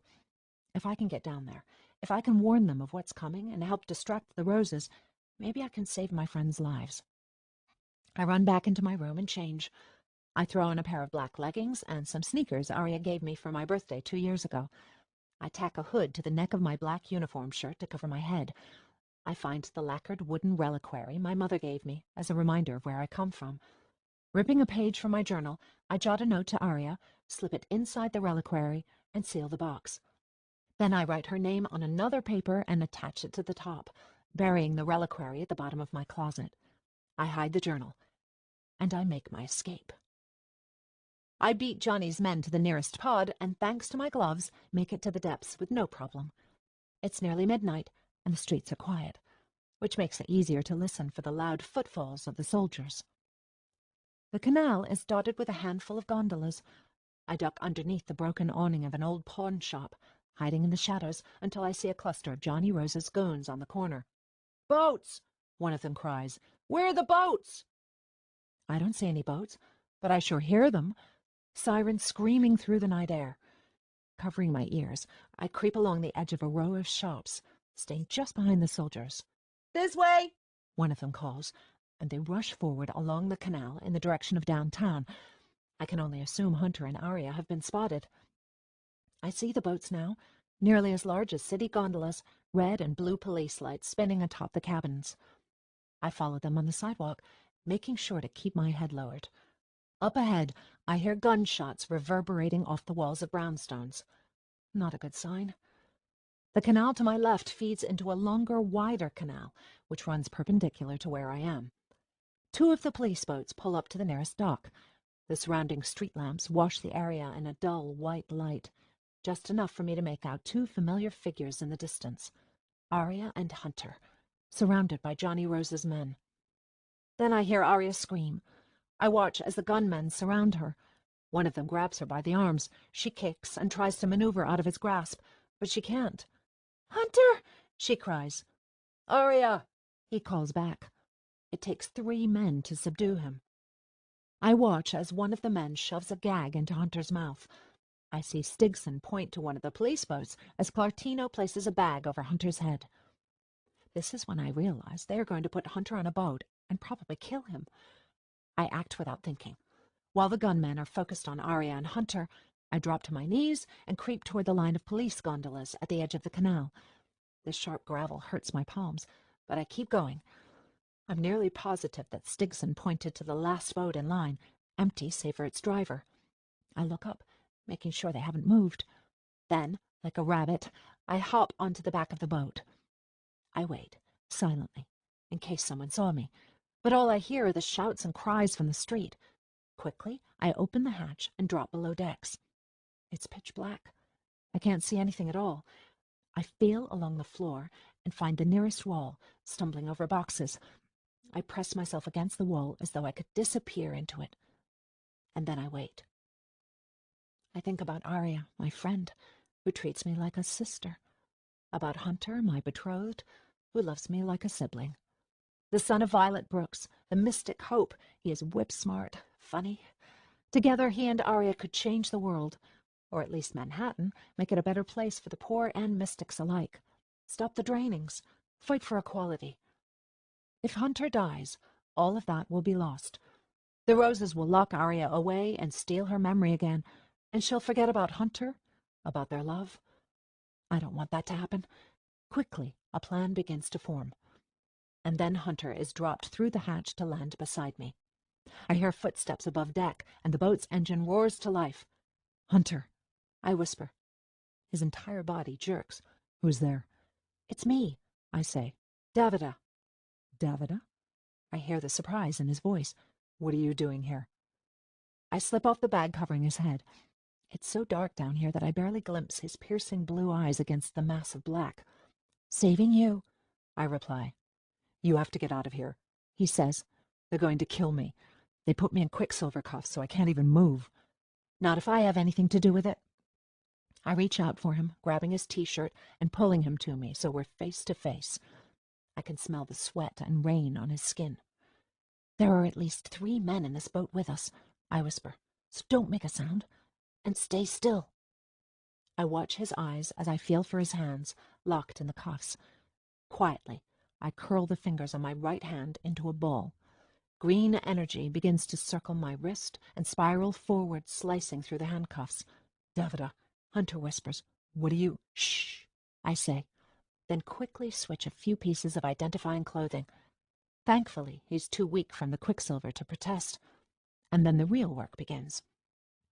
I think of Hunter, of his beautiful face, of how when he glimpses Arya, his entire body fills with joy and love and life. There were so many times I wished it was me he looked at that way, but he never did, and now he most certainly never will. I grasp his hand in mine and feel the familiar tingle of my energy taking over, my skin shifting to take on a new glamour. Not many mystics are gifted with this power. I used to think it was a curse. Now I realize it's going to save Hunter's life. A soft hum runs through my limbs, zipping through me and then evaporating. I glance down at my hands. They are Hunter's hands. I touch my face. Hunter's face. I squeeze Hunter's hand as I transfer my energy into him, as I turn him into me. I have never used my glamour to mask another person before, just myself. It had better work. I stare at him and gasp. Hunter stares at himself, at his new fingers, his new body. "Davida," Hunter says. Only it is my voice that comes out of his lips. I stare at his eyes, no longer blue, but brown. My eyes. "What have you done?" "They're going to come and take me," I say. Steering Hunter behind the boxes I nearly tripped over. "You will not say a word or make a sound. They will take me, and you will stay here until morning when it is safe. You will keep my glamour as long as you can. Only reveal yourself to Arya when the time is right, when she has unlocked her memories and is able to understand the truth. Do you hear me?" Hunter groans. "Don't do this." I lean down and kiss him gently on the lips, the only kiss I will ever get. It is already done. I pick up the broken handcuffs and seal them around my wrists. For a moment, I feel my powers wane because of the quicksilver contact, but I grit my teeth and place the bag over my head. And then the hatch opens, and I am yanked up roughly by my shoulders and tossed onto the deck. "Stand up, Mystic," a man says, kicking me in the stomach with his boot. The blow nearly makes me vomit, and I bring myself to my knees. "I said stand up," he yells again, pulling the back of my shirt into the air and ripping the bag off my head. I search for Arya and locate her on the street, her father standing next to her, pointing a gun at her head. He says something to her that I can't hear, and then I feel metal at the back of my skull. "You're about to die, mystic scum," the man behind me says. "Any last words?" "Sure, I think." 1 million. I never gave much thought to dying. That seemed like what old people go through. But at 17 years old, I haven't really lived. I served in the Rose household with the promise that when I came of age, I could leave and return to the depths to marry Hunter. That never happened. What did happen was that I saw firsthand the way people lived in the Ares, the inequality between rich and poor. I thought all along that simply feeding information to the rebels, to my family, was my role. But now I realize that this is the difference I can make, the ultimate sacrifice. This is the legacy that will make my parents proud of me. When they learn what I have done, they will realize I was with them, on their side, and that I did my part to help my people. I only wish I could say a proper goodbye to them. Arya, I say in a low, hushed voice, I am about to die. My body will fall into the canal and drift away. You must find it, and you must find my heart. When you do, it will open my reliquary. Follow the instructions I have left for you inside.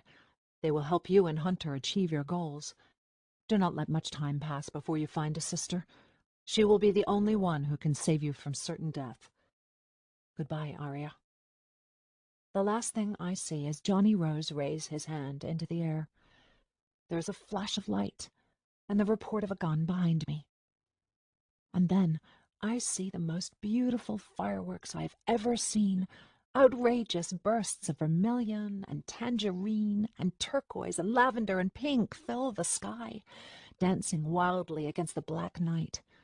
Inside the sparks, I can see Arya's face and Hunter's and the faces of my mother and father. It looks like they are smiling down at me. My heart swells with love, and I feel like I'm falling, falling, falling. Part 2. There are causes worth dying for, but none worth killing for. Albert Camus. Chapter 12. When I wake up, my head is throbbing, and I don't know where I am. I see a desk and a white closet with a thick wooden door and a black doorknob. Then I feel something cold and wet on my forehead. "Good morning," Rhea says. "Oh," I say, sighing with relief. "It's you." I blink and realize I'm back at the Mystic hideout, in the room I share with Rhea and Shannon. I'm in bed, tucked underneath a clean-smelling white sheet and a green and pink striped blanket. I feel around my neck for my heart-shaped silver locket. It's there, thankfully. I grasp it in my palm and squeeze. "Just me," Rhea says, sitting at my side. She wipes my forehead with the wet cloth, then dabs it on my cheeks and above my collarbone. "How do you feel?" "Like I've been run over by a gondola," I say, "or like a huge piece of a building fell on my head." "Well," Rhea says, "let's not think about things like that, okay?" She seems better than the last time I saw her. She's wearing a neon pink cami and a long denim skirt that flows to the floor. There's more color in her cheeks, and the gauze over her left eye is gone, leaving a black eye patch covered in crushed crystal. Although she's healing slowly for a mystic, she is healing. She almost resembles her old self. "I noticed you staring at my eye patch," Rhea says. "Do you like it?" I nod. "It's shiny." "Duh," she laughs. "That's what I was going for." "How's your eye?" I ask. Gently, she touches the patch with 2 fingers. "It's still there, for now at least. But enough about me and my gorgeous eye patch." She wrings out the washcloth over a metal bowl, then hangs it on the side. "We've all been worried about you." "Worried?" I ask. "Why?" "First off," she says, "you've been asleep for 2 entire days." "What? No." "Yes," Rhea says emphatically. 2 days. Do you remember what happened?" "There was an explosion," I say. "Buildings falling. I remember trying to stop them by myself and everyone showing up to help." "You collapsed on a rooftop with Hunter," Rhea says. "He brought you back here, and a nurse from the triage center stayed with you all of yesterday." She gulps. "We weren't sure you were going to make it." "Don't be silly," I say, pushing myself up on an elbow. My body cries out in pain. Everything aches. "I'm fine." "You're not fine," Rhea says. "I should know. But at least you're alive. At least we're both alive." She leans down and picks up the bowl and washcloth. I'm going to let the others know you're awake. Everyone will be excited. The other skyscraper, I say. The eastern one, the second one hit. Did that fall too? Rhea grabs her cane and rises to her feet. Just get some rest, Arya. You'll be up and around in no time. She walks steadily toward the door frame, one foot in front of the other. I'm glad you're okay, she says over her shoulder. I'm glad you're okay, I reply. She smiles, then disappears from view. 2 days, I think. I was asleep for 2 days. I can remember bits and pieces of what happened the night of the explosion. How I met Kiki, then went to see my parents. How 2 skyscrapers went up in flames and I sent Turk away, then tried to stop the buildings from falling and killing all the people inside them. The memories start to crystallize. Hunter showing up and helping me. The building nearly falling on us. Hunter dropping us through a bridge, saving me.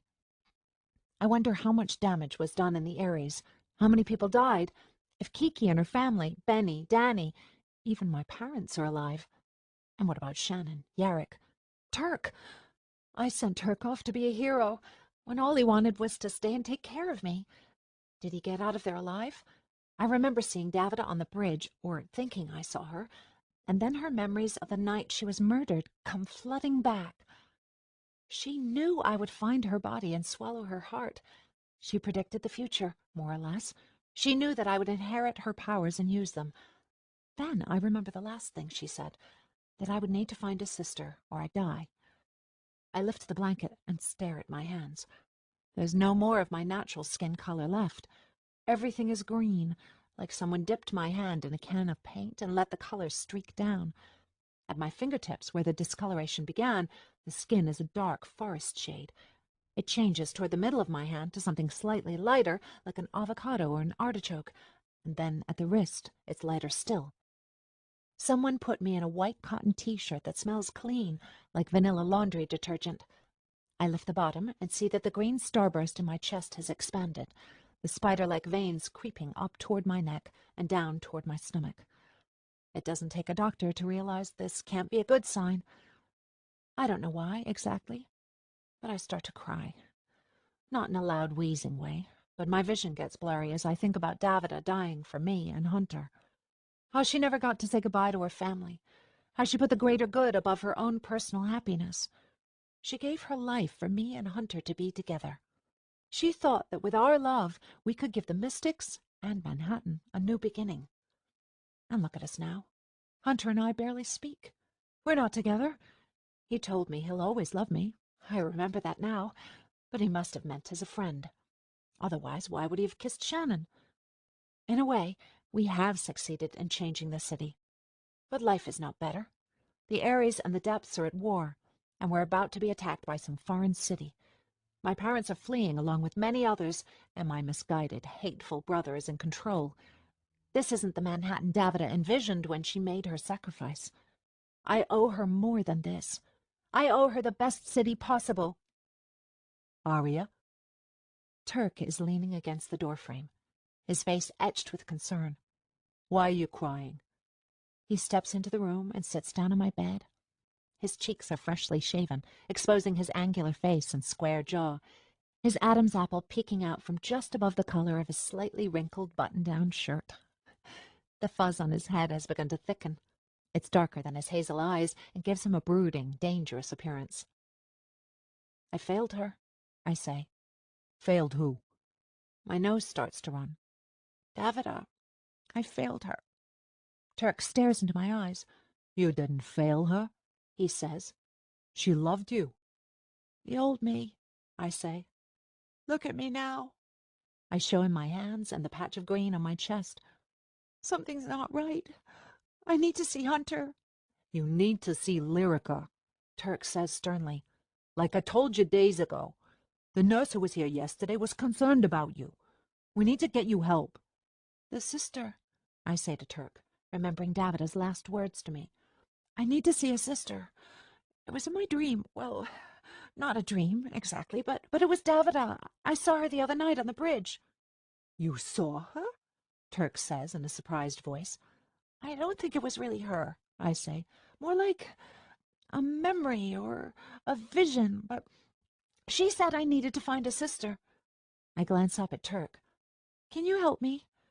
They're all dead, Turk says. All except one. I've been looking for her, but I've had no luck yet. Lyrica is our best hope to find her. Then take me to Lyrica, I tell him. And I need to speak to the people of Manhattan. Turk shakes his head. You need to get better. You need to heal. You don't need to hold a press conference, Arya. That's crazy talk. I feel fine, I say, attempting to get up. Really? I have to make up for what I did at the rally, how I stumbled. An image of the burning skyscrapers fills my head. I know what to say now. One step at a time, Turk says calmly. First Lyrica, then Hunter and the people, okay? He bores his eyes into mine, and I can't turn away. Okay. Good, he says. But you have to eat something. Get your strength back. Okay, I say again. Then I remember something. Turk, what about... I can't bring myself to say the names aloud. You mean Shannon and Yarrick? Turk smiles. They're all right. And Daria, he says, anticipating my next question. Your parents' building is fine. I smile back, relieved and suddenly very hungry. A few hours later, there is food in my stomach, and I'm feeling a little better. On my bedside table, I discover both touch-me's, Kiki's and mine. Mine survived the explosion. Hers burned to a crisp. I pocket the one that's working, then finish getting ready to leave the hideout. Turk and I use a loophole to travel to the depths, heading toward Columbus Avenue, outside the Magnificent block, where I encountered Lyrica for the first time. Once we're on the street, Turk hails a gondolier. The man, an older man with a washed-out face and a long black beard, pulls his boat up to the side of the canal. Turk gets in first, then offers me his hand. You don't ever want to fall out of one of these, he says as we sit across from each other. Canal water? Nasty. I don't bother reminding him that I swam in the canal not too long ago when I was searching for Davida's heart. I feel my scalp and wonder whatever happened to the platinum blonde wig I wore back then. The motorized gondola moves quickly through the rippling water down the Broadway Canal. We pass a half-empty public water taxi and a slew of gondoliers, their boats tied to the docks. They're smoking cigarettes and glancing around nervously, as if biding their time until something awful happens. It's late afternoon, and the streets should be full of movement, but the West Side is more like a ghost town. Shutters closed, people hiding indoors. We pass dozens of empty stores, their windows broken, their signs faded. Those skyscrapers, Turk says, they killed thousands of people in the depths when they fell. I shudder at the word thousands. Did the second one fall too? Turk nods. Lots of people were injured. The triage centers are overflowing. People want out of the city, out of the depths, he says. Only now the bridges are all blocked. Kyle's men won't let anyone leave by boat. They're stuck. What about Hunter's plan? I ask. To get some of the mystics out through the East River underwater. It might work, Turk says, scratching his chin. For a few people. But it's not a solution for the masses. We have to figure out something else. And quick. I direct the gondolier to turn left and head down a narrow waterway. The buildings here provide more shade and relief from the sun. I don't see any numbers, Turk says, squinting in the morning light at the old crusty buildings, the canal littered with garbage. The doorways we pass are blocked off from the public, the gates locked and rusted. Neither do I. Gross. Turk points at the mucky brown-yellow algae that clings to the buildings and floats lazily in the water. He reaches over and grips my hand. His touch is warm, comforting. He stares at me, and I can feel myself melting. There is no one in the world I would rather look at disgusting algae with than you. Thanks, I say. How sweet. We ride in silence for a few minutes, and then I locate a familiar-looking dock. There, I say, pointing to a rickety post. The gondolier mumbles something, then throws a rope over the post and pulls us to the canal's edge. Turk takes a couple of coins from his pocket and drops them into the man's hand, then stands up. Careful, I say. He laughs. Careful is my middle name. Or maybe it's John. I forget. With a jolt of energy, he hops onto the street and extends his hands to help me out of the boat. Thanks, I say. Every time we touch, it's like the first time. Turk makes me remember a younger version of myself, back at Florence Academy, when I would text messages to Kiki about how much I wanted a boyfriend. Back then, I wanted so desperately to be in love. but I never imagined what it was really like, and how different it would be than it is in the movies, first with Hunter and now. Turk bats his long lashes at me and motions in the direction we need to go. I loop my arm in his, and we begin to walk. In this part of Manhattan, the brownstones are old and covered with grime, but they haven't been bombed to smithereens. Wow, I say to Turk. Look! Remnants of old campaign posters are visible on some of the buildings. One is torn in half, leaving just the letters Faust and Roe. A few blocks later, we see a poster of Violet Brooks, Hunter's mother. Turk steps up to it, running his fingers along the dirty paper. Violet Brooks stares out at us in a navy blue wrap dress, her blonde hair shiny and healthy-looking. This is from when she was running for mayor against Garland Foster, Thomas's older brother, when she had a chance to win, when she was still alive. She was a good woman, Turk says. She practically raised me. I stand next to him. She was a great woman. Yeah, he says. She was. I scan the line of poster remnants. Most are covered with graffiti or soot, or torn in half or ruined from the weather. Then something catches my eye. The words Philadelphia is coming on the corner of another old poster. What do you think this means? I say, pointing out the scribbles to Turk. He shrugs. People write weird stuff on posters all the time. Once I saw a poster of you and Hunter with devil horns and the words hellish love. He elbows me gently. Just kidding. I mean, I'm not actually kidding. I did see that, but... Rhea mentioned to me that someone in the triage center told her the rebels in Philadelphia had some sort of plan, I say, still staring at the old poster. Do you know anything about that? Turk shakes his head. But I don't have any connections there. We can ask Hunter the next time we see him. Come on. Together we step onto a major road, where a series of bridges crosses the wide canal circling the Magnificent Block, or what's left of it after the bombings last month. All of the bridges except one have fallen apart. I see a few tenement roofs peeking out behind a crumbling stone wall. To my left, outside the Magnificent Block, is a row of brownstones. Once upon a time, they might have been architectural gems. Oversized windows with ornamental carvings are positioned over the street, some of which have balconies that were once decorated with sculpted balustrades and iron latticework. Only now the balconies have crumbled, and any remaining fanciful details are mostly destroyed. The colored paint on the brownstones is mostly stripped, and the large cracks running through the facades make me wonder how sound these homes are structurally. Just like the rest of us, these buildings are struggling for survival. Where is it? Turk says, searching in vain for 481, the number of Lyrica's house. I did the exact same thing when I first came here, when the mystic Tabitha at Java River told me to follow the lights to find the answers to my memory loss. They led me to Lyrica. She helped me, guided me. Her house is invisible to the naked eye, much like the mystic hideout.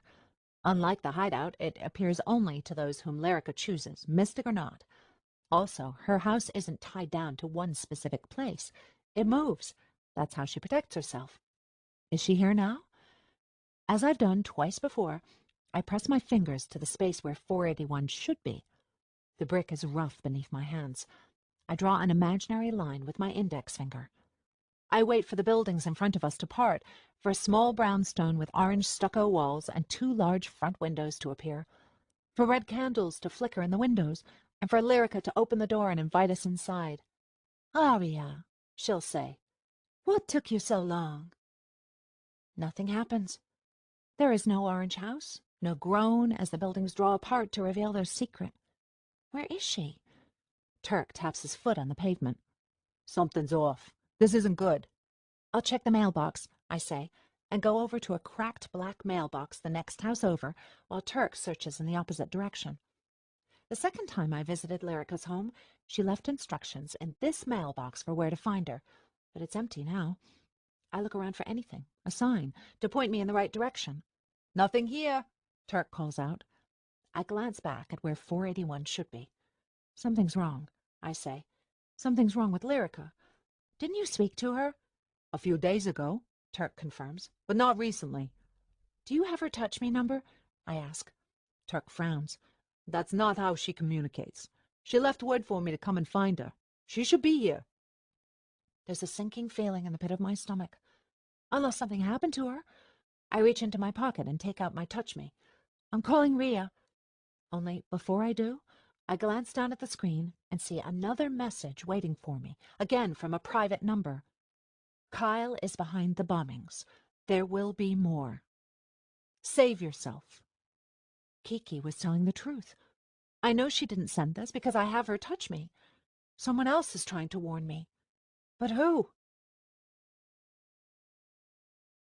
Chapter 13. Something wrong? Turk asks as he types a number into his phone. I'm trying to get a hold of Shannon. Maybe she can help. I look up and smile. Nope, I'm fine. Just worried about Lyrica. If I tell him that someone is sending me messages, he'll get worried, and I don't want to burden him with this. Besides, they're not threatening. They seem to be from someone who wants to help me. I'm certain the messages aren't from Kiki, but I'm no closer to finding out the source. Whoever it is knows that my brother instigated those Ares bombings. If that news got out, that my brother initiated an act that killed hundreds of his own people, Rose family stalwarts, and put thousands more at risk, surely he would lose many supporters. Which means that whoever is sending me these messages wants Kyle to lose support. Somebody close to him is ready to betray him and help our cause. Now I just have to find out who that person is and get him to join us. Turk is standing on the corner, chatting with Shannon and most likely telling her that we can't find Lyrica. As he does, I key Rhea's number into the touch me screen. She picks up immediately. Is everything okay? We need to find Lyrica, I hear Turk say to Shannon. Any ideas? Rhea tells me that she doesn't know where Lyrica is. I'm sorry, Arya, she says. Let me ask around. I'll be back in touch if I find out something. A moment later, Turk clicks off his phone. His eyes are hazy, his expression unreadable. Shannon doesn't know where she is, he says, but she thinks we should check the triage centers. There's one nearby. The thought of Lyrica in a triage center, fighting for her life, makes it hard to breathe. Okay, I say. I grab Turk's hand for strength, and also for comfort. Let's go. The triage center here makes the one I visited with Turk in Madison Square Park seem like a five-star hotel. There, numerous white tents had housed mystics and human poor alike, tended by doctors and nurses who never seemed to stop running. A bipartisan hospital, Turk had called it, a place where people in the depths could go to receive medical attention after most of the actual hospitals had been bombed out. It was a dismal place, that triage center, but there was still a sense of hope. The tone here is harsher, sadder. We find the center in a cave in Riverside Park, hidden from the view of the Rose soldiers posted by the water. It's the sort of place you wouldn't stumble upon. You'd have to know where it is, which, thankfully, Turk does. The entry is blocked by a few large dead bushes, the bare branches covered with empty soda cans, syringes, and other garbage. Careful now, Turk says, as we duck behind the bushes and through an opening in the rock that is almost like a tunnel. The stone scratches my forearms as I follow his lead. There's a bit of light coming from inside, where the tunnel opens up into a large circular space, almost like an outdoor amphitheater. Doctors in stained clothing rush in and out of flimsy-looking tents, a strange sight underground. Some of the patients simply rest on the ground, leaning against each other for support. A nutty, minerally smell fills the air, likely from all of the blood. There are no IV stands or medical instruments in sight. There is just chaos. Excuse me, I say to a nurse who pushes past me. Can you? She's gone before I can finish my question. Turk takes my hand and leads me to a small huddled group of men and women in ripped clothing with no shoes. They appear beaten and bruised. One woman's arm is in a makeshift sling, and a man's head is wrapped in bloody gauze, reminding me of Rhea's eye. Have any of you seen a woman named Lyrica? Turk asks. Only a couple respond, shaking their heads. We move on to a small tent with 4 sets of metal bunk beds. At least 2 people are sandwiched into each narrow bed. On the top bunk next to me, 3 young boys are piled in together, their faces dirty and sticky with dried blood. At the far end of the tent, a young man with a white mask over his mouth is tending to a patient in a bottom bunk. Doctor, Turk says, approaching him. The man notices us. Yes? We're looking for a woman named Lyrica. The doctor laughs and lowers his mask slightly. You think I know everyone's names? I'm just trying to keep them alive. Of course, Turk says. It's just that... I hold up one hand. It's okay, I tell him. I step forward, approaching the doctor so he can see who I am. Then I hold up my green hands, and he gasps. Even here, with people dying almost every minute, I am something new. My name is Aria Rose, I say. The doctor nods. I know who you are. The mystic we're looking for has long gray hair, and she's very powerful. If she's here, it's because she's in a bad way. He can't seem to take his eyes off my hands. Like I told your friend, he says, I don't know anyone by name. We're doing the best we can here, but... He glances at me, then at Turk. If your friend is here, she's likely in one of the tents. That's where the worst cases are. Thanks, I say, turning to leave. It's slightly cooler once we're outside. Part of me hopes Lyrica is here so that we can see her, but another larger part of me hopes she isn't, because if she is here, surely it means that she can't heal herself, and for a mystic as powerful as she is, that's catastrophic news. Turk and I weave in and out of the remaining tents. It's a miserable scene, overflowing with badly injured people and not enough caretakers to go around. We help where we can, administering cups of water and bits of food to help patients keep up their strength. The nurses don't seem bothered by our presence. I think they're grateful for the extra hands. Turk shows me how to use our energy to heal superficial cuts and bruises. We work diligently together, side by side, in the heat, sweating through our shirts. Seeing him care for the injured makes my heart swell with pride. As a mystic healer, Turk must be miserable in not being able to do more. But we can't help everyone. With every bleeding human or mystic, especially the children, I curse my brother more. He must be stopped. We have to win this war. Lyrica is nowhere to be found in the first grouping of tents, all of which overflow with burn victims, people who lived in or near the skyscrapers that fell. I give silent thanks that apparently my parents were not among the victims. Even though they're terrible people, they're still my parents. I wouldn't have wanted them to perish like that. Of course, no one deserves to die in such a way. The people in this triage center are not just residents of the depths, people who, according to my brother, are too poor to matter. There are Ares dwellers here, too. I recognize some of the faces, the expensive clothing that is singed and torn into rags. That's the thing about money. It's not everlasting. In these tents, everyone is equal. Well, we're all the same, all in need of help. I wish my brother could see that. I feed apple slices to a woman who fell from the Ares and survived. A gondolier found her floating face up in one of the canals and brought her here. She tells me that she's well enough to leave tomorrow. And she's considered lucky. Eventually, we make our way through all of the tents with no sign of Lyrica. There's only one remaining. I open the flap and promise myself that if Lyrica isn't here, we'll go to another triage center and another until we find her. It's possible that she isn't in a triage center at all. Maybe she's left Manhattan, or, the thought makes me shudder, simply doesn't want to see Turk and me. Or maybe she's one of many victims who haven't been found or identified. Aria, Turk says behind me. Look. His handsome face is sweaty and tired, but I can tell he's happy to be here, working, helping, doing good. I see 6 people laid out on metal cots. The coiled springs squeak with every small movement. Standing off to the side is a nurse wearing latex gloves and a white mask, her hair tied back in a ponytail. We're looking for a woman named Lyrica, I say, a mystic. She has long gray hair, and she's old. I don't know how old, but we're worried she was hurt in the explosion. Is she here? The nurse points to the bed on the far left. Turk and I step over to it and stare down at the patient. I can't even tell if it's a man or a woman. The eyes are closed, and the skin is black, oozing with pus and covered with blisters. I can see a bit of where this person's lips used to be, and the nostrils, which are stuffed with oxygen tubes. An IV stand, the first one I've seen, is next to the cot. I can't tell, I say to Turk. Can you? Turk shakes his head. I don't think we should wake up, whoever this is. Softly, I lean over the figure. Lyrica? I say gently. Is that you? There's no response. It can't be her. I grasp for Turk's hand. It just can't be. Turk frowns at the nurse. This isn't our friend, he says, but thanks. The nurse stares at the burn victim and lifts her mask. She didn't come in with the others from the explosion, poor thing. Her apartment was set on fire. They found her crawling in the streets. I'm not sure she'll make it through the night. How awful, Turk says, turning to lead me out of the tent.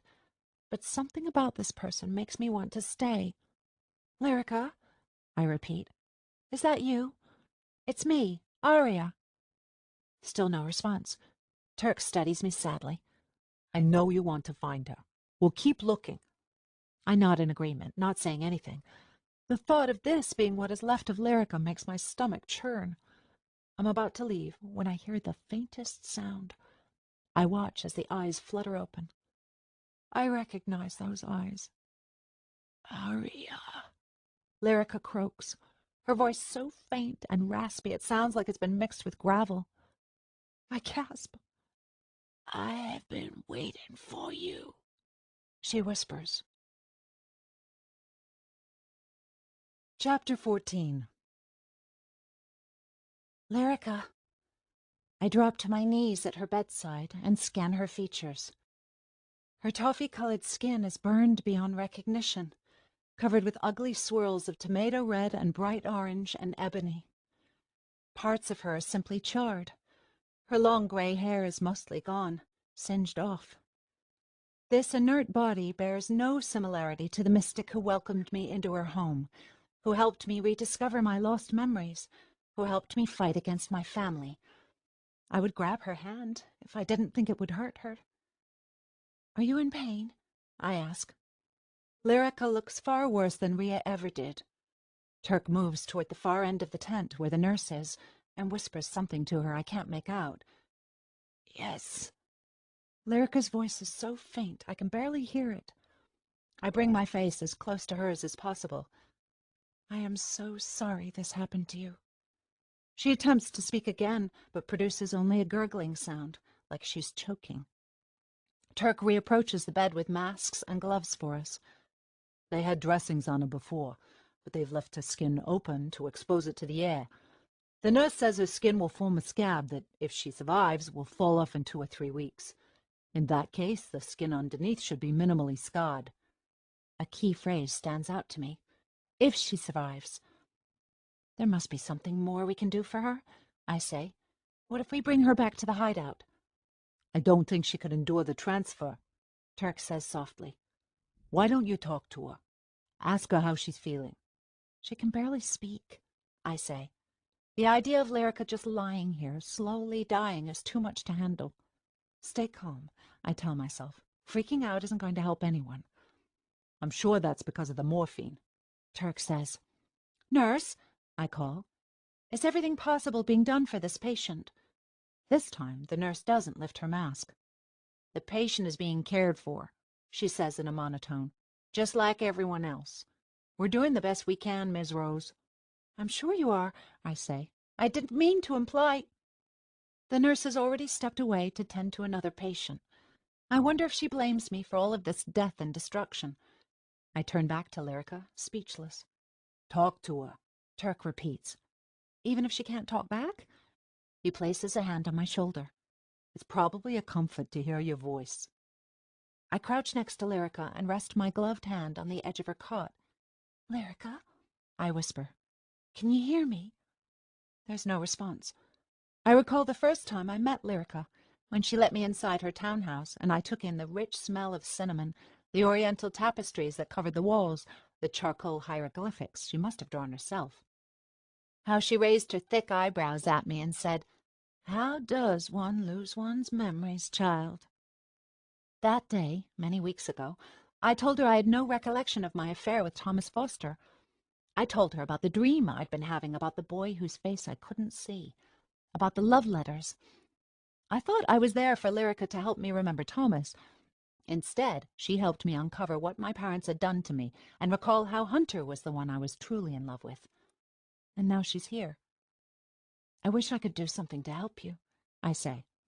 Still, there is no movement from Lyrica, no further sounds. I look up at Turk, who squeezes my shoulder in support. Then, unexpectedly, I see one of Lyrica's fingers twitch. The tawny-colored skin on her pointer finger is mostly unharmed. She bends it at the knuckle, then straightens it. Did you see that? I say to Turk. See what? She just moved her finger. She's in there somewhere, I think. She recognized me, and now she's moving. That's a good sign, right? Sure. Turk's voice is careful. But don't get your hopes up, Arya. It could just be a twitch, something she has no control over. Turk continues speaking, but his voice seems to fade away. I watch Lyrica's pointer finger, which bends for a second time and straightens, almost like she's waving at me. She makes another gurgling noise. I think back again to our first meeting at her home. May I touch you? She asked me. That is how I work best. I glance up and see that the nurse's back is to us. She's leaning over a patient at the far end of the small tent. It's incredibly warm in here. I wish I had a cooling patch. Tentatively, I pull on the latex tip of my glove until I puncture a hole, exposing my own skin. Don't touch her, Turk whispers harshly. Her skin is too sensitive. She wants me to.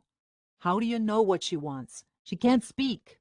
Shh, I say furiously. He rolls his eyes at me. Fine, do whatever you want. But if something bad happens, don't say I didn't warn you. I'm going outside for some water. I watch Turk leave and turn my attention back to Lyrica. Then I reach over and press my finger to hers, letting our skin touch. As soon as it does, a surge of energy passes through my body, shooting up my arm and into my chest. Arya, she says. Lyrica? On the bed, she remains the same. Still, her eyes are closed and her lips are pinched together. The oxygen machine next to her makes a soft whirring sound. The brief beeps of her heart monitor remind me that she's still alive, still fighting for her life. They came for me, Lyrica says in her rich, smooth voice, though there's no movement from her lips. I was protecting her, and they came for me. Protecting who? I wonder. The burst of energy has dulled to a warm glow. I study the way our fingers meet. Are you? Yes, she says to me, speaking to you in your mind. I look around, but the nurse has moved on to another patient. No one is paying the two of us any heed. Our energies have connected, Lyrica says. They are compatible. Or should I say, Davida's energy is compatible with mine. Even though Lyrica isn't making eye contact with me, I feel embarrassed. With one simple touch, she knows what I've done, that I've ingested Davida's heart, that I possess her mystic powers. There are no secrets from Lyrica, even now. I am not well, child, Lyrica says to me. You'll get better, I say out loud. They came for me, Lyrica says again in my mind. Who came for you? And I was weak. You are not safe. A small bubbling sound emanates from Lyrica's lips, like she's trying to speak out loud. I wonder again what she meant when she said she was protecting someone. Of course I'm not safe, I whisper to Lyrica. There's a war about to erupt. You are not safe, Lyrica repeats. The heart, what you have done, you must undo. Undo? I can't. I already swallowed it, I say in a low voice. You are sick, no? I think about the pounding headaches I've been having, how whenever I use Davida's powers I grow weak or even pass out. I study the green tip of my finger. Lyrica is right. Something is terribly wrong with me. It is the heart, Lyrica says. It is too much for one person. It is killing you. I may be getting sick, but dying? How can that be? But Davida told me to eat it. She wouldn't have done that if she knew it was going to hurt me. Davida was wise, but she was young, Lyrica says. And I remember that the last time I saw her, she told me my responsibility was to return the heart to Davida's family. She lived much of her life in the Aries. There were things she simply did not know. The heart comes with great power, but that power is poison. You must remove the heart, Arya, before it is too late. I don't respond. If I remove the heart, even assuming I can find out how, I'll no longer be a mystic. Do I really want to give that up? I think about how I was able to harness my energy to save lives in the Aries when those buildings began to fall. And Kiki told me that my brother is using stick again, that he practically has powers of his own. If I get rid of my powers, how can I ever help beat him? I need to find him and discover what he's planning, then either convince him to stop or make him stop by sheer force. And the memories Davida's past, I would lose those too. I can't, I find myself saying to Lyrica. My brother is behind the mystic shield over the Aries. I need to stop him. I can't remove Davida's heart until I've done that. If you wait much longer, Lyrica replies, the heart will have been absorbed completely, and there will be no turning back. Now is the time, my child. Even if I wanted to remove the heart, I say, how would that be possible? The sister, Lyrica says. You must find her. How? I ask. The sister. She is your only hope, she tells me. Watch. The view before me shifts. I see a quick succession of images. A long, sharp knife with a bronze handle, a glass tube full of silvery liquid mercury, a large metal chair with leather straps at the arms and neck, spinning tendrils of green mystic energy. The pictures are there and gone in milliseconds. I try to slow my mind, to reach out and grab an image so I can examine it, but it all moves too swiftly. A girl with long white hair that billows behind her, a bloody mystic heart beating in the palm of my hand. Davida. Hunter. Turk. I see myself in a room bathed in white, pure white marble that covers the floors and walls and the ceilings. I see Turk's handsome face as he kisses my lips, the flash of a knife, and blood. Lyrica's voice echoes in my mind. You must die to live, she says. And the images fade into nothing, like water on a hot sidewalk. They fizzle into steam and mix with the air, and they are gone. And I am here in this tent, staring at Lyrica. You must die to live, I hear her say again. What can I do to help you? I ask Lyrica. How can I make things better? You can't, child. This is my penance for what I have done. I stare at the woman in front of me, who is so full of goodness. What could she possibly have done to deserve death? What are you talking about? I ask. I don't understand what she's saying about penance, or that I must die to live. Lyrica is suddenly overtaken by a coughing fit. The nurse rushes over, and I withdraw my hand from the cot, hiding it behind my back.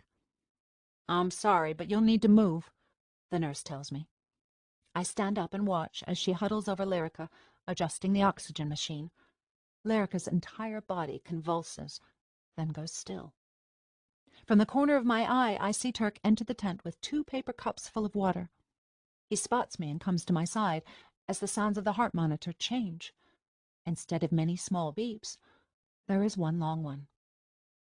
The nurse walks around the cot over to the machine. What's going on? I ask.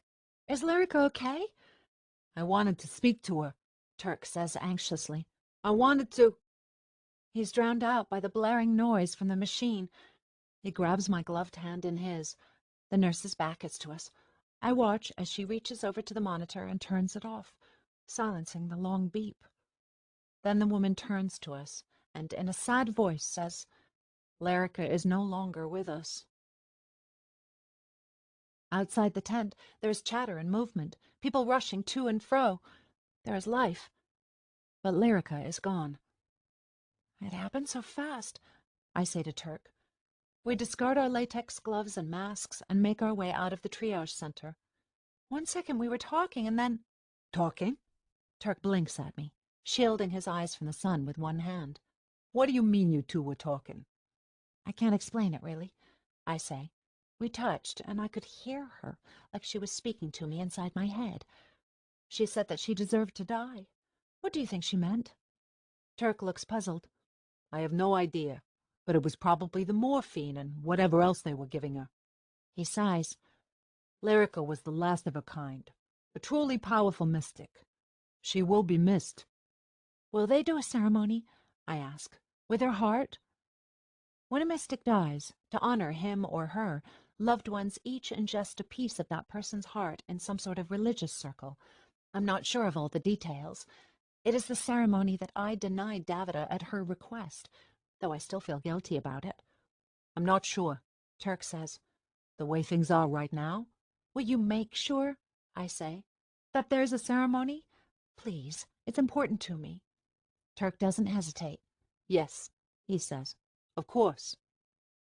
We're now in the fringe of Riverside Park, which is less of a traditional park full of greenery and shrubs, and more of a thin stretch of open land, the sun-scorched earth making everything appear yellowy and tan.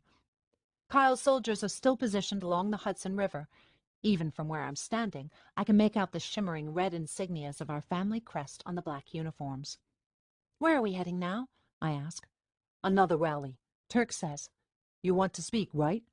Yes. I need to redeem myself after the last one.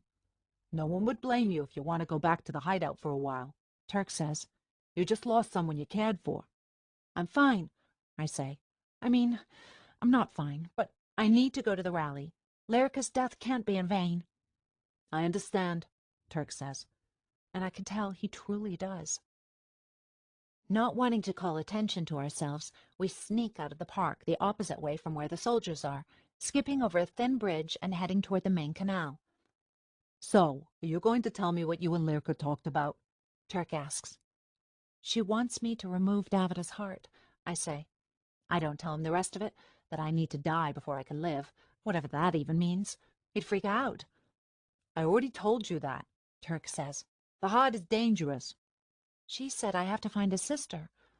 As I say this, I can sense something come over Turk. I don't know what it is exactly, but his mood shifts. He seems uncomfortable. What? I say. He stares at me strangely. What do you mean, what? Are you keeping something from me? I say to him. About the sister? Together, we approach the West End Canal, and Turk places 2 fingers in his mouth and lets out a piercing whistle. It catches the attention of a gondolier up ahead, standing in his boat and smoking a cigarette. He nods to us and begins to untangle his rope from the dock. It's just that I tried contacting the last sister already, Turk says. I told you that. Lyrica was the one who helped me send word out, and no one ever responded. I asked her to come to Manhattan and help you. She never came, though. Turk's face is full of frustration. I can see the anguish in his dark eyes, how he believes he's failed me. His lips pinch together in a sour frown. Never replied, nothing. Lyrica knew that. So if the only way to help you is to find a sister? He trails off, but I know what he's thinking. The last sister could already be gone, which means that Davida's heart will stay inside me. And, according to Lyrica, I will most certainly die. Chapter 15. We are here for peace, I tell the crowd of hundreds, and those are only the people I can see. I am standing at a podium in Liberty Park Plaza, a small open space in the financial district that's packed with men, women, and children, mystics and humans both, mingled together. Despite the heat, they have gathered to hear me speak and address the city about our future. I'm grateful for the second chance. My brother has positioned soldiers around the city, closing off the piers on the west side and the docks on the East River. As inhabitants of the depths, you know these are the city's largest entry and exit points. Behind me, Turk and Yarrick and a few other mystics watch over the crowd. I can't help but wonder where Hunter is, whether he'll show up. There are other rebels posted around the square, in case my brother tries something funny. I can make out a crew of cameramen, and I try not to look at my face on the nearby jumbotron. There is no telling what he will do next, or what he is planning to do. I glance up and see the force field. From here, it's obvious what's happening. The green mystic energy is covering the Aries from the top and sides, and flowing around the skyscrapers and under the light rail system and the silvery bridges, slicing across the sky like a treacherous knife. It is a dark, noxious green that reminds me of bile, of dead grass in what was formerly the Magnificent Block. It hasn't completely sealed off the Aries, but that is clearly my brother's plan. Once it does, what happens next? I urge you all not to panic, I say. Remember why we are here and what we are fighting for. Freedom, equality, peace. For all, not just the rich. I sweep my arms out in front of me. We are fighting for goodness. And that makes us better than my brother, than the people in the areas who are fleeing Manhattan by helicopter. We cannot afford to be afraid, I say, because if we are, then we will lose this city. This is Manhattan, and I want to live here forever. I lean into the microphone. Don't you? A swell of cheers erupts from the crowd. Even in the suffocating heat, they are here, and they believe in what I have to say. The Jumbotron shows people smiling and yelling their support. I wonder what the folks watching this at home are thinking. The Jumbotron cuts back to me, and I continue.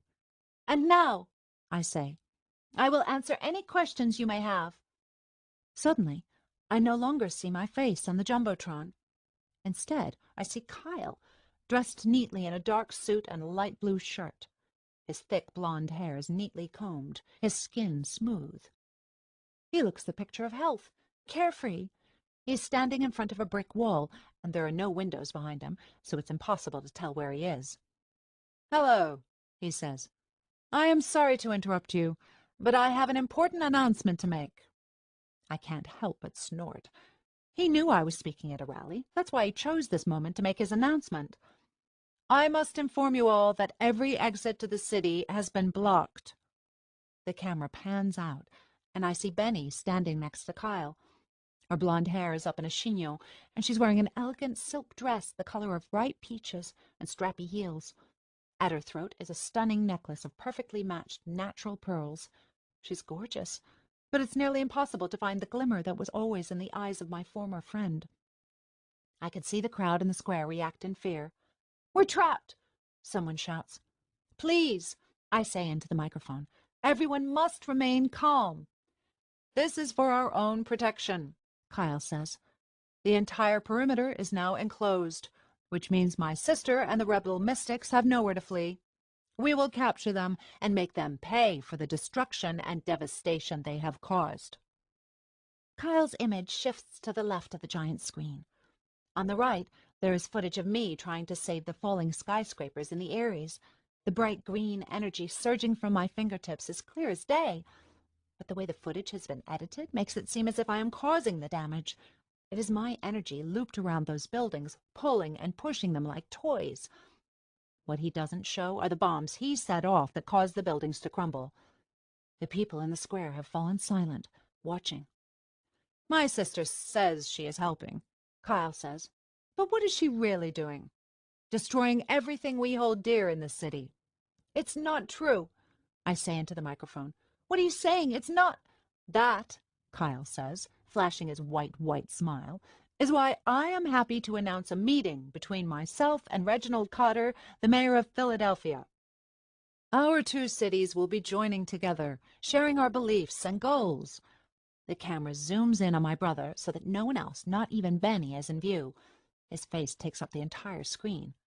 Mayor Cotter has agreed to help me rebuild Manhattan into the city it once was, to regain our former splendor and position in the world. This is news to me. I've heard that we might be invaded, first from Thomas Foster, then from Rhea. Rumors are flying everywhere, but I wouldn't have guessed that Kyle would openly partner with another city. I would have thought him too proud, too eager to impress my father. But my father is leaving, is probably already gone, and the Aries are Kyle's to control. His toy until he breaks it, my father said. My Touch Me, positioned just above my notes on the podium, lights up with a text. I glance down. The sender is private. The message says, "Do not trust your brother. Cotter will kill." The first part isn't exactly news, but the second part is this man from Philadelphia, Reginald Cotter, coming to help our city or to destroy it? Whoever is sending me these messages must somehow have access to Kyle or to his intelligence. Is it one of his personal bodyguards? Danny, his best friend? Our old servant, Magdalena? And, perhaps more important at the moment, who do I believe? A random person whose identity I don't even know, or my own brother?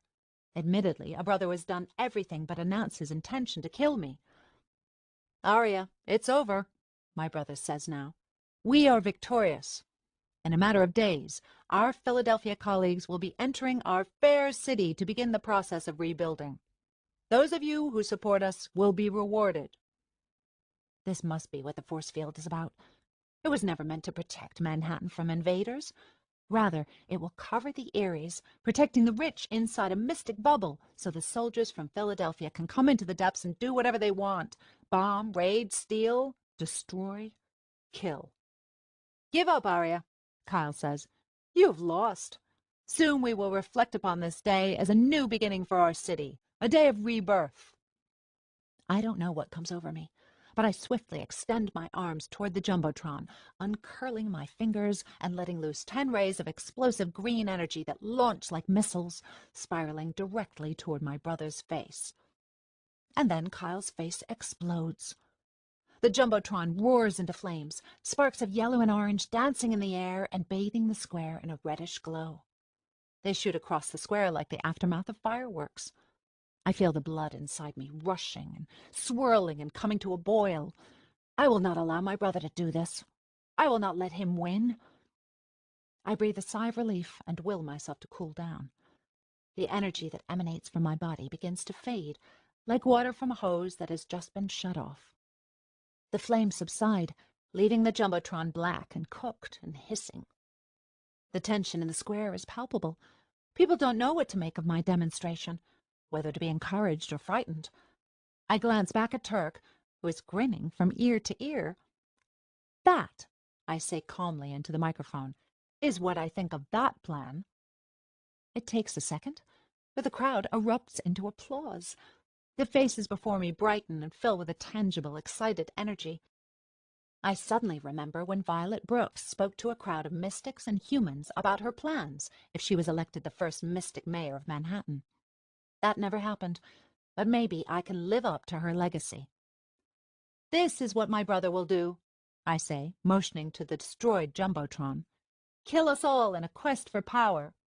He hasn't enlisted Philadelphia to help us. His plan is to bend us to his will or make us disappear. Well, we can't let him. Am I right? The crowd echoes its response. Right! Now, I say, letting myself breathe. My head is beginning to hurt, but I feel confident, in control. Who has questions? An hour later, most of the crowd has dispersed. The rally was a success, and Turk slips his hand into mine as we look around. That went well, he says. I know. How do you feel? I feel good, I say. The sun washes Turk's features with light, making his silvery piercings glint. I lean into his shoulder, feeling his skin press against mine. His eyes seem to glow. I'm about to kiss him when I hear the sound of someone clearing his throat, and I spin around. It's Hunter. I register the surprise in his eyes, the blue of his irises cold as ice. He isn't in gear of any sort, just a loose-fitting white t-shirt with a low V, exposing the tan skin of his chest, and a pair of grayish-white jeans, frayed and dirty at the hem. Hunter is scrappier than Turk. He always has been. Where Turk has bulging muscles, Hunter's is sinewy and coiled. Instinctively, I yank my hand away from Turk's. I see shock register on Turk's face, but he doesn't step away. Two best friends, and me in the middle. Can I talk to you for a second? Hunter says to me.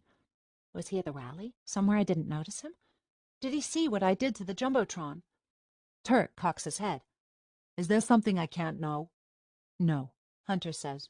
Just behind him, I spot Yarrick and Shannon chatting with two other rebels dressed in black fighting gear. When did Shannon get here? Did she arrive with Hunter? Fine, Hunter says, flashing his blue eyes at me. For a second, I remember what it felt like to be wanted by him, to be loved. How he used to stare at me like I was perfect. Is that how he looks at Shannon now? Shannon and I managed to get some mystics out of the city. Hunter looks around at the semi-deserted square. His cheeks are rough with blonde stubble, and his lips are chapped. Some children and drained women. A few boats. We sent them across the Hudson to New Jersey, where there were mystics waiting for them. That's good, right? I say. You got some of the children out. It's good you were able to get them past my brother's men. Hunter nods, but his face is full of concern. Except, he says, they never arrived. Turk's jaw drops. He's shocked. What do you mean? We should have heard from them by now, he says, but the boats we sent off never arrived in New Jersey, which means They were intercepted, I say, finishing his sentence. Now I understand the fear on his face. Together we stare up into the Ares at the mystic shield. It has reached the Ares bridges and seems to be flowing underneath them. Once it does, it could easily cut across the city, dividing Manhattan in half. High and low, Ares and depths, rich and poor, alive and dead. Philadelphia, I say, almost breathlessly. Hunter squints. What? My brother is joining forces with the mayor of Philadelphia, Reginald Cutter. Did you see Carl's announcement on the Jumbotron? When Hunter shakes his head, I ask, What do you know about him? Nothing, really. Hunter shrugs. I suppose he's another corrupt politician. What else is there to know? I think he's teamed up in some sort of plot against us. Maybe he's the one who intercepted the boats. I saw graffiti in the depths that said, Philadelphia is coming. Rhea told me that the mystics there were getting ready for some kind of attack. What if it's Cotter instead? I glance between Turk and Hunter, watching as they digest this suggestion. Could soldiers from Philadelphia be waiting in the river, holding off their attack until the force field is complete? I wouldn't put it past my brother to think of such a plan. We need to find out where Kyle is and how he's getting the energy for this force field, Hunter says. I checked into it, and whatever mystic reserves the city had are mostly used up. Look around. He points to a few empty light posts in the distance. The tall spires used to swirl with yellow-green energy. Now all I see is dusty glass. Since mystics haven't been submitting themselves to regular drainings, Manhattan has been relying on stored energy. I don't think there's enough to run the city and create this force field, which means, he continues emphatically, that your brother is creating it with some other source of energy. So what should we do? Turk asks tensely. I can picture the wheels spinning in Hunter's mind. Arya, find out what you can. Any friends you have left in the Ares, go to them. I tried Kiki already, I say, but I'll see what I can do. And we need to discover everything we can about Cotter, Hunter says. We have to figure out what he and Kyle really have planned. Keep your touch-me's by your side. I'll call when I've got something. How many people do you have? I ask, thinking about all of the rebel mystics Hunter has been organizing ever since his mother died. Just under 500, he says. That's good, Turk says, but it's not enough. I'm only getting started, Hunter says, a rise in his voice. He glares at Turk like he wishes his friend weren't part of this conversation. How many people do you think my brother has? I ask. I don't know, Hunter says. It could be in the thousands. Why? If we start fighting now, before the force field is sealed, if we declare war on my brother and the Ares, could we win? I can tell by Hunter's expression that he's surprised at my suggestion, and I can't blame him. When we broke up, I told him he was too eager to fight, too caught up in taking down the Ares to see that there were other ways to win a battle, peaceful ways that could save lives. Only now I'm not so sure. My brother has us surrounded, and who knows what his allies have in store for us. At that moment, Yarrick and Shannon step toward us, infiltrating our tiny circle. What's going on? Yarrick asks. What are you guys talking about? I repeat my question to Hunter. He considers it. We'll be able to fight back, but not for long. Especially with Philadelphia on his side, Kyle would slaughter us. I realize how difficult this must be for Hunter to admit. I want to win, he says, but winning the war isn't worth sacrificing the lives of all the people who live here. His eyes sweep across the square. We need to save these people, Arya, the mystics and the non-mystics. We're in this together. I smile, because I've been waiting for him to say those words for what feels like a very long time. You and me, I say. Together? We can do it. Excuse me, Shannon says. We're all in this together. Yeah, Turk says. All together. I know that, I say, leaning into Turk's shoulder. I watch as Hunter blushes and turns away. We're a team. I stare at this ragtag group, my makeshift family, a combination of many outspoken personalities. We fight, we love, we try to survive. I hope you're right, Arya, Hunter says, because otherwise... He doesn't finish his sentence. He doesn't have to. I know in my heart what he's about to say. Otherwise, we're all going to die. Chapter 16. I feel swindled. I watch as Hunter sets off to gather information about the invaders from Philadelphia. I watch as Shannon and Yarrick head back with the other mystics to help protect the depths from invaders, from Kyle. I want to do more than speak at rallies. I want to get back at my brother for blaming me for the explosions, for pinning his wrongdoing on my back. Kyle wasn't always bad. I know because I grew up with him. Something warped him, twisted him into a deranged, power-hungry maniac. He used to hate my father, and now he's become a carbon copy of Johnny Rose. Does he realize this, or is he too far gone to see the truth? I pull out my Touch Me and bring up this series of anonymous texts. It's a shot in the dark, but what options do I have for reaching Kyle? What is my brother planning? I type in. I need information. Penny for your thoughts, Turk says. I didn't even notice him come up behind me. I click off my Touch Me and return it to my back pocket. If I agreed to that, you would be very, very rich.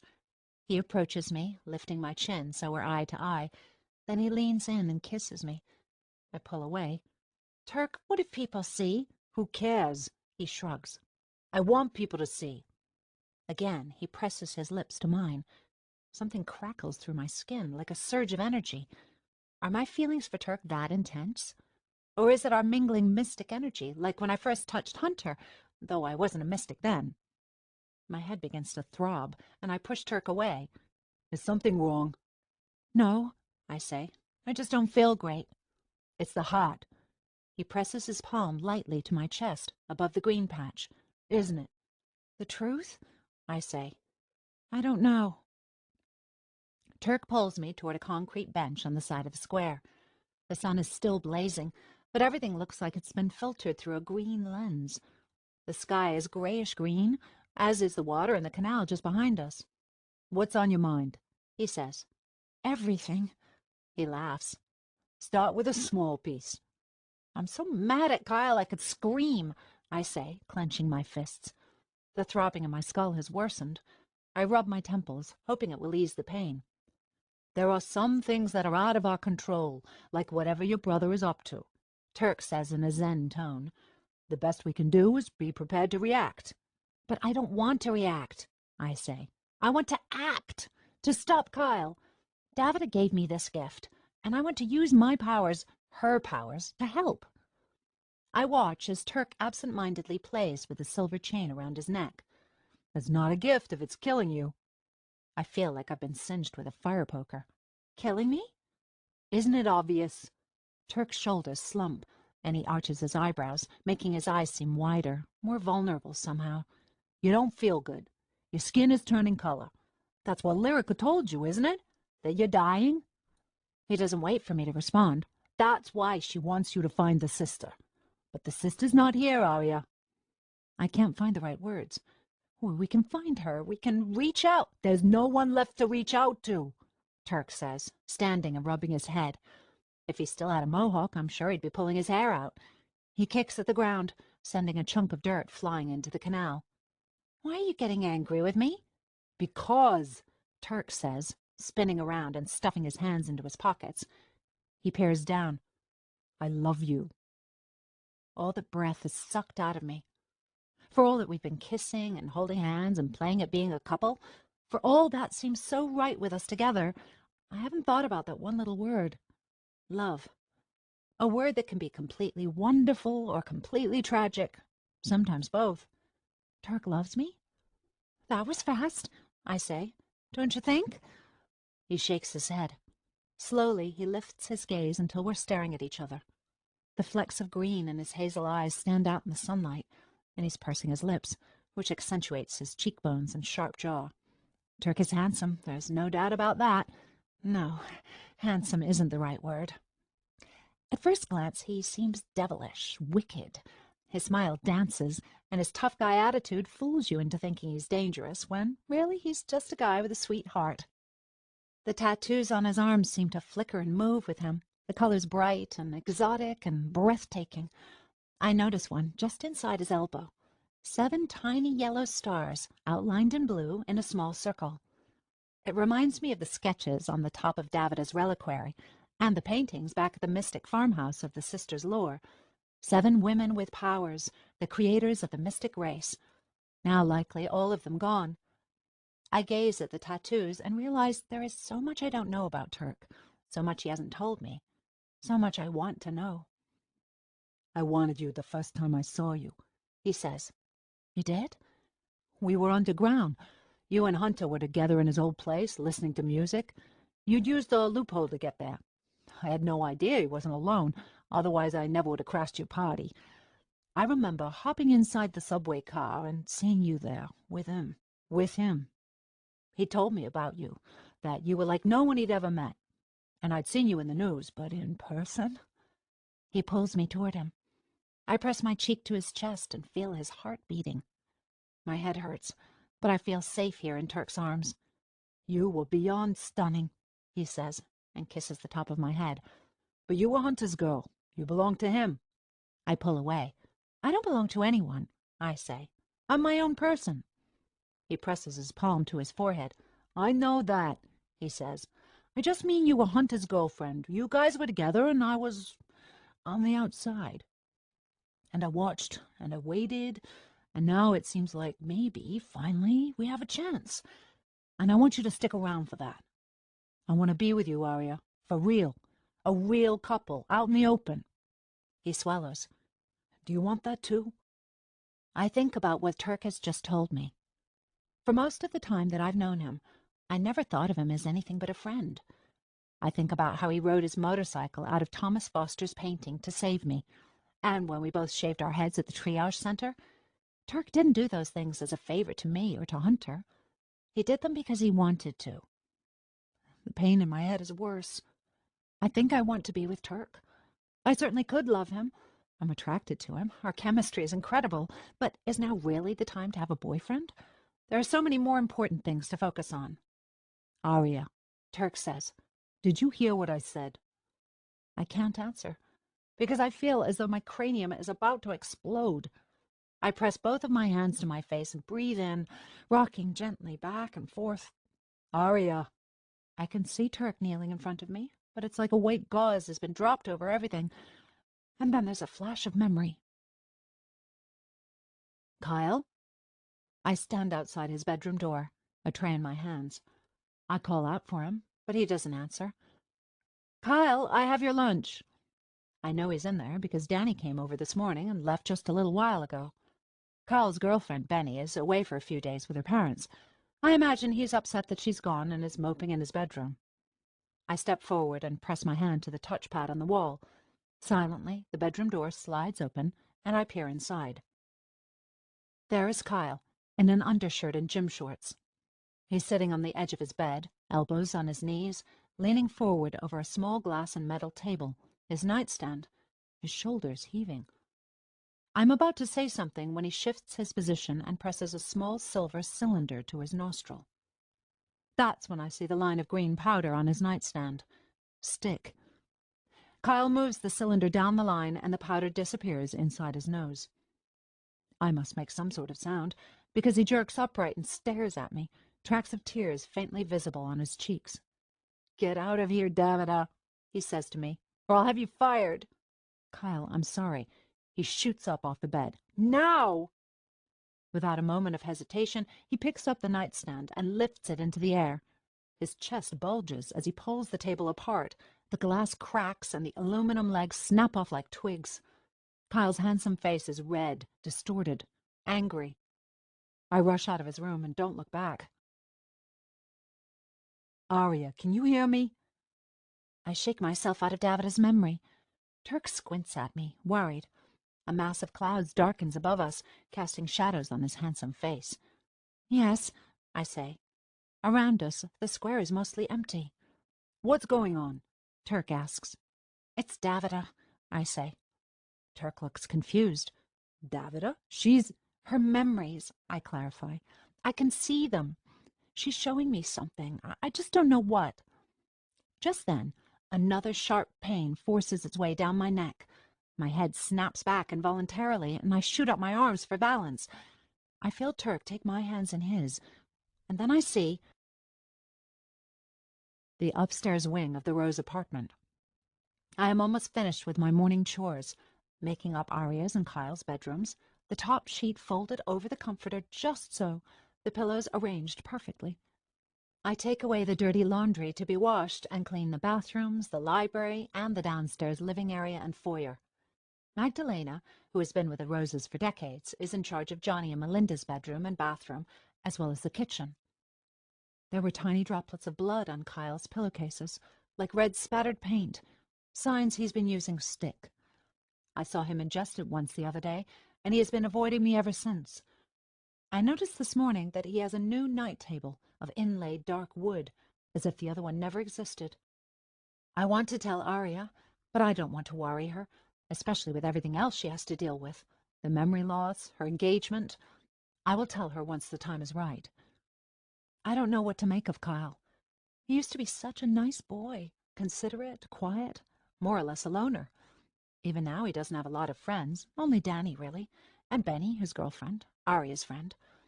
If he has other friends at college, he doesn't talk about them. I enjoy days like this, when the house is mostly empty and I can admire all of the beautiful things inside it. My own parents spend their lives in hiding because they refuse to have their powers drained and live like automatons. Before they sent me to live in the Aries, my parents and I shared an abandoned subway car with another mystic family. There was hardly enough room for all of us. We certainly didn't live like this. 3 levels of an apartment building, all to one family. Entire rooms devoted to books and art and music. A grand piano that I dust every day but has only been played once. Pillows crafted from imported fabrics, tufted leather couches, wooden desks with mother-of-pearl inlays, curtains that rise and fall with the push of a button, doors with sensors that let them open when someone approaches. I walk softly across the upstairs landing, trailing my gloved hand along the mahogany railing overlooking the curved staircase and reception area, past Kyle's bedroom, then Arya's, toward the library, Mr. Rose's private sanctuary. The first sign of something amiss is that the door is open. Perhaps Magdalena went in to clean? It's unlikely, but possible. I'm about to peer inside when I hear a noise, a rustle. I press my back against the wall, wishing I were invisible, and wait. Silence. After a few seconds, I peer inside the library. There, in the middle of the room, is Kyle. Even in profile, he seems exhausted, with dark circles underneath his eyes. Like most stick addicts, he's thin, too thin. He is staring at the wall, ignoring the row of windows that look out onto the Aries, the skyscrapers glistening in the sun like fat, sparkly needles. Kyle's gaze is fixed on one of Mr. Rose's paintings, a large oil depicting a little girl running through a field thick with yellow dandelions that tower over her, their petals larger than her head. The sky is a dark swirl of blue. The colors jump out at you. The dandelions practically move as though a gentle breeze fills the canvas, and the little girl actually seems to be running. I know this is because the painting is made with mystic dye. There is magic in it, making it a true collector's piece, something only the wealthiest can afford. I have only seen the painting on the rare occasions when Mr. Rose has called me into his library. It takes up nearly an entire wall, and it is not hung, which I've always found rather odd. Rather, it simply rests against the wall like a ladder or a large piece of furniture. There is something foreboding about it that makes me uncomfortable, as if the painting itself feels sad. The little girl seems lost, with no one to save her, trapped inside a field of something deceptively pretty, something deadly. I study Kyle, who is still lost in the painting. I notice that his right hand is twitching, and so is his leg. I wonder how much stick he has ingested. I glance back at the painting, which seems to be coming to life right before my eyes, the colors swirling together and becoming almost three-dimensional. Kyle reaches out his hand, pressing the tip of his finger to the canvas. The grass in the painting emits a soft green glow that intensifies as Kyle touches it. There's a shimmer in the air, and it is clear that magic is about. And then I watch as Kyle's hand falls right through the painting and disappears. He gasps. This must be the first time he has ever dared to try this. There are so many things I could do. Call out to him, rush over and yank his hand out of the painting. But I remain still, curious what he will do next. A buzz fills the room, and Kyle's skin begins to glow in the same gauzy green light as the painting. The entire scene seems to liquefy, changing into a blur of colors and light. Then Kyle pushes his whole arm through the painting. He stays like this for a moment, smiling the first real smile I've seen on his face in days.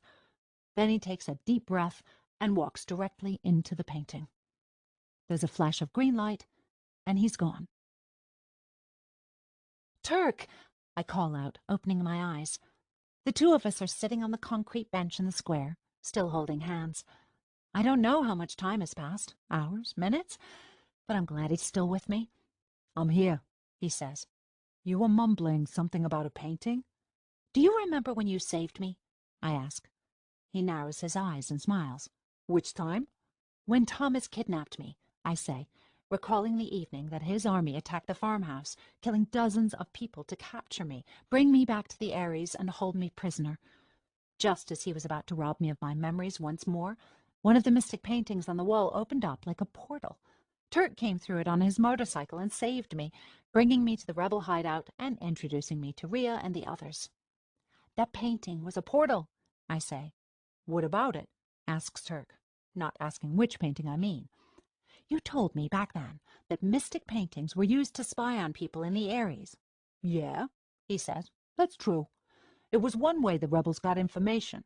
All the rich people displaying the paintings on their walls like trophies." He lets out a small laugh. "Little did they know. Davida's memory just showed me a painting in my old apartment that was a portal. I never knew it existed." "And?" "But Kyle did," I say, "and I watched him use it. He walked right inside it and went somewhere. The painting was in my father's library. I can only assume it was there for a reason." "You think your father used a mystic loophole?" Turk asks. "I'm not sure," I answer. "It doesn't seem like something my father would do, though perhaps he used the portal to connect him with someone who worked for him. Or maybe more likely, Kyle discovered the painting's properties on his own. Even if he didn't, I need to figure out where it leads. Do you know?" Turk shakes his head. "We'd have to use it to find out." "So let's do that," I say. Turk sighs. "You're getting sicker, Arya. We can't just stay here and wait for these memories to come to you. You need help, now." "Don't you see what this means?" I ask him.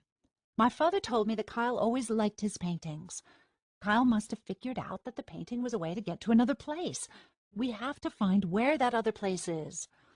I stand up and all the blood rushes to my head, so I immediately plop back down onto the bench. "I bet you anything it's where my brother is working from."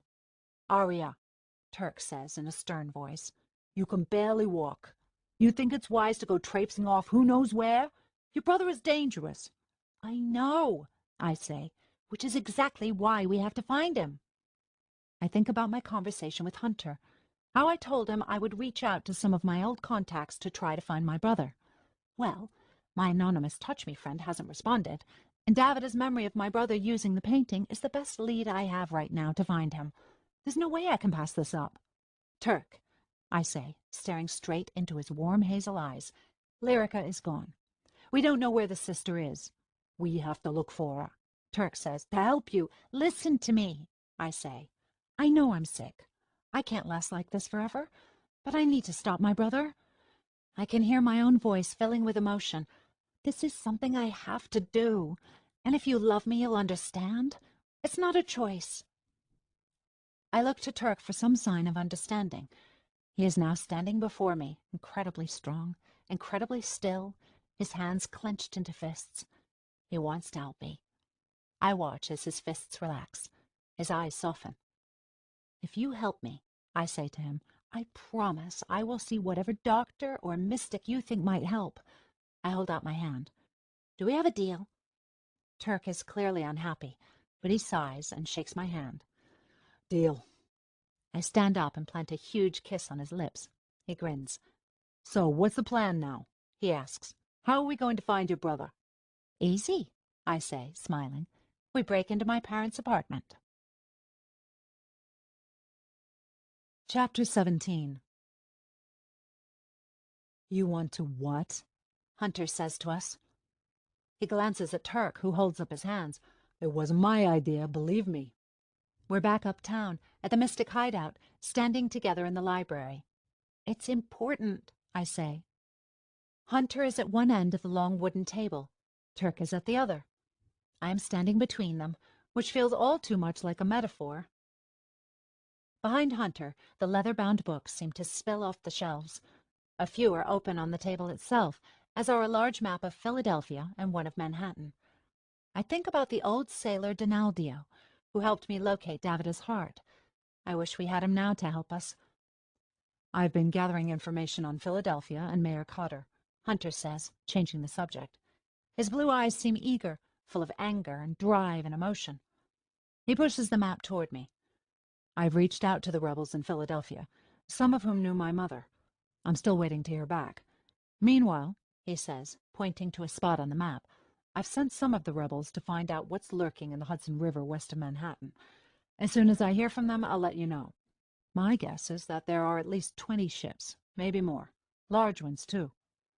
I forgot how commanding Hunter can be, how easily he can shift from being tender and concerned to vengeful and warlike. It's one of the reasons I broke up with him. But now his sense of purpose is comforting. He presses a touchpad and the screen descends from the ceiling. He walks over to it and brings up an image of Reginald Cotter. Cotter is a black man in his late 50s or early 60s. He has a handsome, open face with a few wrinkles across his forehead and around his lips. He looks fit, strong, and serious. His lips are pressed together, and a smile seems out of the question. In many ways, he reminds me of my father, which is not a good thing. Before Hunter has a chance to tell me about the mayor, I make another plea for him to help us access my parents' apartment building. It's just that I believe I know where my brother is hiding, I say, feeling foolish. And to find out if I'm right, we have to get to the painting in my father's library. I was just there the other night. The painting was so close I could have touched it, but I didn't know what it was then. Arya, that painting could lead anywhere, Hunter says. And if you are right, it will lead us into Kyle's base of operations. How many Rose soldiers do you think he has protecting him? Dozens, I'm sure, I say. So what? So we need to be prepared. Hunter looks at Turk. There's 3 of us. How can we possibly overtake all the soldiers and get to Kyle before he escapes? Suddenly, the door slides open, and Shannon and Yarrick stumble in, with Rhea right behind them, walking slowly but deliberately. She's not using her cane. Her face has most of its color back, and she has re-dyed her short hair a playful pink. The color reminds me of a satin dress I wore for my 10th birthday party, when Kiki and I were obsessed with princesses. Her injured eye is covered with a sleek black patch. Did someone say escapes? Shannon asks, pulling back her long red hair and looking in Hunter's direction. A smattering of freckles dots her cheeks and the bridge of her nose, and she tilts her head at my ex-boyfriend. An unspoken exchange I can't read passes between them. What are we talking about? Kyle, Hunter says. Who else would we be talking about? Yarrick says, sliding into a chair. He puts a tray of burgers on the table, and I realize that once again he's anticipated the fact that we've all been too busy to eat. He sits back and raises his eyebrows, looking at us intensely. We need to get him. I want to help. That's great, Hunter says with a hint of sarcasm. I appreciate that, but that isn't the task at hand. It's not? I say, taken aback. Rhea points at the television screen. Who's that? This, Hunter says, zooming in on Cotter's face, is Reginald Cotter, the mayor of Philadelphia, Kyle Rose's new partner in crime. We know that the 2 of them are up to no good. Duh, Yarrick interjects. But we don't know exactly what they're up to. Hunter reminds us of how he and Shannon helped some mystic women and children escape the depths, but it turns out their boat is still missing. We believe they were intercepted by the Philadelphians, who are in position outside Manhattan, awaiting orders to attack. Awaiting whose orders? Shannon asks, placing her hands on the edge of the long table and looking at Hunter. Kyle's, I say. Shannon snaps her head in my direction and frowns, which is why we need to find him and convince him to call off this plan. No offense, Arya, Shannon says to me, but I don't think you're going to be able to convince Kyle to do anything. How many times has he tried to kill you? 2? 3? I'm losing count. My brother may not care about what I have to say, I tell everyone, taking a deep breath, but there is someone he'll listen to. Turk gives me an encouraging nod. My father. There's a moment of silence as everyone looks around, confused. Then Rhea says, "Your father's gone, Arya. He already left town." She exchanges a glance with Yarrick as if to say, "Has Arya completely lost it?" "I have Davida's heart," I say, "which means I have her powers. I can take on another person's glamour." I step in front of the screen, blocking the image of Cotter. "Help me find Kyle. I'll take on my father's glamour and convince him to stop what he's putting into motion. It's not too late." I hear the pleading in my own voice, and I know the others do too. I don't want to do this alone. "You're not alone, Arya," Turk says. "You have us. Right, guys?" They all stare at each other. "But Arya," Yarrick says, "even if you do get into your brother's hideout disguised as your father, what makes you so sure he's going to listen to you? He could kill you." "Kyle respects my father," I say. "There may not be a lot of love there, but he'll listen to what he has to say. What happens after that, it's anyone's guess. But isn't it worth a try?" No one responds at first, because they all know how dangerous this could be. My brother could murder me on the spot. But what choice do we have? The clock is ticking, the force field is nearly complete, and we're about to be attacked by Philadelphia. Shannon has a curious expression on her face. "I'm game," she says. "If Arya's willing to risk her life, so be it." "So you wanted to die?" Turk says, growing angry. "Is that what you're saying?" Lyrica's voice echoes in my head. "You must die to live. You must die to live." Rhea speaks up. "I'm sure that's not what she meant." "I'm sure it is," Turk says. "We may not have another choice, Shannon, but you don't have to wish her dead." "Guys," Hunter says, holding out his hands. "Enough. Stop." He looks directly at me. "I can access the loophole that will let us out onto your old balcony. I can get you inside your parents' apartment." "That's all I need," I tell him. I lock eyes with Turk, having assumed he would be the one to bring me there. Only I think, "Once we're there," Hunter says rapidly, "you're on your own. The soldiers may let Johnny Rose into the hideout, but if they recognize us, they will kill us on sight. There's too much left here to do." He motions to Cotter's picture. "We have to be ready to anticipate Philadelphia's next move. Once the Ares is sealed off, there will be no stopping your brother." "Of course," I say. "I wouldn't want it any other way." "Are you sure you want to do this, Arya?" Turk says. "We could figure something else out. I know I said I would help you, but—" I shake my head. "I have to do this, Turk." "We're coming with you," Yarrick says, "as far as we can." I can't help but smile. "Thank you." "Me too," Rhea says. "I'm not back to my regular self just yet, but I make a hell of a lookout." Unexpectedly, I find myself overwhelmed with gratitude. A few weeks ago, I didn't even know who most of these people were. They're all orphans, and now, in a way, I am too. Who knows where my parents are, or if they're ever coming back? We may have lost Landon. We may be up against our greatest enemy yet, worse than my parents, or Alyssa Genevieve, or Thomas Foster, but we're in this together. "Come on," Shannon says. "Let's go suit up." As we all make our way downstairs to the armory, Turk pulls me aside. "Arya," he says, "I'm not coming with you." This surprises me. "What?" "Don't be upset with me. I said I would help, and I did. I brought you here. But I'm going to find the sister." "The sister?" I say, shocked. "But she's probably dead. And if she's not, we have no reason to believe she's in New York." "Even if you convince Kyle to do the right thing, there's still poison inside you, eating away at you," he says. "And I could never live with myself if I didn't do everything I can to help you. I'm a healer, remember? Please reconsider and come with me." His voice is filled with urgency. Turk truly cares about me. He loves me, and he wants me to live more than anything else in the world. "I can't tell you how much your concern means to me," I say, "but I have to find Kyle." "You might die," Turk says, and I realize he's blinking back tears. If I don't try this, thousands of people will die. My own life isn't worth that much. Turk takes one of my hands and presses it to his chest. "It is to me." I tilt my head up to meet him. His lips fit mine in a way I never thought possible. I feel safe in his arms, invigorated, and we kiss as though it's the last time we will ever be together. We only part at the sound of someone coughing. I turn and see Hunter standing in the doorframe, watching us. This is the second time he's caught us. "Be careful," I tell Turk, pressing my hand to his chest. He slips his hand over mine. "You too." I turn to walk away, leaving Turk behind. Silently, I pray that I make it through all of this alive. Not for myself, but for him. In the armory, I suit up in black leggings with a silver stripe up the side, gray sneakers, and a black short-sleeved top.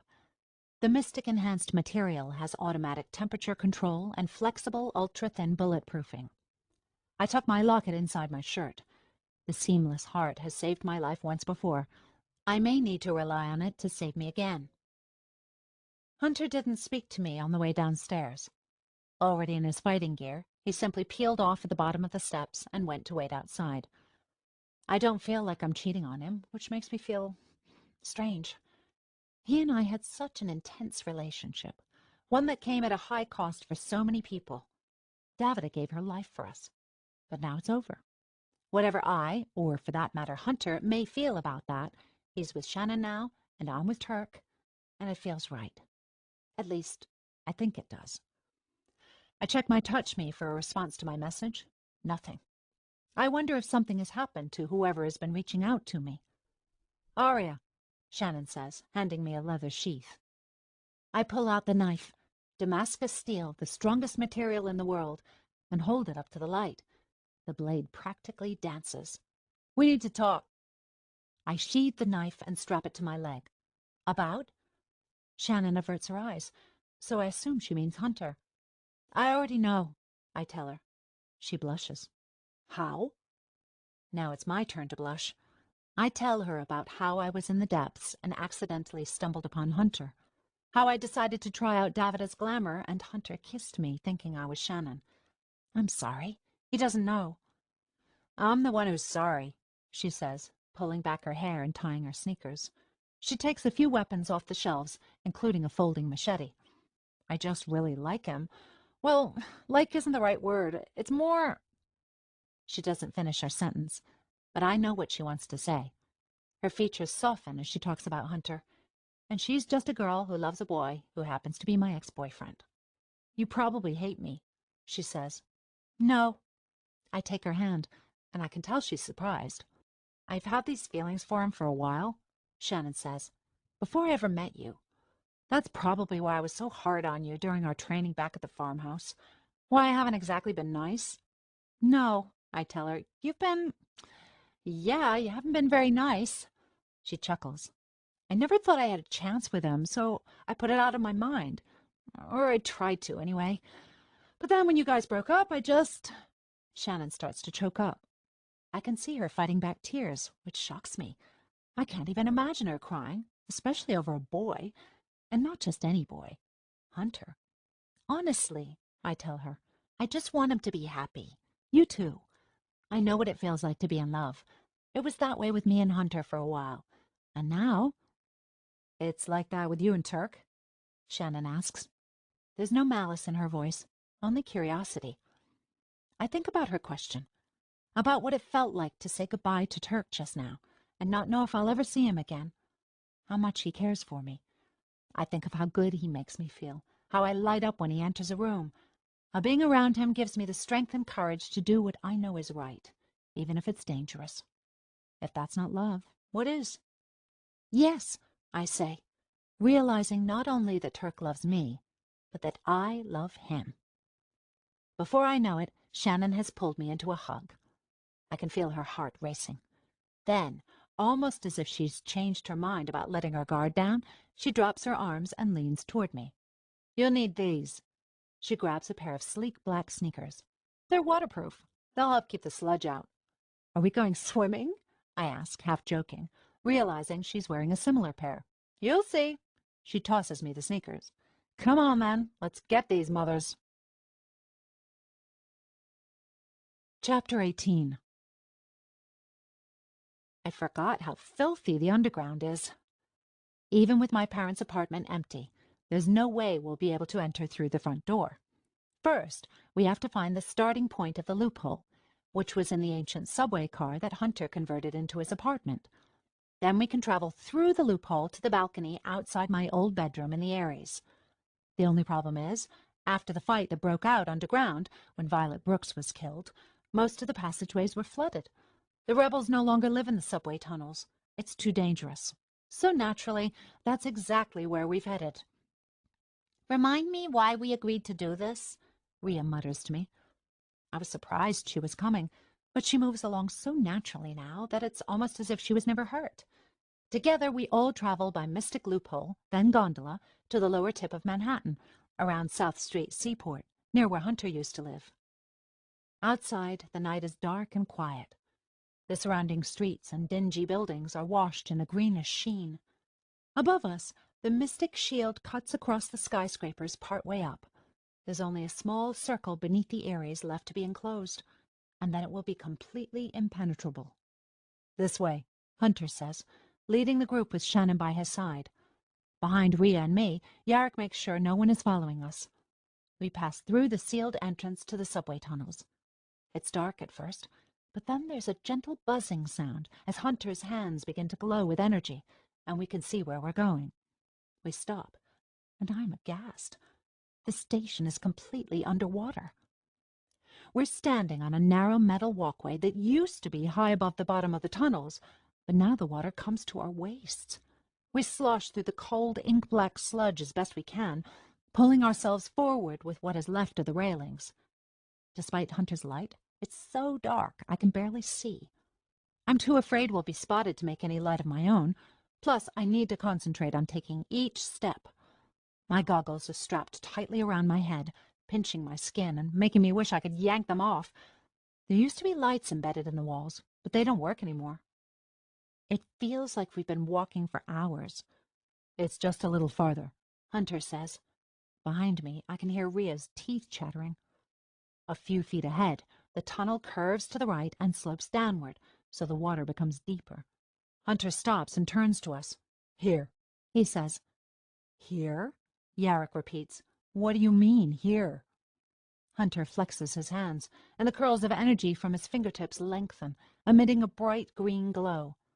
Down there is the station where my old subway car used to be. Everyone glances in the direction Hunter is pointing, but all we can see is black water. We're in a cave, Hunter, Rhea says, up to our belly buttons in grime and mucky water. Now you're telling us we have to swim down into an abandoned station to find the loophole? What if it's not there anymore? It's there, Hunter says confidently. What if we can't find it? Yarrick asks. And we need to, breathe. I lock eyes with Hunter. Now that we're here, this does seem like a terrible idea. I'm wet and cold, but at least I can swim. Can Rhea? I'll go last, Hunter says. I'll make sure the area is lit properly, and I'll help anyone who's struggling. He nods to Shannon. The subway car will be underwater, he adds. You'll need to kick in the glass window and swim inside. Use your energy to light the area. Look carefully. You'll see the faint outline of the loophole around the center of the car. Once you swim inside, you'll be transported to Arya's balcony. Okay? His instructions are crystal clear, but the task ahead is anything but simple. Okay, he repeats. And we all respond, okay. Shannon, Hunter says, you're first. Shannon turns around. Let's go, she says.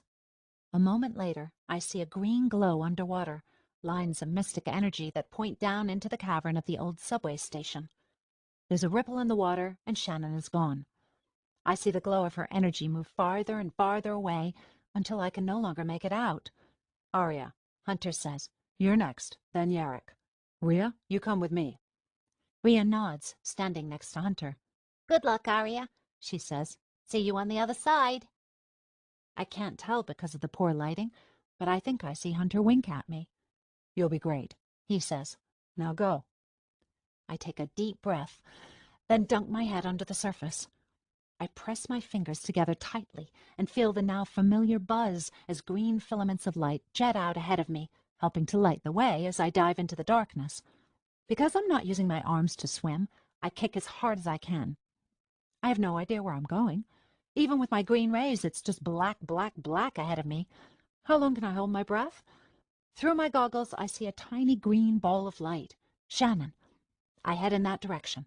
And then, as quickly as I saw it, the light disappears. That can only mean one thing. Shannon has found the loophole.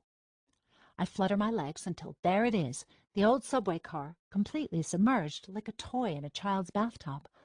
I shine the light from my hands along the wall, spotting an open window. I head toward it, then squeeze into the car. I look around but don't see any ring of light that would indicate a loophole.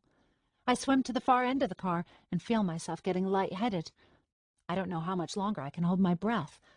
I sweep my arms out in front of me, shining green rays on the cracks and crevices of the old car that Hunter used to call home.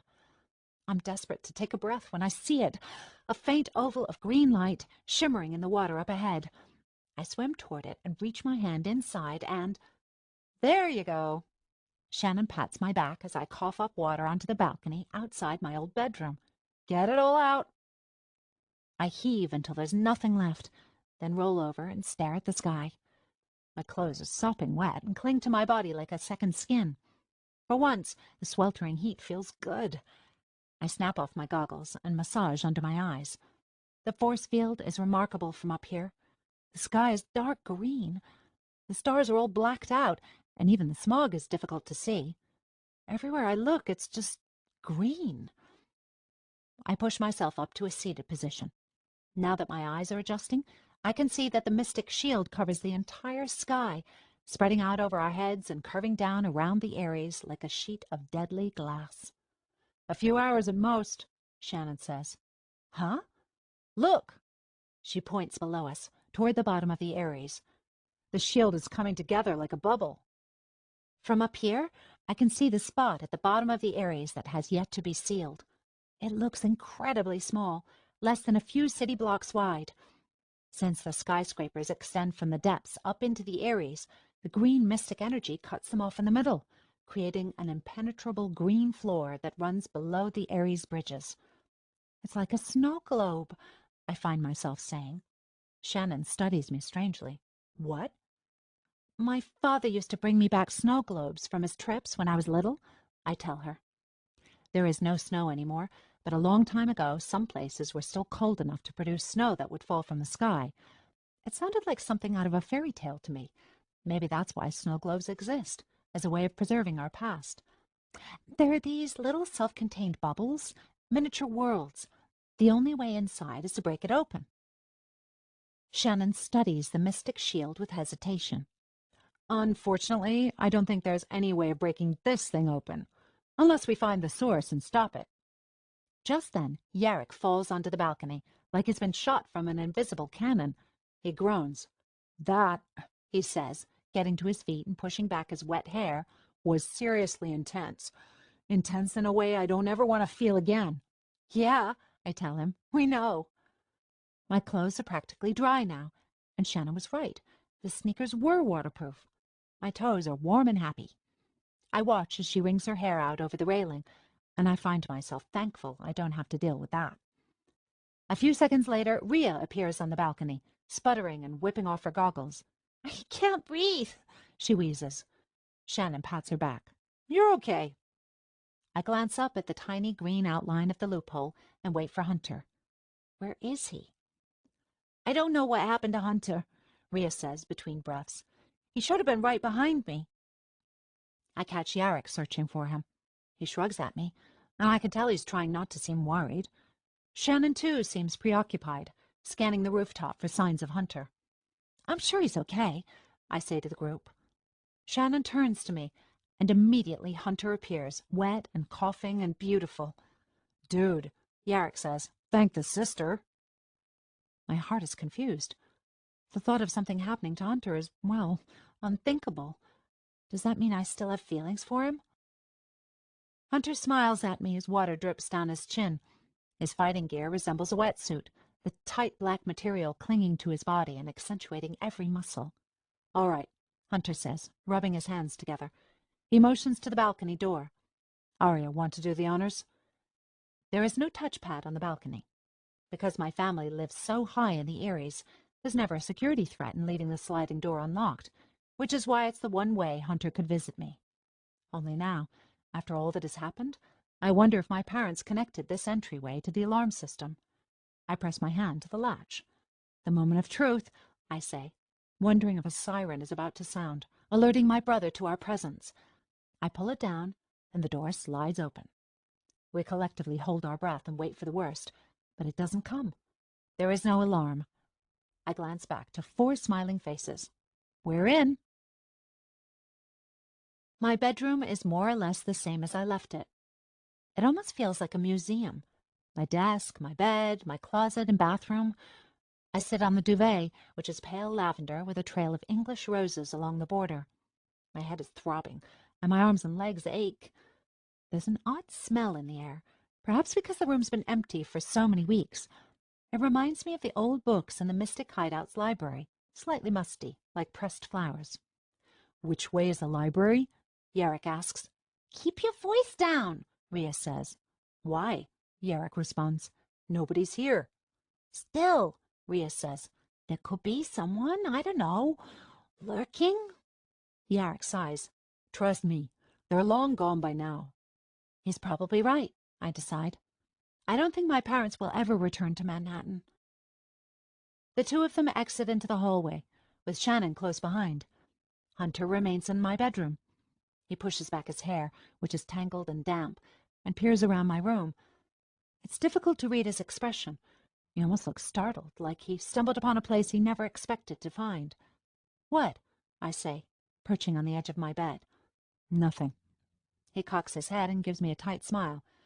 Just a lot of memories. I know what you mean. Being in this room is like stepping back in time. Everywhere I look, there is a ghost. Me dressing for my engagement party, Davida removing her gloves and telling me she's a mystic, my father rushing in and shooting at Hunter just as we dropped through the floor, my parents handcuffing me to my bed, Hunter in Davida's glamour kissing me swallowing the mysterious locket I found in my clutch and releasing all of my stolen memories, remembering Hunter and our love. And now here I am with Hunter again, but life is different. The future is darker than ever before. If Lyrica is right, I'm dying, and my brother is about to sell out our city to Reginald Cotter in Philadelphia. A jolt of pain rushes through my head, and I clench my fists, crying out. Aria! Hunter rushes over to me, grabbing my shoulders. I open my eyes. I'm fine. I manage to get out, but I can tell he doesn't believe me. What's going on? He leans in closer, and our noses practically touch. A lock of his hair falls forward onto his forehead, and a bead of water drips onto my cheek, just below my eye, like a single tear. Sometimes after I use my powers, I say, I'm just weak. Hunter's gaze is full of concern, and I realize how out of the loop he's been kept. Does he know that Lyrica is dead? The Turk has contacted the last remaining sister. Does he know what will happen to me if I keep Davida's heart? I'm about to tell him all of these things when I hear a familiar voice in the hallway. We both look up and see Shannon, watching us. There you are. Hunter jerks back, like a child caught with his hand in the candy jar. I slowly get to my feet. Come on, Shannon says. There's no time to waste. Yarrick and Hunter check the rest of the apartment and make sure none of my father's employees are around. My headache worsens as Shannon, Rhea, and I slip into my parents' old bedroom. Pretty room, Rhea says softly. I look around and have to agree. It's more or less the way it has always been. White oak floors, white walls, white bedding. The king-sized bed was given to them as a wedding present, with their names, Johnny and Melinda, woven into the bronze headboard, the railings like rose stems climbing toward the sky. The linen seemed freshly washed, the pillows perfectly placed. If I didn't know any better, I'd say my parents had never left. But they are definitely gone. The closets are practically empty, save for a few blouses my mother must have decided were unworthy, and a handful of my father's shirts. Here, Shannon says, pulling out a striped yellow shirt with white cuffs, a pair of navy blue trousers, and a matching jacket. On the floor, I spot an old pair of brown leather dress shoes. These'll have to do. Just be careful, Rhea says. Success is in the details. The littlest thing could tip your brother off that something is wrong, and you have to make it out of there alive. We won't be there to help. I give Rhea's arm a gentle squeeze. I'll be fine, I promise. I take off the clothes I'm wearing and put on my father's pants, then his shirt. I'm practically swimming in them, but that will change soon. I slip on the shoes and tie up the laces, then stare at Rhea and Shannon. "Well?" Shannon says. I turn to the full-length mirror on the wall. I look like a little girl playing dress-up. I picture my father, with his hair slicked back and his eyes full of mischief. Johnny Rose is a powerful man, a man you do not want to cross, but he is also my father. I remember how, when I was a little girl, he would keep me on his lap while he held important meetings in his study. I was his special thing, his treasure. He loved me. All that changed when I got older. He was hardly ever home. I learned how vicious he could be when he was crossed, how fond he was of power. When I fell in love with Hunter, he didn't understand me, and worse, he didn't want to. He wanted me to always be his little girl, to follow in his footsteps. "We're alike, you and me," he told me. I didn't believe him at the time, but I suppose there is some truth to what he said. But my father took his wealth and ran away, and I'm staying to fight alongside his enemies. My skin begins to prickle and buzz, and I can feel Davida's energy overtaking me, pulling and twisting my bones, rushing through my blood as I grow and thicken and begin to sprout hair in places I don't even want to think about. My body feels like a giant pincushion. My heart beats like a drum. I can't hear or see anything, and then it's over. I open my eyes and stare into the mirror. I see my father's eyes gazing back at me, so brown they're nearly black. I see my father's face, the hard lines around his eyes and mouth. I glance down at my father's hands, his neatly trimmed nails. "Well," Shannon says, repeating herself in a completely different tone. Rhea blinks and reaches out to touch me, as if I'm a mirage. This is seriously creepy. "I know." I glance at myself again in the mirror. I feel ready. There's no way Kyle won't believe I am our father. The resemblance is perfect. "Come on, let's show the boys." Yarrick lets out a whistle as we enter my father's library. He and Hunter have closed the curtains, blocking off the city view, and they're both staring at the painting. Or at least they were until I walked in. "Freaky," Yarrick says. "You completely look like your father," Hunter says, and I can tell by his wide, eager eyes that this plan of ours might actually work. Weird. Like, very weird. "I know," I say. "Be careful," Rhea says, almost pleading. "Just please be careful." "Weird," Hunter repeats. "Super, super weird." I turn and stare at the painting. It's more alive than ever before, practically calling to me. Hunter runs his finger along the top of the canvas, and I watch as the colors flicker and pulse, beginning to melt together. "You'll likely come out of another painting on the other side," Hunter says to me. "Remember to act like nothing strange is happening. You are Johnny Rose, and you want to say goodbye to your son before you leave Manhattan." Hunter motions to my leg. "You still have your knife, right?" I feel the inside of my thigh, making sure it's still there. "Yes." "Good. Don't be afraid to use it if anything goes south. If someone suspects that anything is even the slightest bit off," Hunter says, "run. Book it back to the painting and get out of there. We'll be here, waiting. We're not going to leave until you return. If you're not back in 1 hour," he motions to a large grandfather clock in the corner of the room, "we're coming in after you." Yarrick steps up to me and pats me on the shoulder. "You can do this." "Thanks, guys," I say. "I'm going to be fine." I turn back to the painting, reaching out my hand. A soft hum fills the room, the sound of crackling energy. I press my finger to the top of the painting. A sharp pain explodes inside my brain, and I feel myself falling. It is only because Johnny Rose asks me to retrieve his watch that I discover Kyle's secret. Aria is out with Kiki, shopping at the Circle, and Melinda Rose is downtown for a charity event. Johnny has come home early to change into a casual suit for a business dinner. He is in his bedroom, and Stigson is guarding the door. Kyle is supposed to go to the dinner with him, but he's nowhere to be found. "Get Mr. Rose's watch from his library," Stigson tells me. It's an order, not a request. "The platinum Rolex. It's on his desk." Downstairs, Magdalena is beginning dinner prep. I rush to his library, press the touchpad, and wait as the door retracts. If I had been a second earlier or a moment later, I would not have seen Kyle emerge from the mystic painting propped up against the wall. The smile on his face slips when he sees me staring at him. "Davida," he says. I pretend I don't see him. I know his rage, and I do not want to be a victim of it. I hurry across the carpet toward Mr. Rose's desk. "Stop," Kyle says. He bites his bottom lip, and his chin is practically quivering. I realize that he is not angry. He's worried. Kyle rushes over to the doorframe and presses the door closed. "Don't tell my father where I was." I rest one hand on the desk, searching for the watch. "I don't know where you were, Kyle, so I can't tell him." "You know what I mean." He takes a step closer to me, and I wonder if he's on stick. It wouldn't surprise me.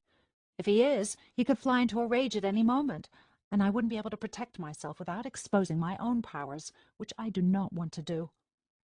Kyle rushes around the room. "Is he looking for me?" I nod, spotting the watch. I pick it up, then look back at Kyle. He's right at the desk, mere inches away. "What do you want, Kyle?" I say. It's forward of me to speak to him this way, but I don't care. I don't want to be here.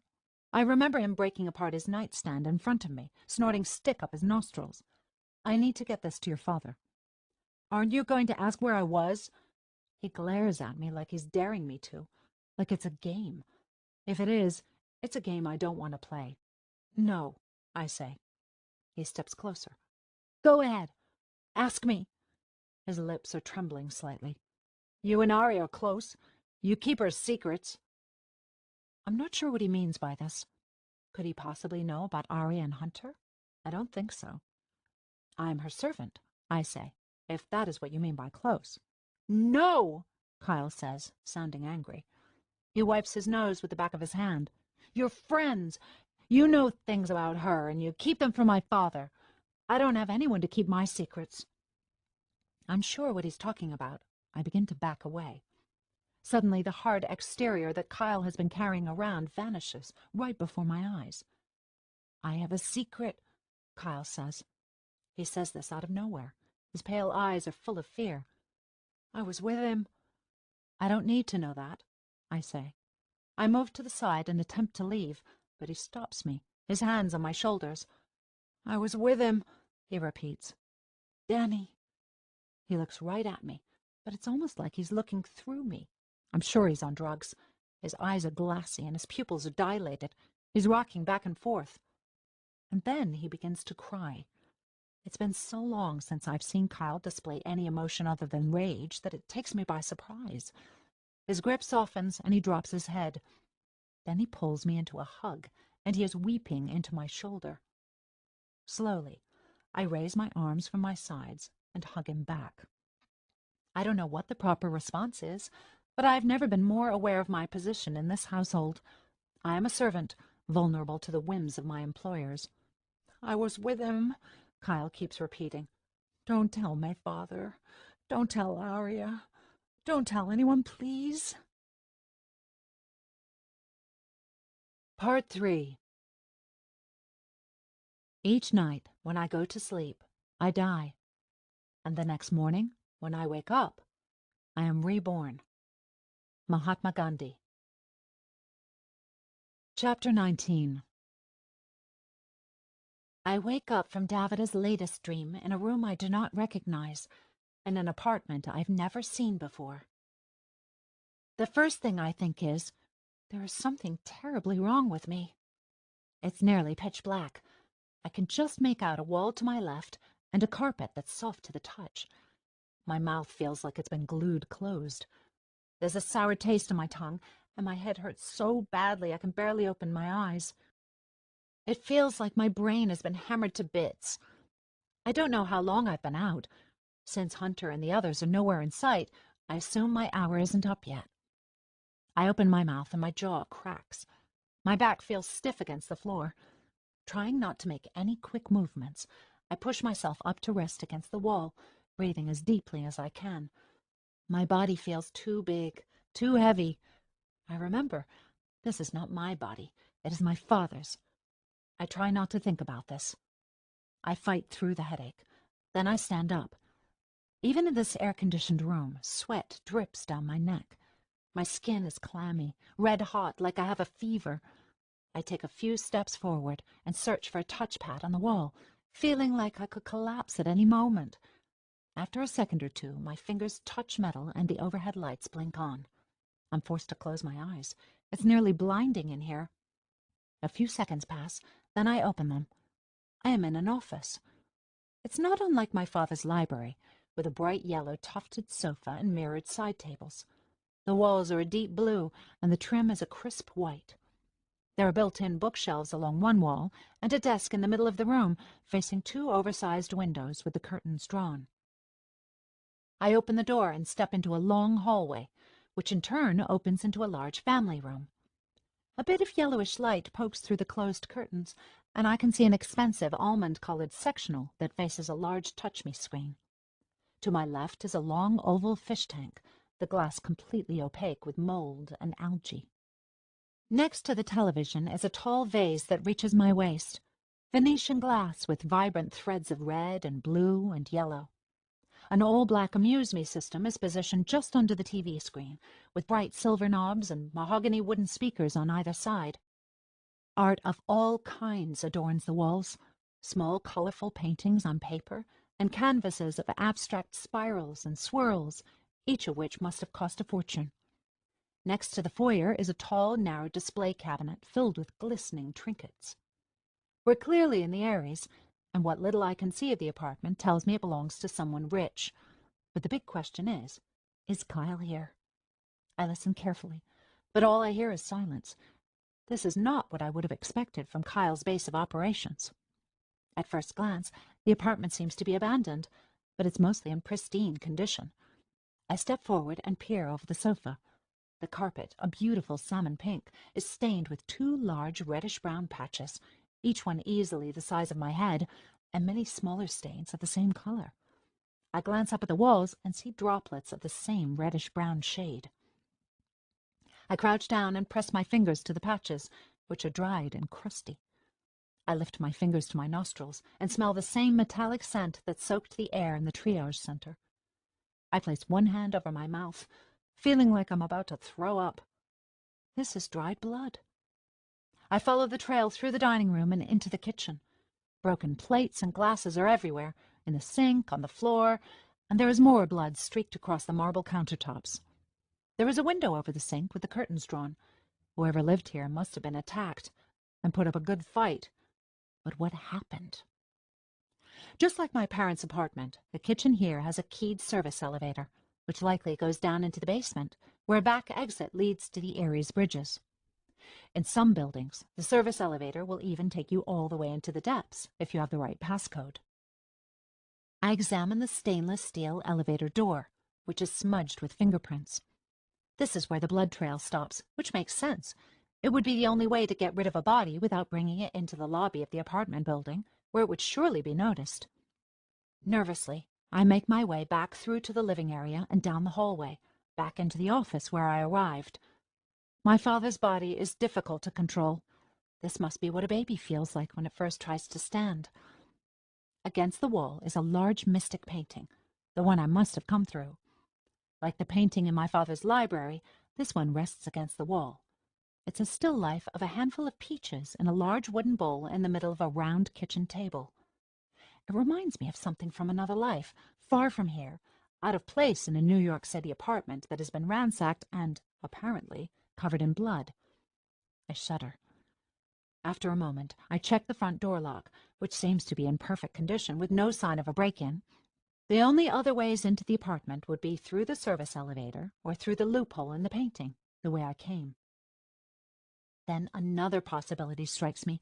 What if the owner of this apartment welcomed his future killer inside because he or she knew him? That would explain why the front door suffered no damage. Friends visiting friends. Again, I wonder whose apartment this is. Did my father have a mistress? If so, was that who died? And was he responsible for her death? Or does my father not have any connection to the apartment at all? True, the painting is in his study, but that doesn't mean he knows about the loophole. It's possible that Johnny Rose had nothing to do with the chaos that occurred within these walls. I continue to make my way through the apartment, peering into the downstairs guest bathroom. The whole room, including the mirror, is covered with a thin layer of dust. Whatever happened here must have happened some time ago. The stairs to the second floor are covered in a thick white carpet, which has bloodstains on nearly every step. The upstairs is smaller than my parents' apartment, though not by much. To the right are the servants' quarters. The rooms are smaller and closer together, 2 simple bedrooms, each with a twin bed.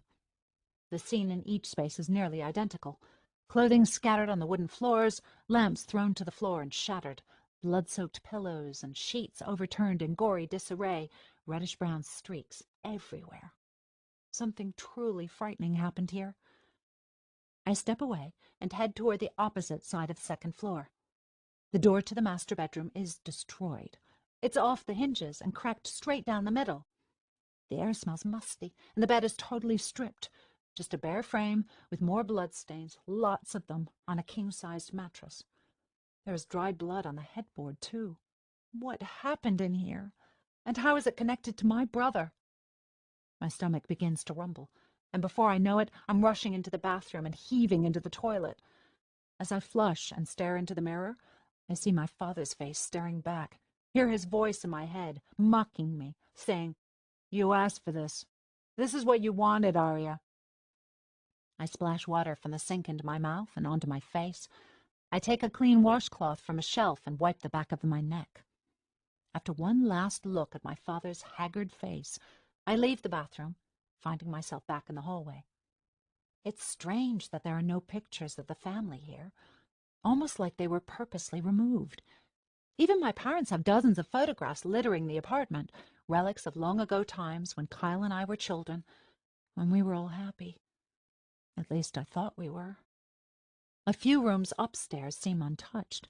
A study with a rich mahogany desk and a white leather chair. A door leads from there into a room with dark red wallpaper and a full-sized bar, a playroom of some sort with a pool table and the largest touch-me screen I've ever seen. The last room I enter is eerily similar to the master bedroom. The bed is stripped here, too, and bloodstains on the carpet form a sickening kind of Rorschach test. I press a touchpad on the wall, and the closet door slides open, revealing all sorts of clothes, pants and brightly colored dress shirts, and a row of fashionable shoes. At the far end of the bedroom is a desk, with all of its drawers open. The floor is a sea of papers and personal belongings, and there are a few posters on the walls, but nothing else. I gaze around for a touch-me or anything that might provide a clue to whose bedroom this is. I check underneath the bed and in the nightstand. Nothing. I am about to leave when a shirt in the closet catches my eye. It's deep purple, almost blue, with thin black lines around the sleeves and the bottom. It's innocuous enough, but I remember it immediately because I bought one like it for my brother for his birthday a year or 2 ago.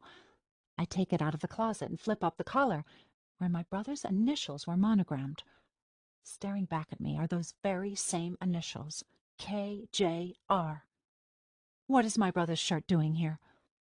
The only thing I can think of is that he might have let a friend borrow it. I immediately think of Danny. Is this Danny's room? In all the years I've known him, I've never been to his apartment. His father was one of my father's most valued employees, a close friend. It seems unlikely that Johnny Rose would have used a mystic portal for travel, but perhaps it was an escape route in case anyone ever attacked us, an easy way out. Then Davida's most recent memory flashes before me, her encountering Kyle coming back through the painting in my father's library. He said he'd been with Danny. Maybe my father didn't know the painting was a mystic portal at all. Maybe it was something Kyle and Danny used, a secret they shared. That could make sense. What doesn't make sense is what happened here. If this is Danny's apartment, I can only assume that his parents were the ones who were murdered. Why else would there be bloodstains in the master bedroom? And what about Danny himself? Surely my father would never harm them, so who did?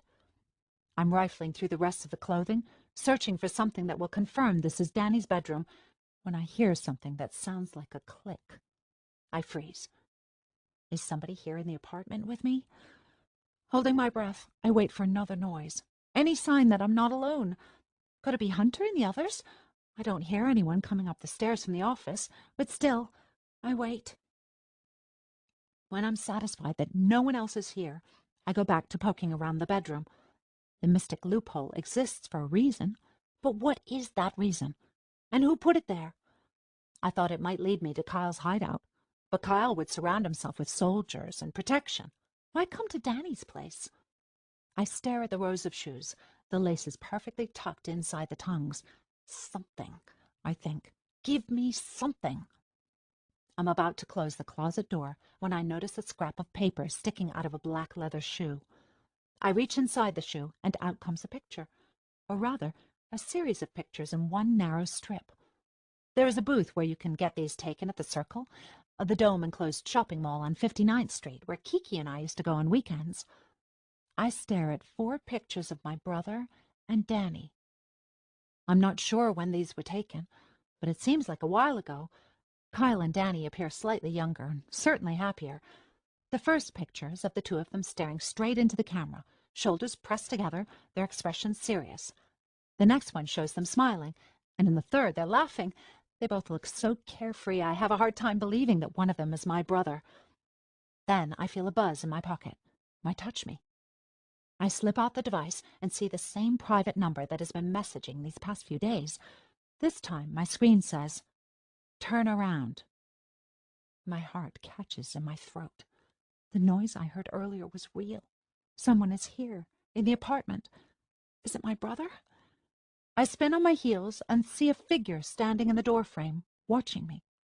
I grip the picture in one hand and might touch me in the other. I have no weapon, no way to defend myself. I am about to become another stain on the carpet. The figure steps into the room, and I see immediately who it is. "Hello, Arya." Chapter 20. Benny? I'm in shock as I stare into the eyes of Kyle's girlfriend. Benny's usually made up to perfection, her blonde hair glossy and perfect, her brown eyes shaded with mystic infused makeup, lips painted in something apple red.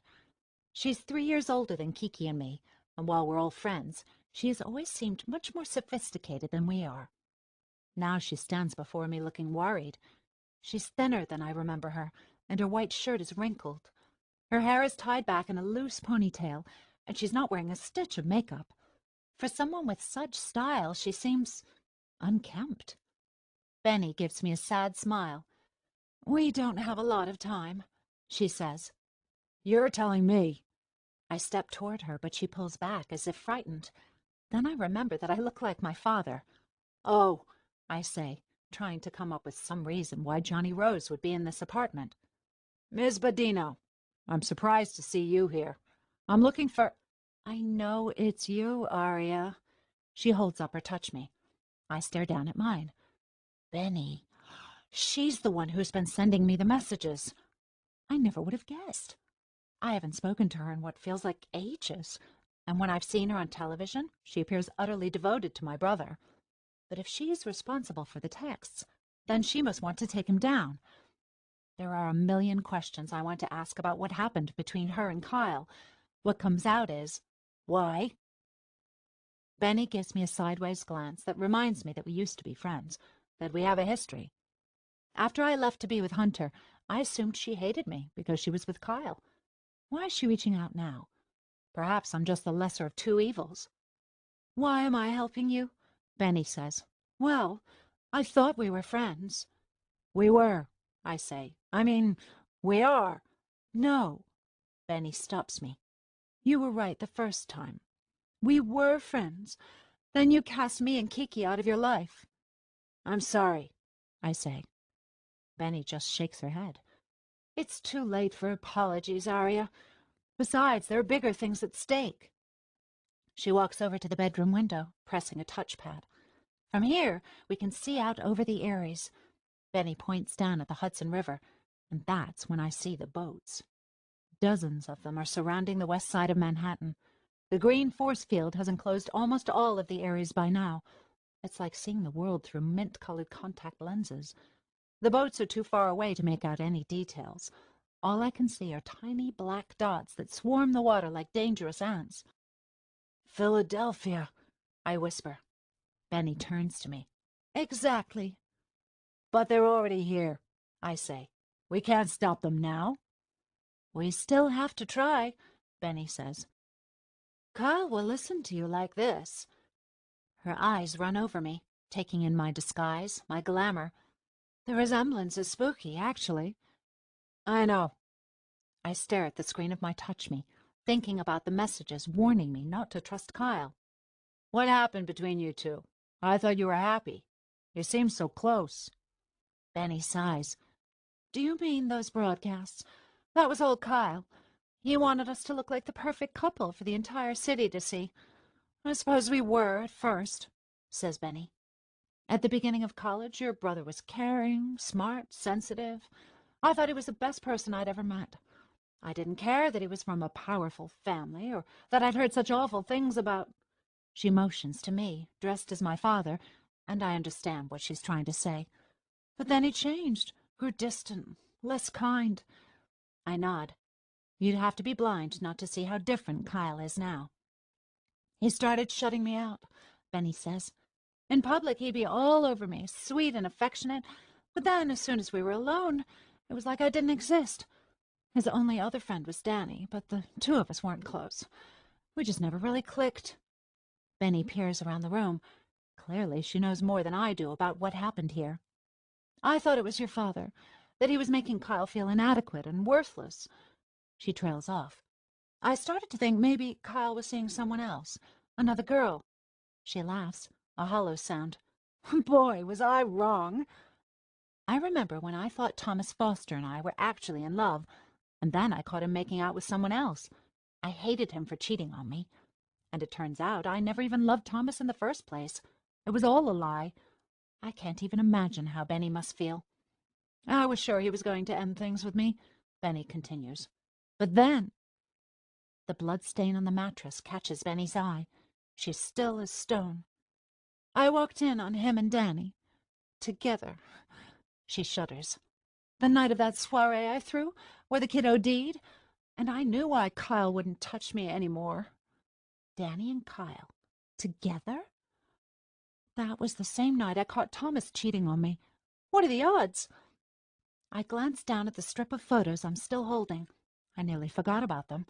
There, at the bottom, the fourth picture of my brother and his best friend shows them with their eyes closed, kissing. It seems natural, like they've done it 1,000 times before. Kyle looks the most relaxed I have ever seen him, happy. Even in the kiss, the corners of his lips are turned up in a genuine smile. And this is when I realize that Benny is telling the truth. My older brother is gay. No one suspected anything, Benny says. I wanted to tell you, but you were never around. I guess you were sneaking off with Hunter. I was too embarrassed to tell Kiki. Plus, Kyle threatened me. You wouldn't believe it, Arya. He said that if I ever told anyone, he would kill me and then go after my family. He was so cold. I stare harder at the picture. All at once, Davida's memory makes perfect sense. The one that came to me as I entered the mystic painting. My brother crying into her shoulder and saying that he was with Danny. He meant romantically. They were a couple. Benny brushes her hair behind her ears. He said that if I left him, he would ruin me. So I stayed and pretended things were okay. Everyone was so concerned over you and your memory loss that no one paid attention to me or saw that I was suffering. Then Danny disappeared, and I thought maybe Kyle and I had a chance. Wait. I hold up one of my father's hands, remembering when I saw Kiki, when she told me Danny hadn't returned any of her calls. What happened to Danny? Benny stares at me like I'm simple. You've seen the apartment. What do you think? Apparently I wasn't the only one who discovered their secret. I start to answer, but the words don't want to leave my lips. What do I think? I think that Danny and his family were murdered here, in their own home. I think the bodies were disposed of somehow, and nobody ever learned what happened to them. It is the sort of job that screams of my father, but there's no real evidence that leads me to this conclusion. It could have easily been a robbery gone wrong, though if that were the case, I imagine it would have been on the news. No, this went under the radar. I remember the front door. how the lock was intact, how I thought whoever lived here might have voluntarily let in his killer because they knew one another. Which means it was a hit. Did Johnny Rose give the order to eliminate an entire family, his so-called friends, and some of his men pulled the trigger? Or did my father kill them himself, the way he shot that gondolier right in front of me, for no reason at all? Then an even worse thought crosses my mind. Was it Kyle? I can't imagine how it could have been, even if my brother was a stick addict. Did he and Danny get into a fight? Did Kyle react in some sort of drug-induced rage? My headache is growing worse, and I begin to feel short of breath. A million thoughts battle each other in my head. Why didn't Kyle ever say anything? I can understand why he wouldn't tell my parents, but why did he keep this secret from me? I would have accepted him. He knows I believe that everyone should love whomever they want to. I never would have judged him.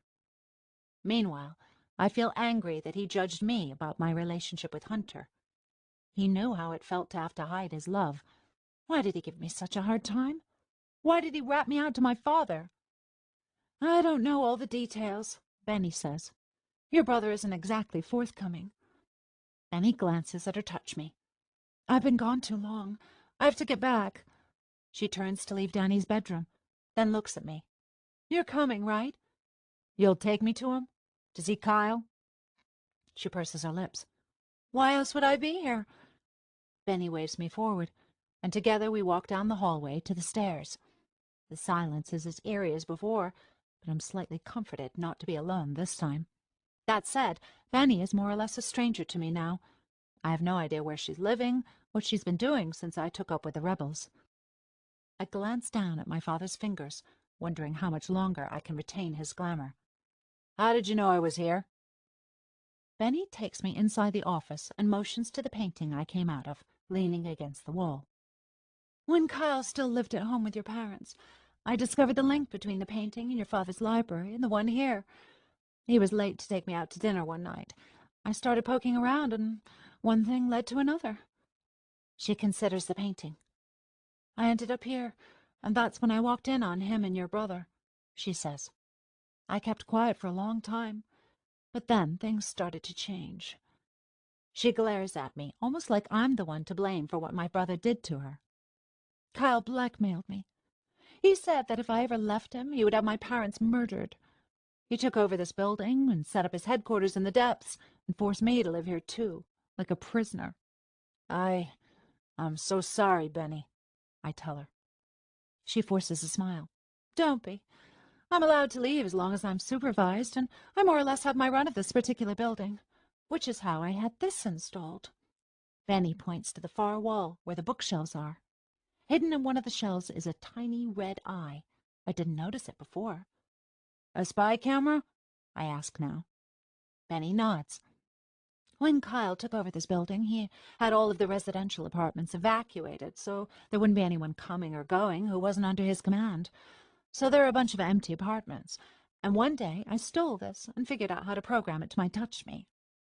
Hearing Benny speak reminds me of when I was under surveillance by my parents, how I couldn't make a move without being monitored.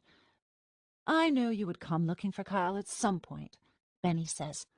I just needed to lead you in the right direction. So that's why you sent me the messages? I ask.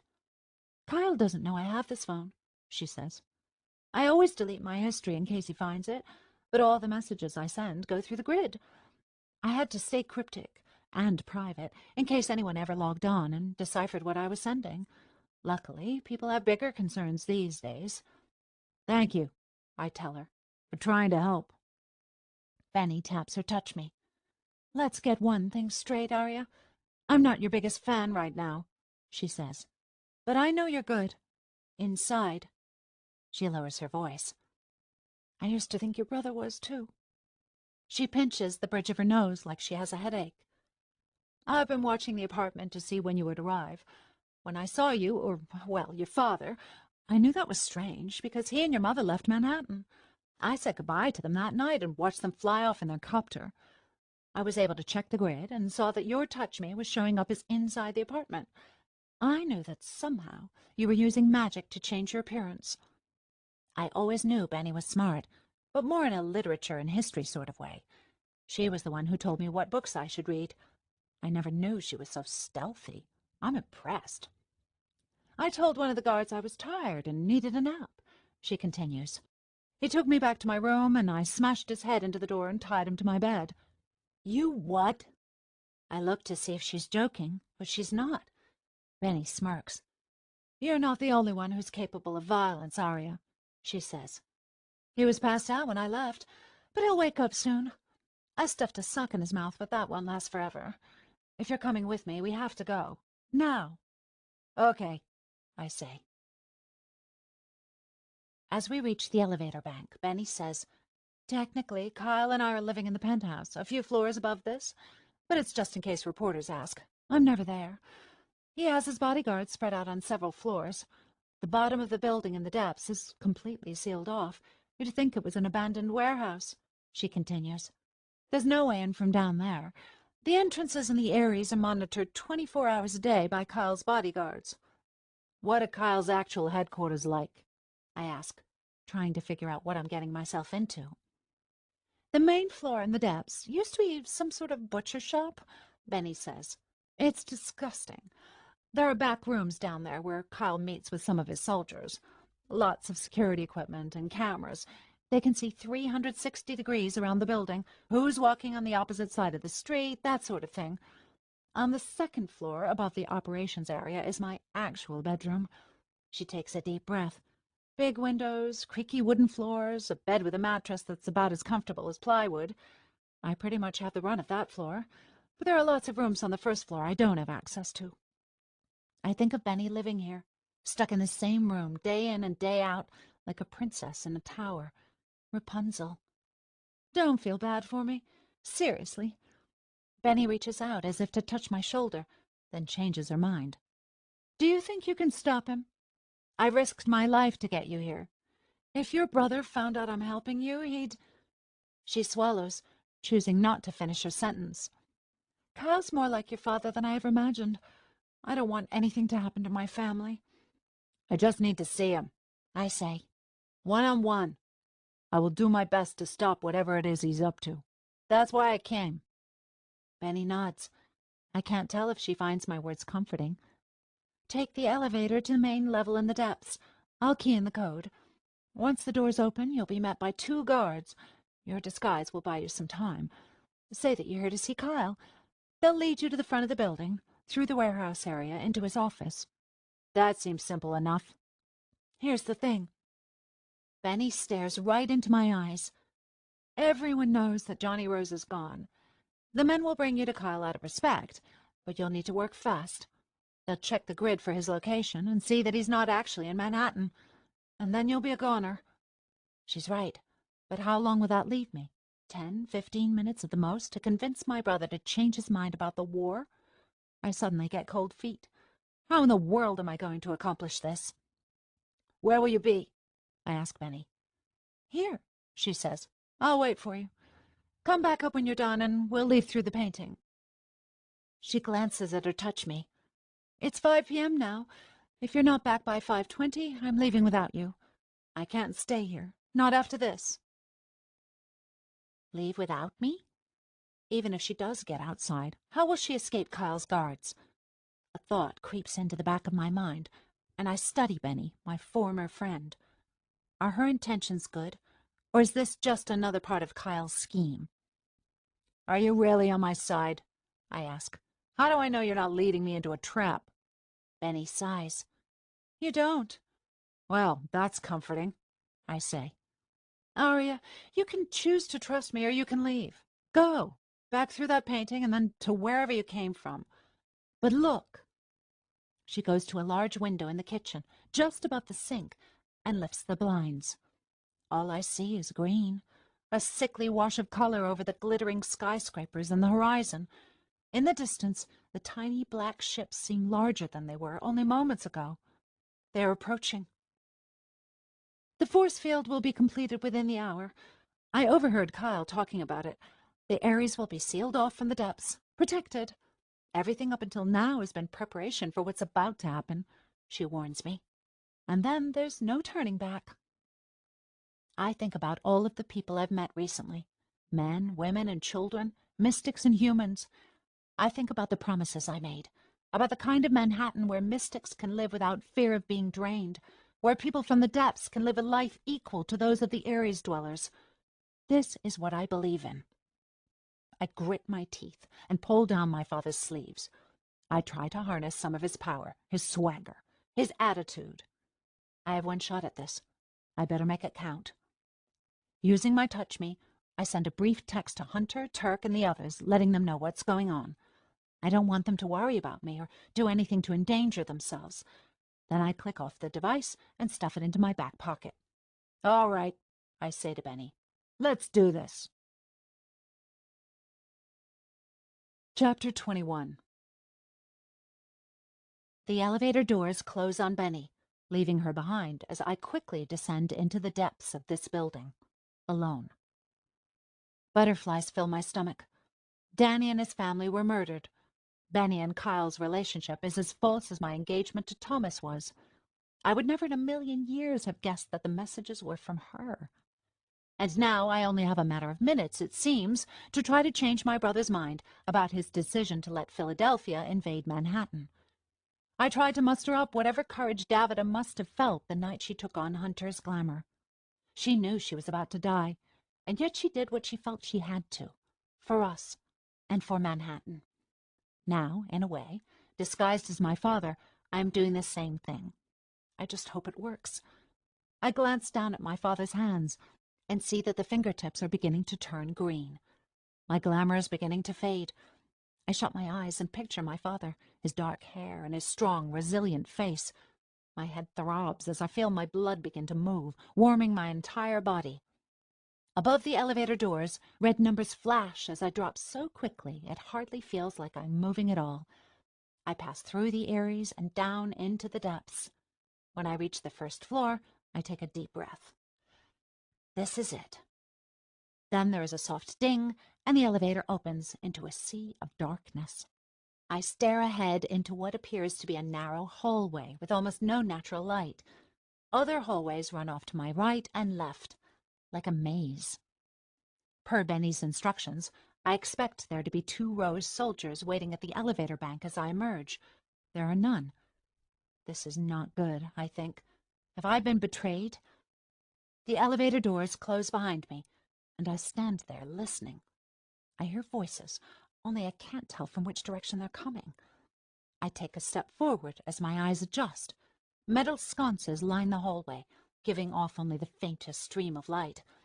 I can see a few feet in front of me, but no more. I've taken only a few steps when I nearly smack into a tall, uniformed man, the Rose family insignia glowing brightly in the dark hallway. He has a tank-like chest and a ruddy, pockmarked face. Just behind him is another soldier, even taller than the first, his black eyes staring at me with confusion.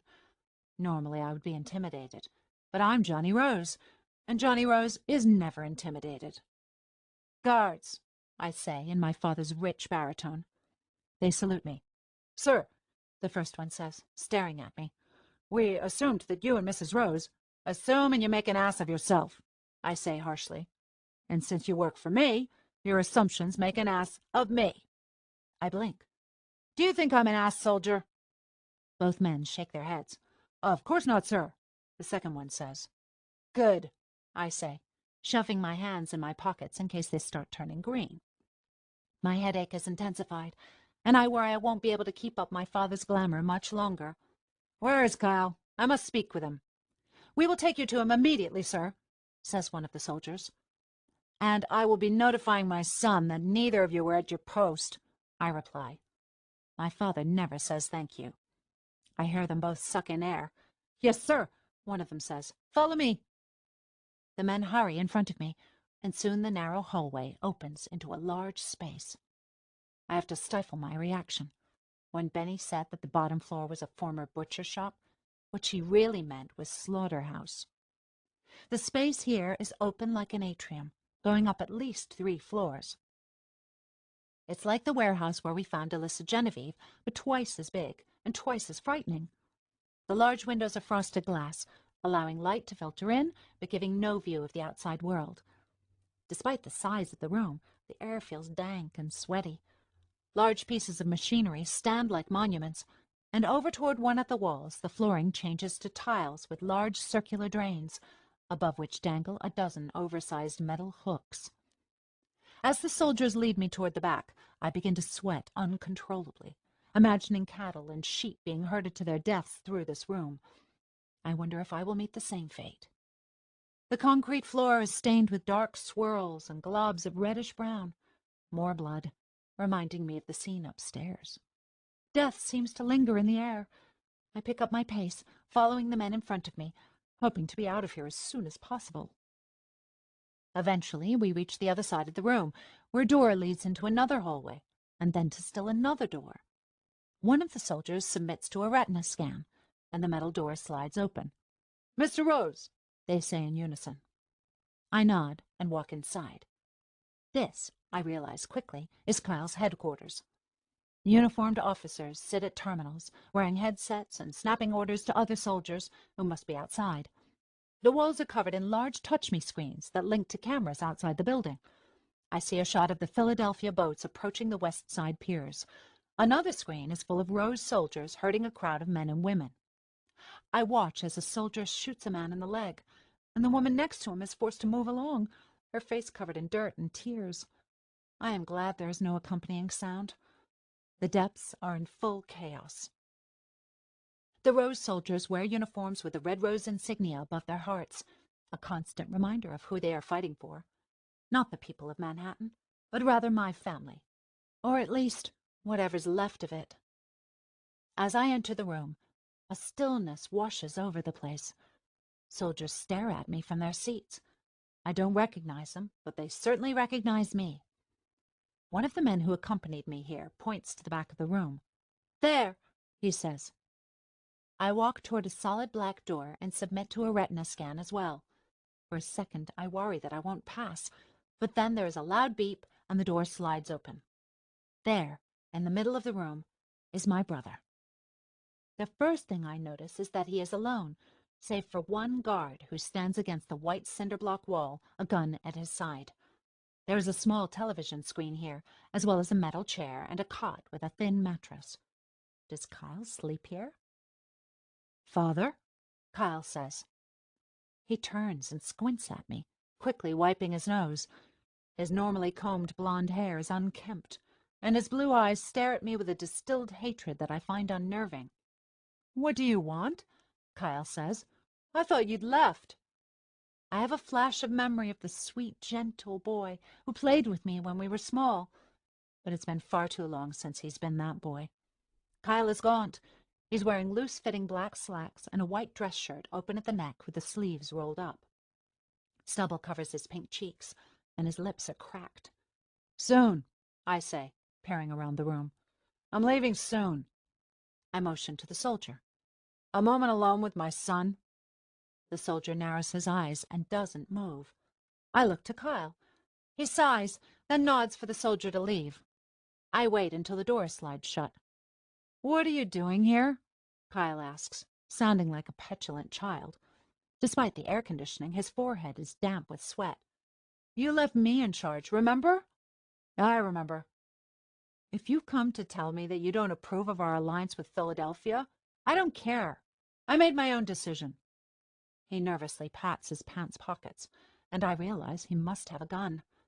I don't have any weapon other than my mystic powers, and if I use those, surely all of the guards outside will know I'm not really Johnny Rose. "You're done, old man," Kyle says angrily, his eyes red with rage. "Over.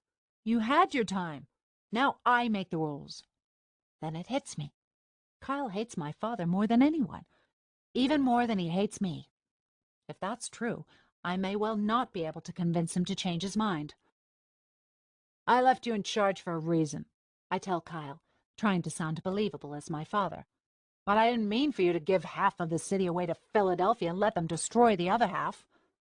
The person who will successfully run the city is someone who acknowledges that the mystics and the poor have been trod under the heels of our families for too long," I continue. "A unified city is the only way to go." "I know that," Kyle says. "That's why I'm enlisting Cotter's help. He runs Philadelphia like Manhattan should have been run. No mystic revolts, no uprisings from the poor. People there know their place, and that's how it's going to be here. I snort. Cotter is going to steal this city right out from under you. He's a foreigner. He is usurping power when I am handing power to you on a silver platter. Kyle gawps at me with disbelief. Oh, you're just giving me power, right? You're such a good father. You want me to succeed. Is that it? You never believed in me. You're leaving the city in shambles with me to clean up the mess, and that's only because Garland and Thomas Foster are dead. I've made mistakes, I say, realizing this isn't something my father would say. But what choice do I have if I want to make things right? People still believe in the Roses. They're looking to you now for help. Don't bring someone else into the mix. You can be the person Manhattan needs you to be. Kyle doesn't interrupt me, so I continue. All you have to do is apologize to the Mystics. Apologize? Kyle growls, approaching me and flexing his fingers. He is full of resentment and fury, no longer the clean-cut leader he presents in his press conferences and announcements. The Kyle I am staring at right now is simply deranged. Are you crazy, old man? Apologize and get them on your side, I say. Then the Mystics can help you enforce the rules. Kyle stares at me like a volcano on the verge of eruption. Let me guess. All I have to do is promise not to drain the Mystics and let them vote and not force them to live in a ghetto and blah, blah, blah. Is that where you're heading? I don't answer his question. This doesn't need to end poorly. Just follow my lead and we'll all be all right. I realize as soon as the words are out of my mouth that I've said the wrong thing. Kyle jerks back. Follow your lead? I mean, don't touch me, he screams, pulling a gun from his pocket and pointing it at me. Stay away from me, you monster! My head is pounding again. Kyle's shouting seems amplified, almost like he's yelling directly into my ears. My throat tightens and I feel unsteady on my feet. I start to sit, but Kyle hollers, "Don't move!" I stay where I am. You're disgusting, he says. You destroyed everything I ever loved. Anything that was ever good or right about me you took away. I will never forgive you. He waves the gun at me. Then, in his frustration, he closes his hand into a fist and punches the wall. The white cinder blocks explode like they were made of cardboard. Kyle stares down at his knuckles, which are barely scraped. Then he tilts his head at me and smiles. For a second, I'm reminded of the picture of him kissing Danny, of his smile. But that was joyful, full of love. Now Kyle's smile is gruesome, menacing underneath the fluorescent lighting. His body is full of a mean kind of frenzy. As Benny said, he seems capable of anything, which, for me right now, is not a good thing. I feel the blood draining from my face, and I worry that my glamour is disappearing. If Kyle sees that I've deceived him, he'll surely kill me. With every ounce of energy I have, I will my glamour to remain intact. I clench my jaw as I feel my limbs warm with energy, my blood slowly stirring. Before I can speak, the door slides open and one of Kyle's guards enters. "Sir," he says, "the people in the depths are revolting. We need extra men out there." Kyle softens momentarily, and I see a flash of worry cross his face. "Stay here," he says, pointing his gun at me. "Don't move." He leaves the room and begins bellowing orders. I hear a commotion. Slowly, I make my way over to the cot. I know I will faint if I don't sit down. By now, the soldiers in the other room must have checked the grid and discovered that my father isn't actually in Manhattan, that I'm nothing but an imposter. Benny must be gone. Thanks to my text, Hunter and the others know I'm down here somewhere, but how they will ever find me is a mystery. I rest my head in my hands. My body is buzzing with energy, making me feel even sicker, more helpless. I still feel hot, like I have a fever. I loosen the collar of my father's dress shirt, which is completely soaked with sweat. My mind swirls with images of Kyle and my father and Davida, memories from her heart trying to fight their way to the surface. Am I going to die here, alone? I have failed the people of Manhattan, failed my friends, my family, even Kyle. Worst of all, I have failed Davida, who sacrificed her future for mine. Tears begin to flow uncontrollably. I close my eyes, and the first image that comes to me is of Turk. It's not how handsome he is. Nothing to do with his muscular arms or his tattoos or his motorcycle. Instead, I hear his voice, calming me, telling me that he loves me. I can see his eyes staring into mine, those hazel eyes with flecks of green and yellow, full of emotion. I feel a sharp pain in my chest, and this is when I realize that I've never told Turk I love him. 3 simple words that seem so easy to say, and I've never said them. Will I see him before I die? I begin to cry even harder because I fear he will never know how I truly feel about him. The pain in my chest overwhelms me. I lie back on the cot and feel my consciousness slip away. Chapter 22. I knock gently on the door. Kyle? There is no response. It's Davida. Magdalena said you sent for me? I hear a rustling in the bedroom, and then the door slides open. Kyle is a wreck. He's wearing the same clothes as yesterday, and his eyes are bloodshot. Come in, he says. He sits on the bed and stares up at me. His blonde hair is disheveled, and he looks miserable. His cheeks are wet with tears, and there are tissues scattered all over the place, on his desk, on his floor, crumpled up on his bedding. It's nearly 9 at night. As far as I know, he hasn't eaten all day. So, I say. He stares at the floor. So, yesterday. You don't have to explain, I tell him. I'm a maid. He doesn't owe me anything. I want to, he says. He blinks, and I see the pain in his eyes. Danny and I are together, he says in an agonized rush. You're the first. I've never told anyone except Benny, and that's only because she walked in on us. But she's keeping quiet. I wonder why Kyle's girlfriend would stay silent on such a matter, but I'm too nervous to ask, and really, it's not my place. I didn't mean for it to happen. It just did. Kyle laughs. Danny is amazing. The best person I've ever met. Kind, caring, nothing like anyone in this family. He's good, you know? He can't help but smile. I never meant to hurt anyone, or lie. We started out as friends, but it just grew. One of my father's associates, a woman, she's a mystic, helped me create a loophole with the library painting, only I didn't tell her why I wanted one. He stares at me seriously. Do you think I'm awful? I place my gloved hand on his knee. Of course not. Do you love him? Kyle nods. That's all that matters, I tell him. Love is supposed to make you happy. Don't let it be something that ruins you. I wish I could take my own advice and tell Hunter how I truly feel about him, that he shouldn't be with Arya. He should be with me. But the heart wants what it wants, and his heart wants Arya. There isn't a thing I can do to change his mind.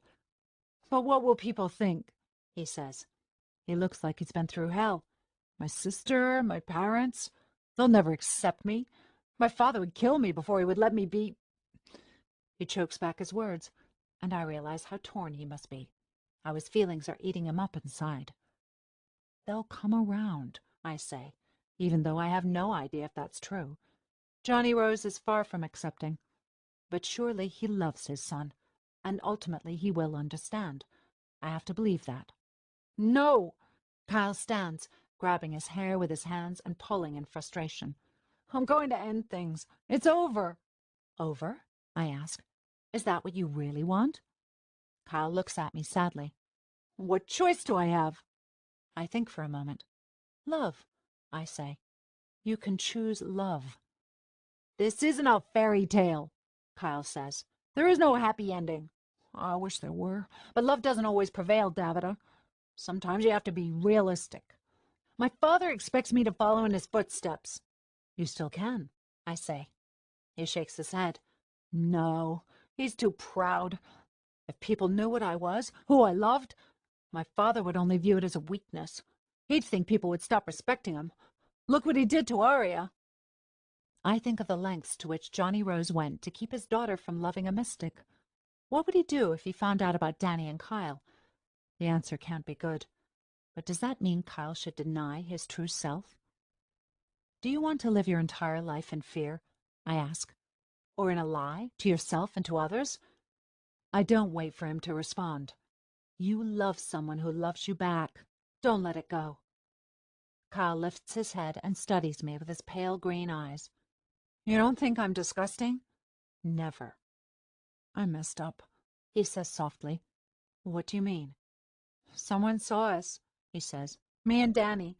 Someone other than Benny. Danny's father, Martin. He realized what we're using the painting for. He's friendly with Johnny. I can't imagine he'd keep quiet. Danny hasn't returned any of my calls or texts all day. What do you think I should do? I bite my bottom lip. It isn't my place to say. Should I get out of the city? Kyle asks. Help me, Davida. Maybe go over to Danny's and get him to come with me? I'm worried his dad's going to... Just then, there's a knock at the door. Kyle, open up. It's Johnny Rose. Kyle jumps into action. Quick! He opens his closet door. Get in! His closet is practically as big as my bedroom. I step inside, and he whispers, Quiet. Then he closes the closet door and opens the door to his bedroom. I can't see what's happening, but I listen. Martin Fogg called me this morning. What were you thinking? Mr. Rose says harshly, behaving so ludicrously. Have you forgotten you are part of the most important family in this city? Did you think you wouldn't be monitored? I can't hear Kyle's response. I lean closer. There is no excuse for this filthy behavior. Mr. Rose is yelling now, and I hear something break, like it was smashed against the wall. You care nothing about this family, Mr. Rose is saying, and I think I can hear Kyle crying. You're an embarrassment, a waste of the Rose name. I'm in love, Kyle shouts. There is silence, and then I hear a loud thud, like a body hitting the floor. From this point forward, Johnny Rose says, you are no longer my son. You are nothing to me. You exist solely to continue the family line, and if you defy me, you will be eliminated. You will say nothing to anyone about this. It never happened. I have already taken care of your friend and his family. One wrong step, and you're next. Taking care of what? Kyle says, raising his voice in fear. What have you done? I hear a sickening thud and a groan as someone, I assume Kyle, falls to the floor again. I have done what needed to be done, Johnny Rose says sternly, his controlled anger so realized and frightening that it makes the hairs on my arms stand up. To protect this family from ridicule and from harm. I have sacrificed for you, and there will be no more words about it. Do you understand me? I hear another groan. I said, Mr. Rose says harshly, do you understand me? Yes, Kyle says, so softly I can barely hear him. Good. I am paralyzed with fear. I hear Johnny Rose exit, and only then am I able to take my first real breath. I press the touchpad inside the closet, and the room comes back into view. Kyle lies in the middle of the floor, face down, his chest heaving. I go over to him and place my arm around his shoulders. Shh, I whisper. You're going to be okay. That's a lie. I know he won't ever be okay. Based on what I overheard, his father took the one thing from him that mattered. I feel scared for Kyle, scared for how this will change him, for what he might become. After what seems like forever, Kyle's breathing becomes less labored. I hand him a handkerchief from my pocket, and he wipes his red face with it. Then he hardens, stands up, steps away from me, and points to the door. Go? His order surprises me. Kyle, I say, I'm so... Go, he repeats. And never speak of this. I can tell from his expression that he means business. And so I do as he instructs. I leave. I wake up on the cot and find myself staring directly into my brother's eyes. Now is hardly the time for napping, he says to me. Slowly, I swing my feet forward and attempt to sit up. The good news is that my legs are still my father's legs, my body still my father's body. The bad news is that I feel worse than I have ever felt before. I ache all over, and my headache is numbing. It's difficult to think, to breathe even. I feel stabbing pains in my chest. I'm dying, I find myself saying to Kyle, and it's not a lie. I can feel myself slipping away, my strength fading. I don't have much time left. I don't care, Kyle says to me. You can die here on this shitty little cot and I'll be happy. I force my eyes open and look at my brother. I can tell the memory Davida gave me is her last gift to me. I finally know what happened to Kyle, what changed him. My father. I still don't know all the details, but I know enough. Kyle was not the one responsible for the death of Danny and his family. He loved Danny. It was my father who had them killed, because he considered Kyle and Danny's love a threat to our family's domination over Manhattan, in the same way that Hunter and I were a threat. And he was right.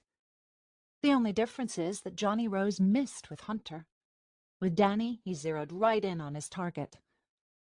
The thought of an entire family perishing makes me sick, and makes me hate my parents even more, especially since my father actually liked the Foggs, at least as much as he was capable of liking anyone. Despite all of my brother's terrible actions, he was wronged. Now it's up to me to make things right, and I know exactly what I need to say. I'm sorry. Kyle looks at me strangely. What?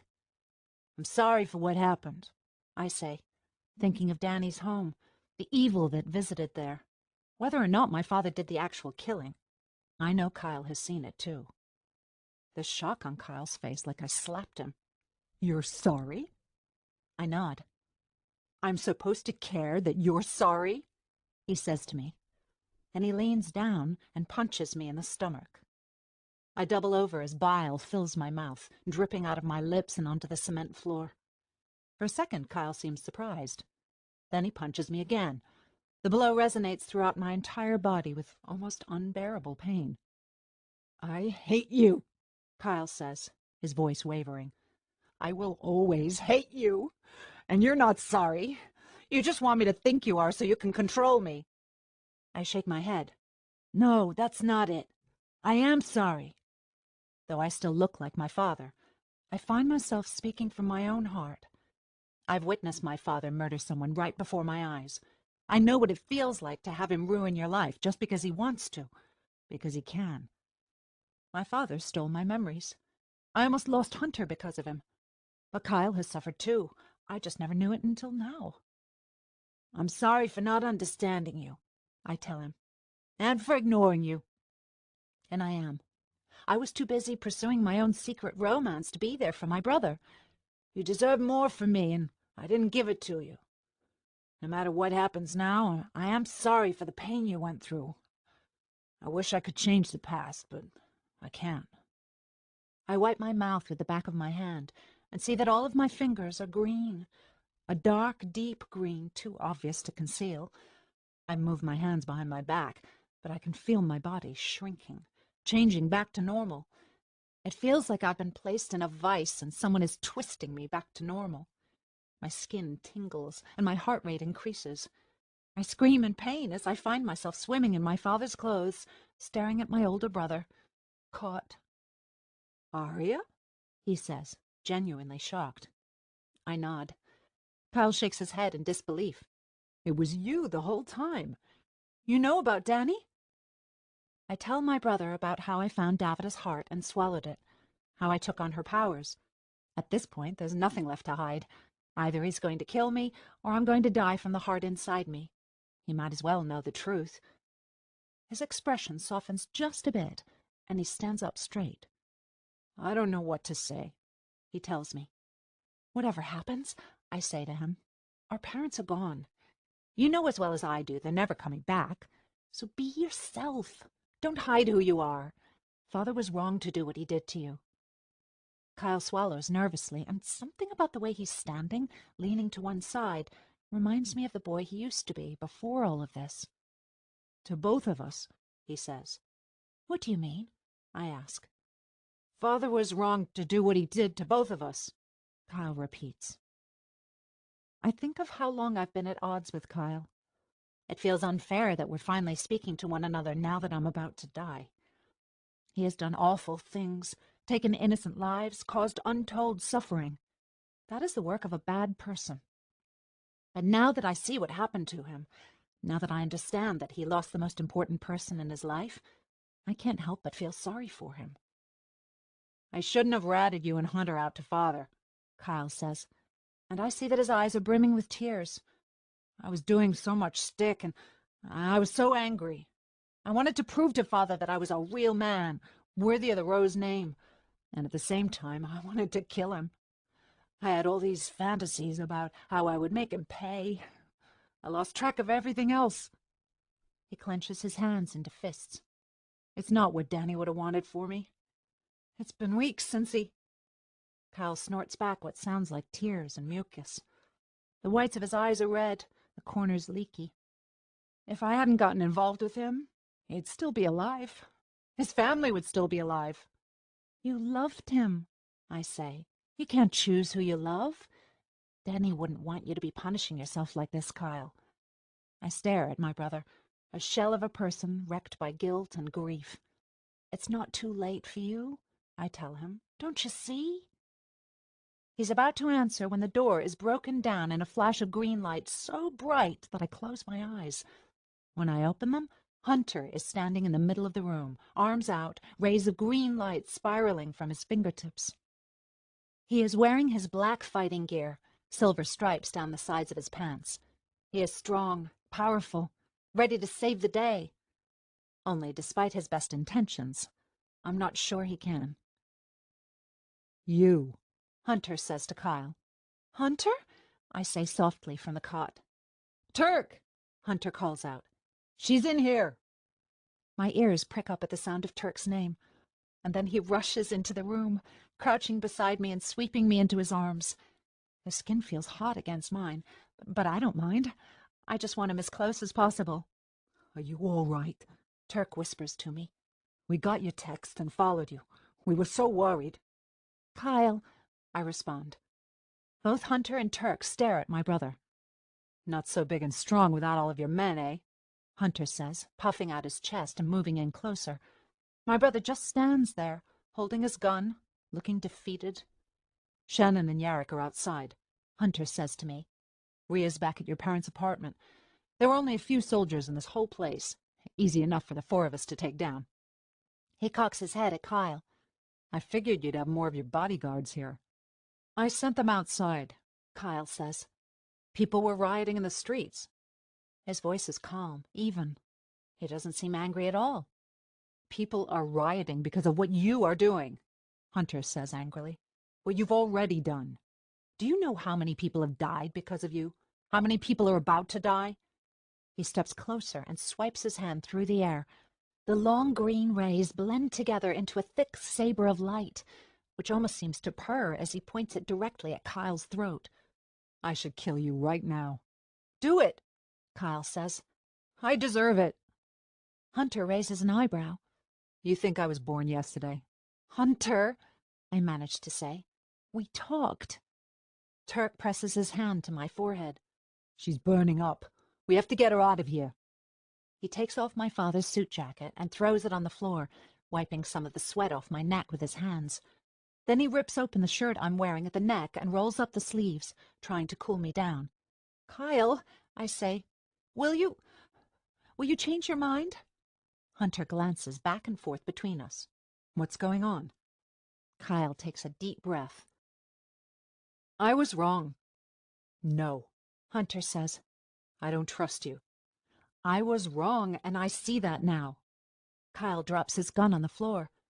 I surrender. I don't want to do this anymore. Believe him, I say to Hunter.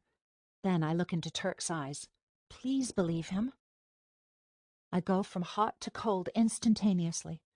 Before I know it, I feel cold, colder than I ever have before, like I've been soaked in an ice bath. I can barely breathe. Turk stares down at me, his eyes wet. I couldn't find the sister, he whispers to me. I can't save you, Arya. He takes my hand in his. Hunter's ray is still fixed on Kyle's throat. You want me to believe you? Hunter says to Kyle. Then stop this. Stop the force field. Stop the men from Philadelphia. Stop it all, and then, maybe, I will believe you. Guys! It's Shannon's voice. I watch as she enters the room and stops, taking it all in. Kyle, Hunter, me in Turk's arms. We have a problem, Shannon says, worried. Her hair is loose and wild. We can see on the touch-me's out there that the boats from Philadelphia have docked. The soldiers are on the ground in the depths, and there's a lot of blood. At this, Hunter's energy buzzes. He shifts his hand, and the long green ray hovers just above the hollow of Kyle's throat. Stop it, he repeats. Stop this now. I crane my neck to see Kyle, who seems terrified. I wish I could, he says, and from the sound of his voice, I believe him.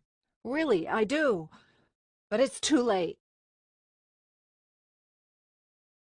Chapter 23. What do you mean it's too late? Hunter says, his mystic ray still at Kyle's throat. Hunter's handsome features are twisted into a dangerous-looking mask. His lips are curled, teeth exposed like he's some kind of feral animal.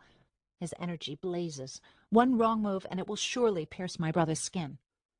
The plans are already in motion, Kyle says stiffly. Like she said. He nods at Shannon. The boats from Philadelphia have docked, and my soldiers have allowed them into the depths. There's nothing I can do. Can't you order them to stop killing innocent people? Shannon says, her voice shaking. Before my brother can respond, a loud boom sounds outside. Then the ground beneath our feet begins to shake, like the floor might crack open and suck us all in. An explosion. There are no windows in the room, but surely it must come from the invasion by the Philadelphians. I can't stop my men, Kyle says. But once I do, they'll probably just be murdered by the Philadelphia army. Cotter and I had an agreement. Once the Ares was sealed off and protected, he could do whatever he wanted in the depths. He sighs. There's no way I can change things now. I wish I knew what was actually creating the force field. Is it something that will stay in place now that it's up, or can we turn it off? And what will happen if we do? I try to ask, but I can barely move my lips and no sound comes out of my mouth. What if you told him the deal was off? Turk suggests. He'd have to leave, right? I can try, Kyle says, but I doubt he'll listen. Cotter is an angry man, like my father. Well, the apple doesn't fall far from the tree, Shannon says, crossing her arms in disgust. We hear another boom outside, softer this time, and shouting, but I can't make out what's being said. We can't just stand here and do nothing, even if we just go out there and fight. She motions to the door. We have to help. I can no longer feel my fingers. They're numb, like they're resting in bowls of ice. My head is swimming, and I can barely register what's going on around me. I focus only on Turk's eyes staring down at me, his arms wrapped around me. She's not going to make it, I hear him say. What if you stop the force field? Hunter suggests. Undo it. The Ares won't be safe anymore, and Cotter will have to stop his men. Even he won't want to hurt the richest people in Manhattan. Kyle doesn't respond immediately, and I know that's because he thinks this is actually a good idea. I don't know how, he says.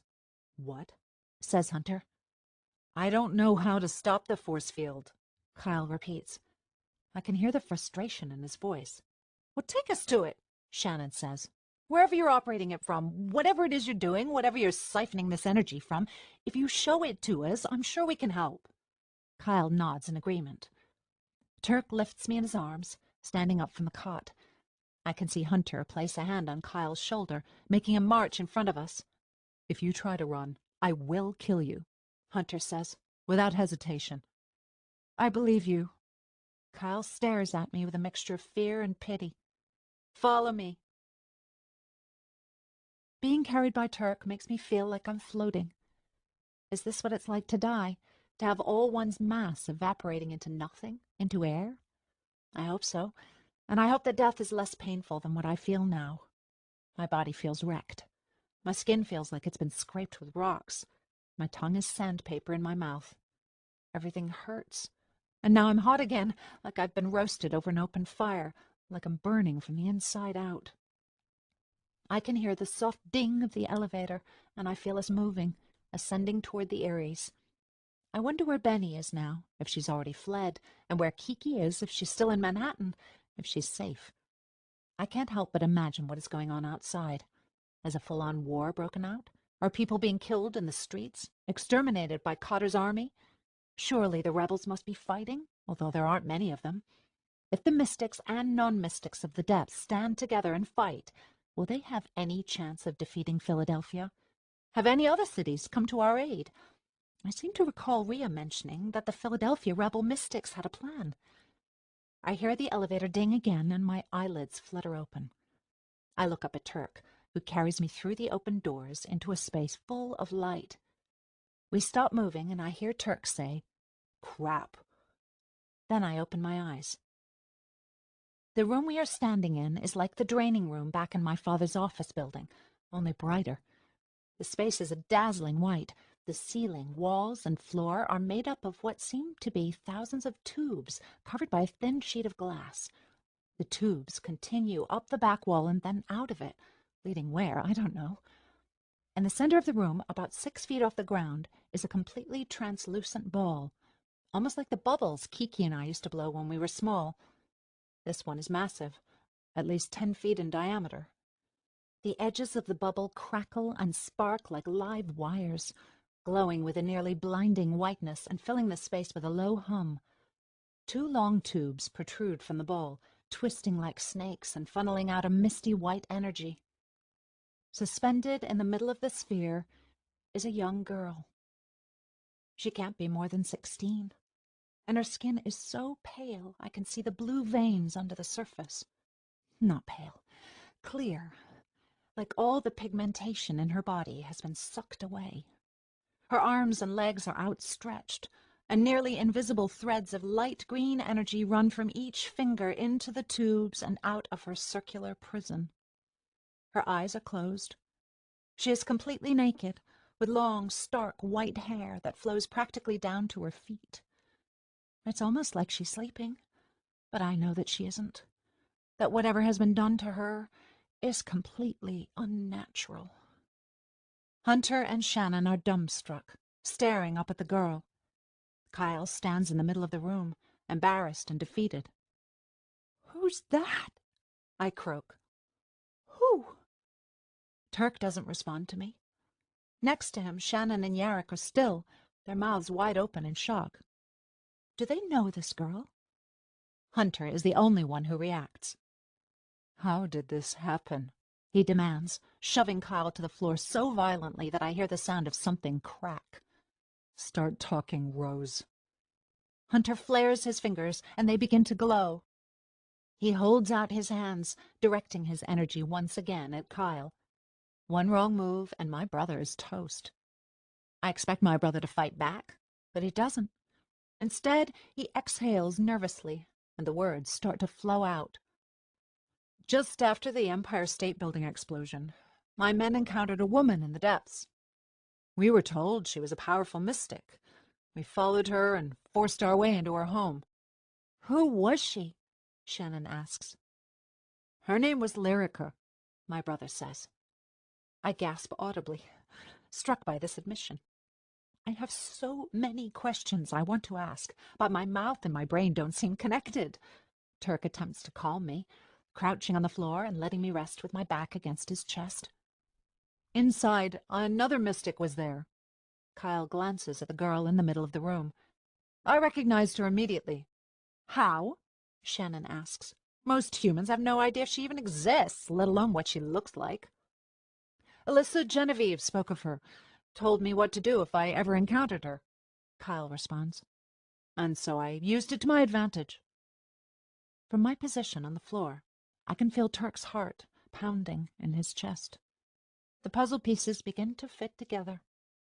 In the triage center, Lyrica told me that she deserved to die. "They came for me," she told me.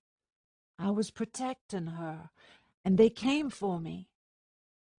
"Alyssa had a plan," Kyle says, "to use mystic energy to fuel a powerful force field, a way to seal off the city from any potential intruders, to create a safe space.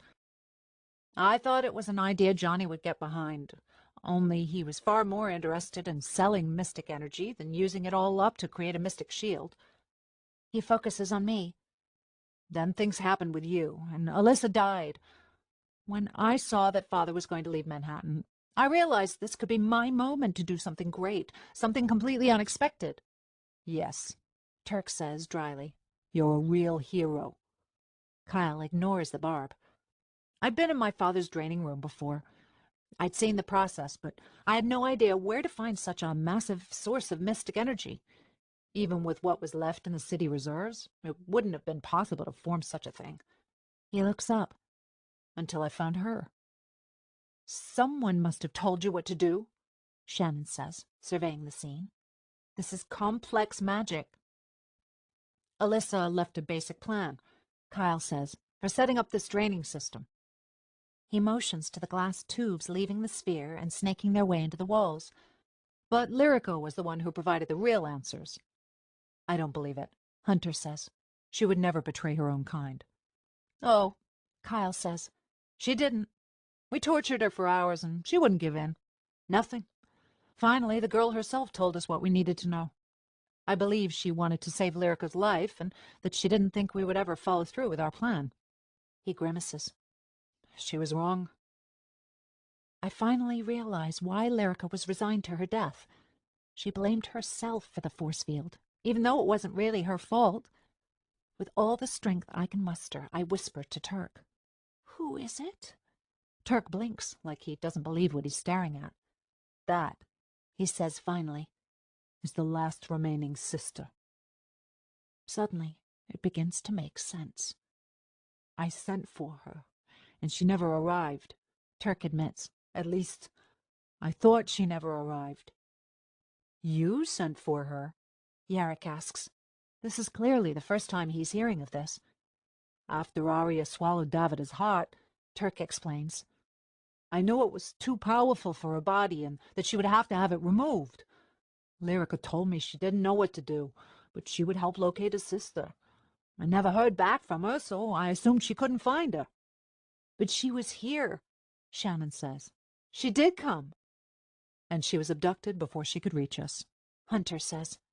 It's her energy that's been creating the force field. He turns to Kyle with eyes like daggers. Do you have any idea what you've done? The last remaining sister, the most important mystic in the world, and you've killed her. He motions to the sphere of light. Like she's nothing, a toy for you to use and throw away once you're done. You're disgusting. Kyle closes his eyes. And for what? Turk adds, trembling. For power? To make a statement? I was wrong, Kyle says. I'm sorry. That's not good enough, Hunter cries. I watch as Shannon steps over to him, placing a hand on his shoulder. You have every right to hate me, Kyle says. But there's nothing I could do now. I can't change the past. Is she really gone? Shannon says. The shield is still in place, so she has to be alive, right? Turk, Hunter says, wiping his eyes and motioning to his best friend. You're the healer. What do you think? Still holding me, Turk studies the sister. She is completely motionless, eyes closed. I wonder if she has any idea where she is or what's happening to her. Is she in pain, unable to call out? Or is it like she's in a deep, deep sleep? From looking at her, it seems that she's been drained to a vegetative state, Turk says. She's alive, but just barely. Shannon stares up at the sphere. We could unplug the tubes. Then the sister would surely die, Hunter says, turning to me. And so would Arya. The sister can't save Arya, Shannon says, pointing to me. She's never going to wake up. She's lost too much energy. But if we unplug the tubes, then we can stop the force field and stop Cotter. So our only choice is to let Arya die, Turk says angrily. I won't let that happen. I try to speak, but no words come out. I want to tell them not to worry about me, to let me die, to save the city. Kyle clears his throat. The force field won't stay active if the machine is turned off. The energy that's been drained from her and released into the areas will be funneled back here, into this room. He peers around at the system of glass tubes and the sphere in the center of the room where the sister is suspended. What happens to the sister if we do that? Yarrick asks. She might survive, Turk says. but she's already so weak. She has no way to prepare herself. He looks nervously to Hunter. There's a good chance her body would simply explode. What's the second option? Shannon asks my brother.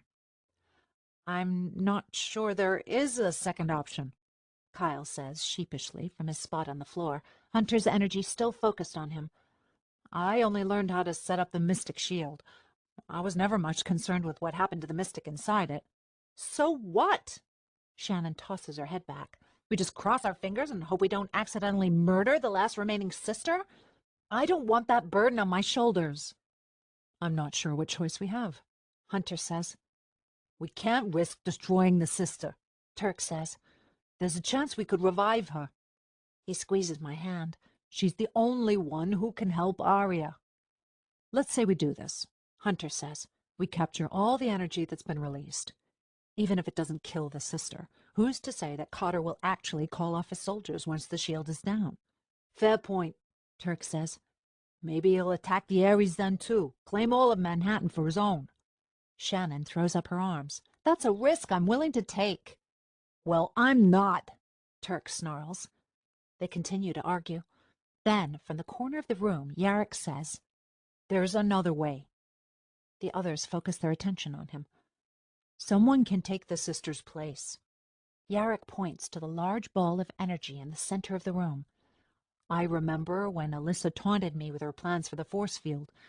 She was going to ingest Davida's heart and use that extra power to create the shield. But once she did, she didn't want to use her own body to sustain it. She was going to use another mystic's energy to keep the shield running, sucking up his energy until there was nothing left of him. And then she was going to get another, and then another, Yarrick says. Surely if she was planning on doing that, the sister can be switched out with someone else. Someone with mystic energy, Hunter says. It would have to be a seamless transfer. Keep the force field intact while we switch the bodies, then reverse the direction of the machines. Only, Yarrick says, that person will most certainly die. That kind of energy, so much so quickly, would be too much for one body to handle. So someone has to volunteer their life, Shannon says. A mystic. Who's going to do that? She crosses her arms. Not me, I can tell you that much. Just then, a soldier rushes into the room. His blood-stained uniform is ripped at the arm, and his face looks like it's been sliced with a razor. Sir, the soldier says to Kyle, there's a problem. Kyle's eyes widen. A problem, Tobias? The soldier glances at Kyle, at Hunter's mystic ray, and then at us, likely wondering if he is about to be killed. The Philadelphia Army? Tobias says, sounding bewildered. They're not who we thought they were. Kyle looks at Hunter. Let me go see what's happening. Maybe I can use this to our advantage. I don't trust you, Hunter says. We have no choice, Turk says. Let him go. Yarrick, you go with him. If he misbehaves, I won't hesitate to take him out, Yarrick says. Reluctantly, Hunter shakes his hand, letting the steady ray of green energy dissipate. He yanks Kyle to his feet and hands him off to Yarrick, and they follow the bloody soldier out of the room. We're wasting time, Shannon says, pacing the floor. We need to deal with this now. Kyle is dealing with it, Turk says. We need to save Arya. Arya did this to herself. Shannon motions to me. I'm practically curled up in a ball, clutching my chest. It's difficult to breathe, and the images around me blink in and out. I don't know how much longer I will last. Look, I want her to live just as much as either of you. Shannon glares at Hunter, then at Turk. Okay, maybe slightly less than you two, but still, I don't want her to die. But what can we possibly do to save her? She nods at the sister. She was the only thing that could help. Again, I try to speak, and this time a bit of sound comes out. I feel a tiny surge of energy. This is it, my last moments. She's right, I say softly. Arya? Turk presses his hand to my forehead. She's on fire. Stay with us, Arya, he says. Please. The bright light from the room reflects off his face. making his silver earrings glint and giving him a kind of rebel angel glow. Before I met Hunter and the Mystics, I never thought much about death. I was young. I had my entire life ahead of me. The most important thing I thought about was what I was going to wear when Kiki and I went out clubbing. If you had asked me, I would have guessed I'd die an old woman with tons of grandkids and my own bed. And then I fell in love for the first time. I made new friends. I realized that my parents were villains, not heroes. I met people who changed the way I thought about the world, who watched out for me as if I were their own, like Patrick Benedict and Lyrica. I made enemies, tons of them, humans and mystics alike, from Thomas Foster to Alyssa Genevieve to my own brother. But most of all, I learned the power of love. First love, like Hunter, and forever love, like Turk. Love that makes you strive to be a better person, because there's someone whose eyes light up when they see you, who yearns to press their lips to yours and tell you all the secrets of the world. Love is what makes life worth living. And now that I'm about to die, I realize how lucky I am to have so much of it in my life. Hunter, I whisper, be happy. Live. Hunter blinks at Shannon, then at me. He understands what I mean. I gasp for air. It feels like I'm breathing through a tiny straw. Turk, I say. Turk forces out a smile. I love you. I'm relieved that I can finally say it, that he knows how I feel about him. I love you, Aria Rose. Always. Turk closes his eyes, pressing his lips to mine. It's the last kiss I will ever receive, and there is no one I would rather share it with. He pulls back, and I can see that he's crying. I want to tell him not to cry, to be happy, but there are no words left in me. I feel something speed up inside me, like a ticking clock. Shannon turns to Hunter and says, "What a waste. Aria's life and the sister." I hear a commotion behind me. It's my brother. He's back. "Aria," he says, leaning over me. "Thank you for what you did for me, for what you said. I'm sorry I wasn't a better brother." I have no energy left to respond. I blink, nodding off. My vision becomes blurry. "I'll do it," I hear Turk say. "I'll take the sister's place." "No!" I want to scream, but I can no longer produce any sounds. "Turk, you can't," Yarrick says. Then I hear Hunter's voice. "Turk, I can't let you sacrifice yourself." There's a pause. "I'll do it." "No!" I hear Shannon shout angrily, but her voice seems far away, like she's in another room completely, or somehow being muted. I look around, but all I can see is white. No people, no shadows. White. I don't want anyone to die for me. That's not how this story is supposed to end. I would never be able to live with myself if I was alive and Turk or Hunter was gone because of me. My skin feels incredibly tingly, like someone is pressing hair-thin needles into each of my pores. Faintly, I hear my brother say, "Listen to me, all of you. I have an idea." Then I hear Turk's familiar voice, like a whisper. "Shannon, give me your knife." "Why?" she says. "Just do it." Suddenly, the white that's all around me begins to darken. Outlines form in shades of gray and black. I can see again, but just barely. I watch as Shen passes something long and silver over to Turk. He hovers above me, locking his eyes with mine as he says, "Aria, do you trust me?" I nod as best I can. I am fading, dying. Determination crosses Turk's face. And then he stabs me in the chest. They say that when you're about to die, your entire life flashes before your eyes. And while I don't see images of everything, my first steps, my first words, that sort of thing, I do see the people I knew and loved. Davida, with her wavy black hair, her face as bright as the sun. Kiki and Benny, laughing like they haven't a care in the world. Yarrick, Rhea, Landon, and even Shannon, sitting around a dinner table in the hideout and sharing stories. Lyrica, with her long gray hair and her wise face. Patrick Benedict, who helped save me. Marcus, the little one I couldn't save. Kyle, his arms around Danny. Hunter, the first boy I ever loved, his sandy-colored hair tousled around his face, his piercing blue eyes winking goodbye to me. Turk, the last boy I will ever love, melting me with his soft voice and his warm touch. And even my family, whose faces seemed to blend together in the shape of a prickly red rose. This is what I think as I close my eyes for the last time. I am loved, and I have loved. And in all of life, truly, what is better than that? Epilogue. I wake up in a familiar room.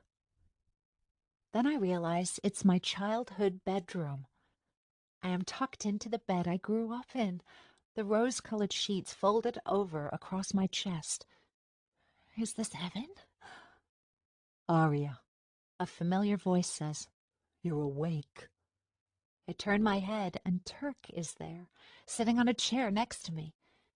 He's wearing an orange tank top that exposes the brightly colored tattoos on his arms, etchings I thought I would never see again.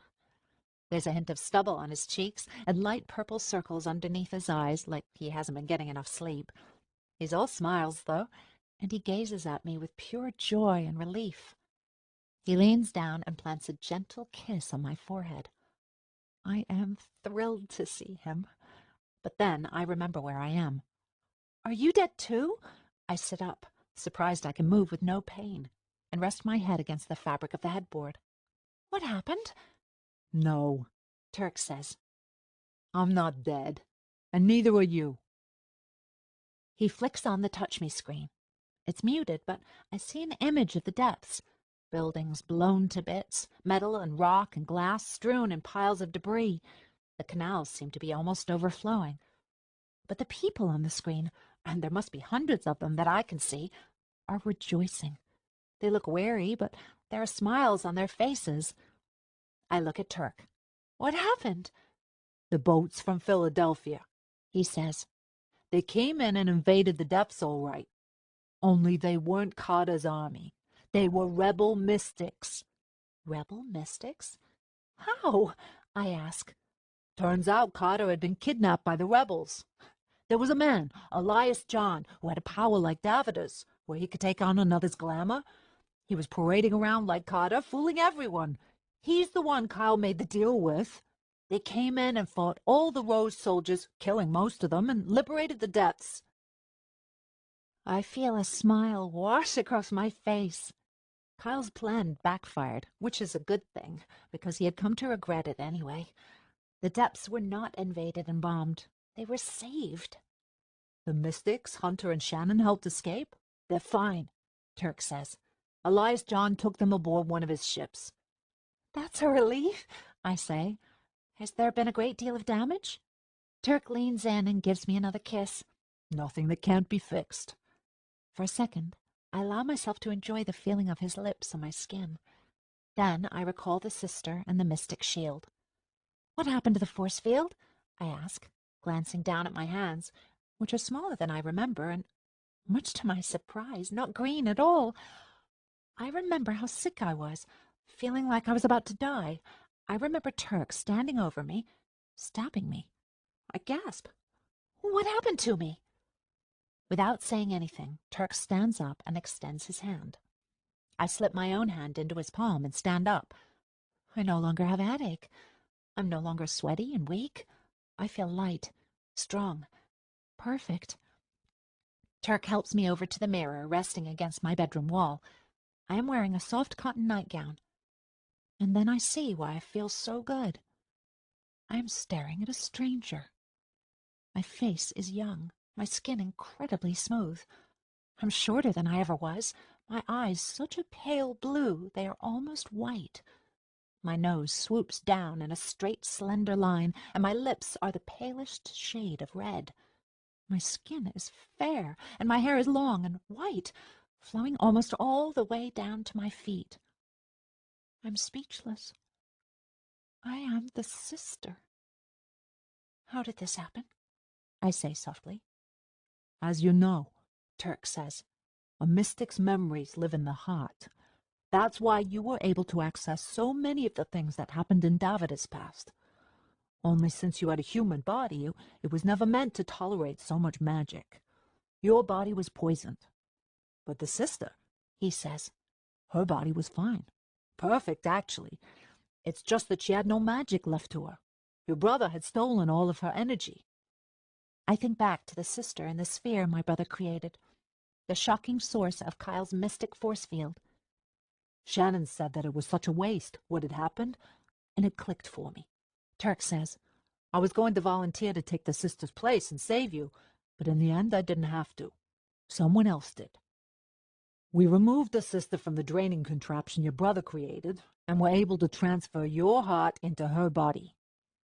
Because of what a strong mystic she was originally, she was able to absorb whatever amount of Davida's energy had infiltrated your own heart. So now, I'm a mystic, I say. Turk nods. Just like before, all of your memories intact. Just a different body. I study this foreign person in the mirror. The only thing I recognize is the tarnished silver locket around my neck, the heart-shaped relic I have managed to cling to since the eve of my engagement party. I grasp it in my hands and remember Lyrica's words to me right before she passed. You must die to be reborn. Her prophecy came true. I can't believe it. I grip the locket in my hand. The first word that accompanied it was remember, a clue to help me uncover the memories my parents had stolen from me. Indeed, now the silver heart is a symbol of what I will never forget. But it's true, Turk says. Then it hits me. I remember what Yarrick said to us before I passed out, how they could use another person to absorb all of the mystic energy. That person would certainly die, but it would mean that I could live, and that the people of Manhattan wouldn't bear the burden of what had been done. The other person, I say, who took the sister's place. Did that person die? Turk nods sadly and motions again to the touch me screen. He wanted to save the city. He realized he was wrong. You helped him see that. It was his suggestion, and since he had so much stick in his system, he was able to. He did the right thing, Arya. Now I realize who Turk means. Kyle is gone. I don't know what to feel. My brother was responsible for so much pain, so much death. A part of me feels incapable of mourning for him. But he was also my brother. He suffered too. He lost someone he loved. I used to think my brother had gone crazy. Now I realize he was tormented. I can only hope that now, wherever he is at peace. There's going to be an election. A real one, Turk says. We're at the beginning of a new era for Manhattan. Everything we fought for is about to happen. How do you feel? Strange, I say. Not like myself. All our hard work, Davida's death, the loss of my brother, it has amounted to something after all. Hunter and I may not be together, but our dreams and the dreams of his mother are going to be realized. I spin around to face him. Do you still love me? He blinks. What do you mean? I'm different now. I look different. Maybe you're not attracted to me. Maybe you don't. Turk silences me with a kiss. It's full of passion. I love who you are, he says softly, not what you look like. He takes my hand. Now come on, put some clothes on and let's go find the others. Benny and Kid are outside asking for you, and Rhea has a freshly made bed for you back at the hideout. He thinks for a second. Although I suppose it isn't actually a hideout anymore. Now it's just a townhouse. Hunter and Shannon? I ask. And Yarrick? They'll be so happy to see you, Turk says, his eyes dancing with life and love and something even more potent, hope. I quickly pull an old summer dress from my closet and put it on. Then I take his hand and walk to the door of my bedroom. A trail of white follows me. Maybe first, I say, giving him another kiss, I can get a haircut.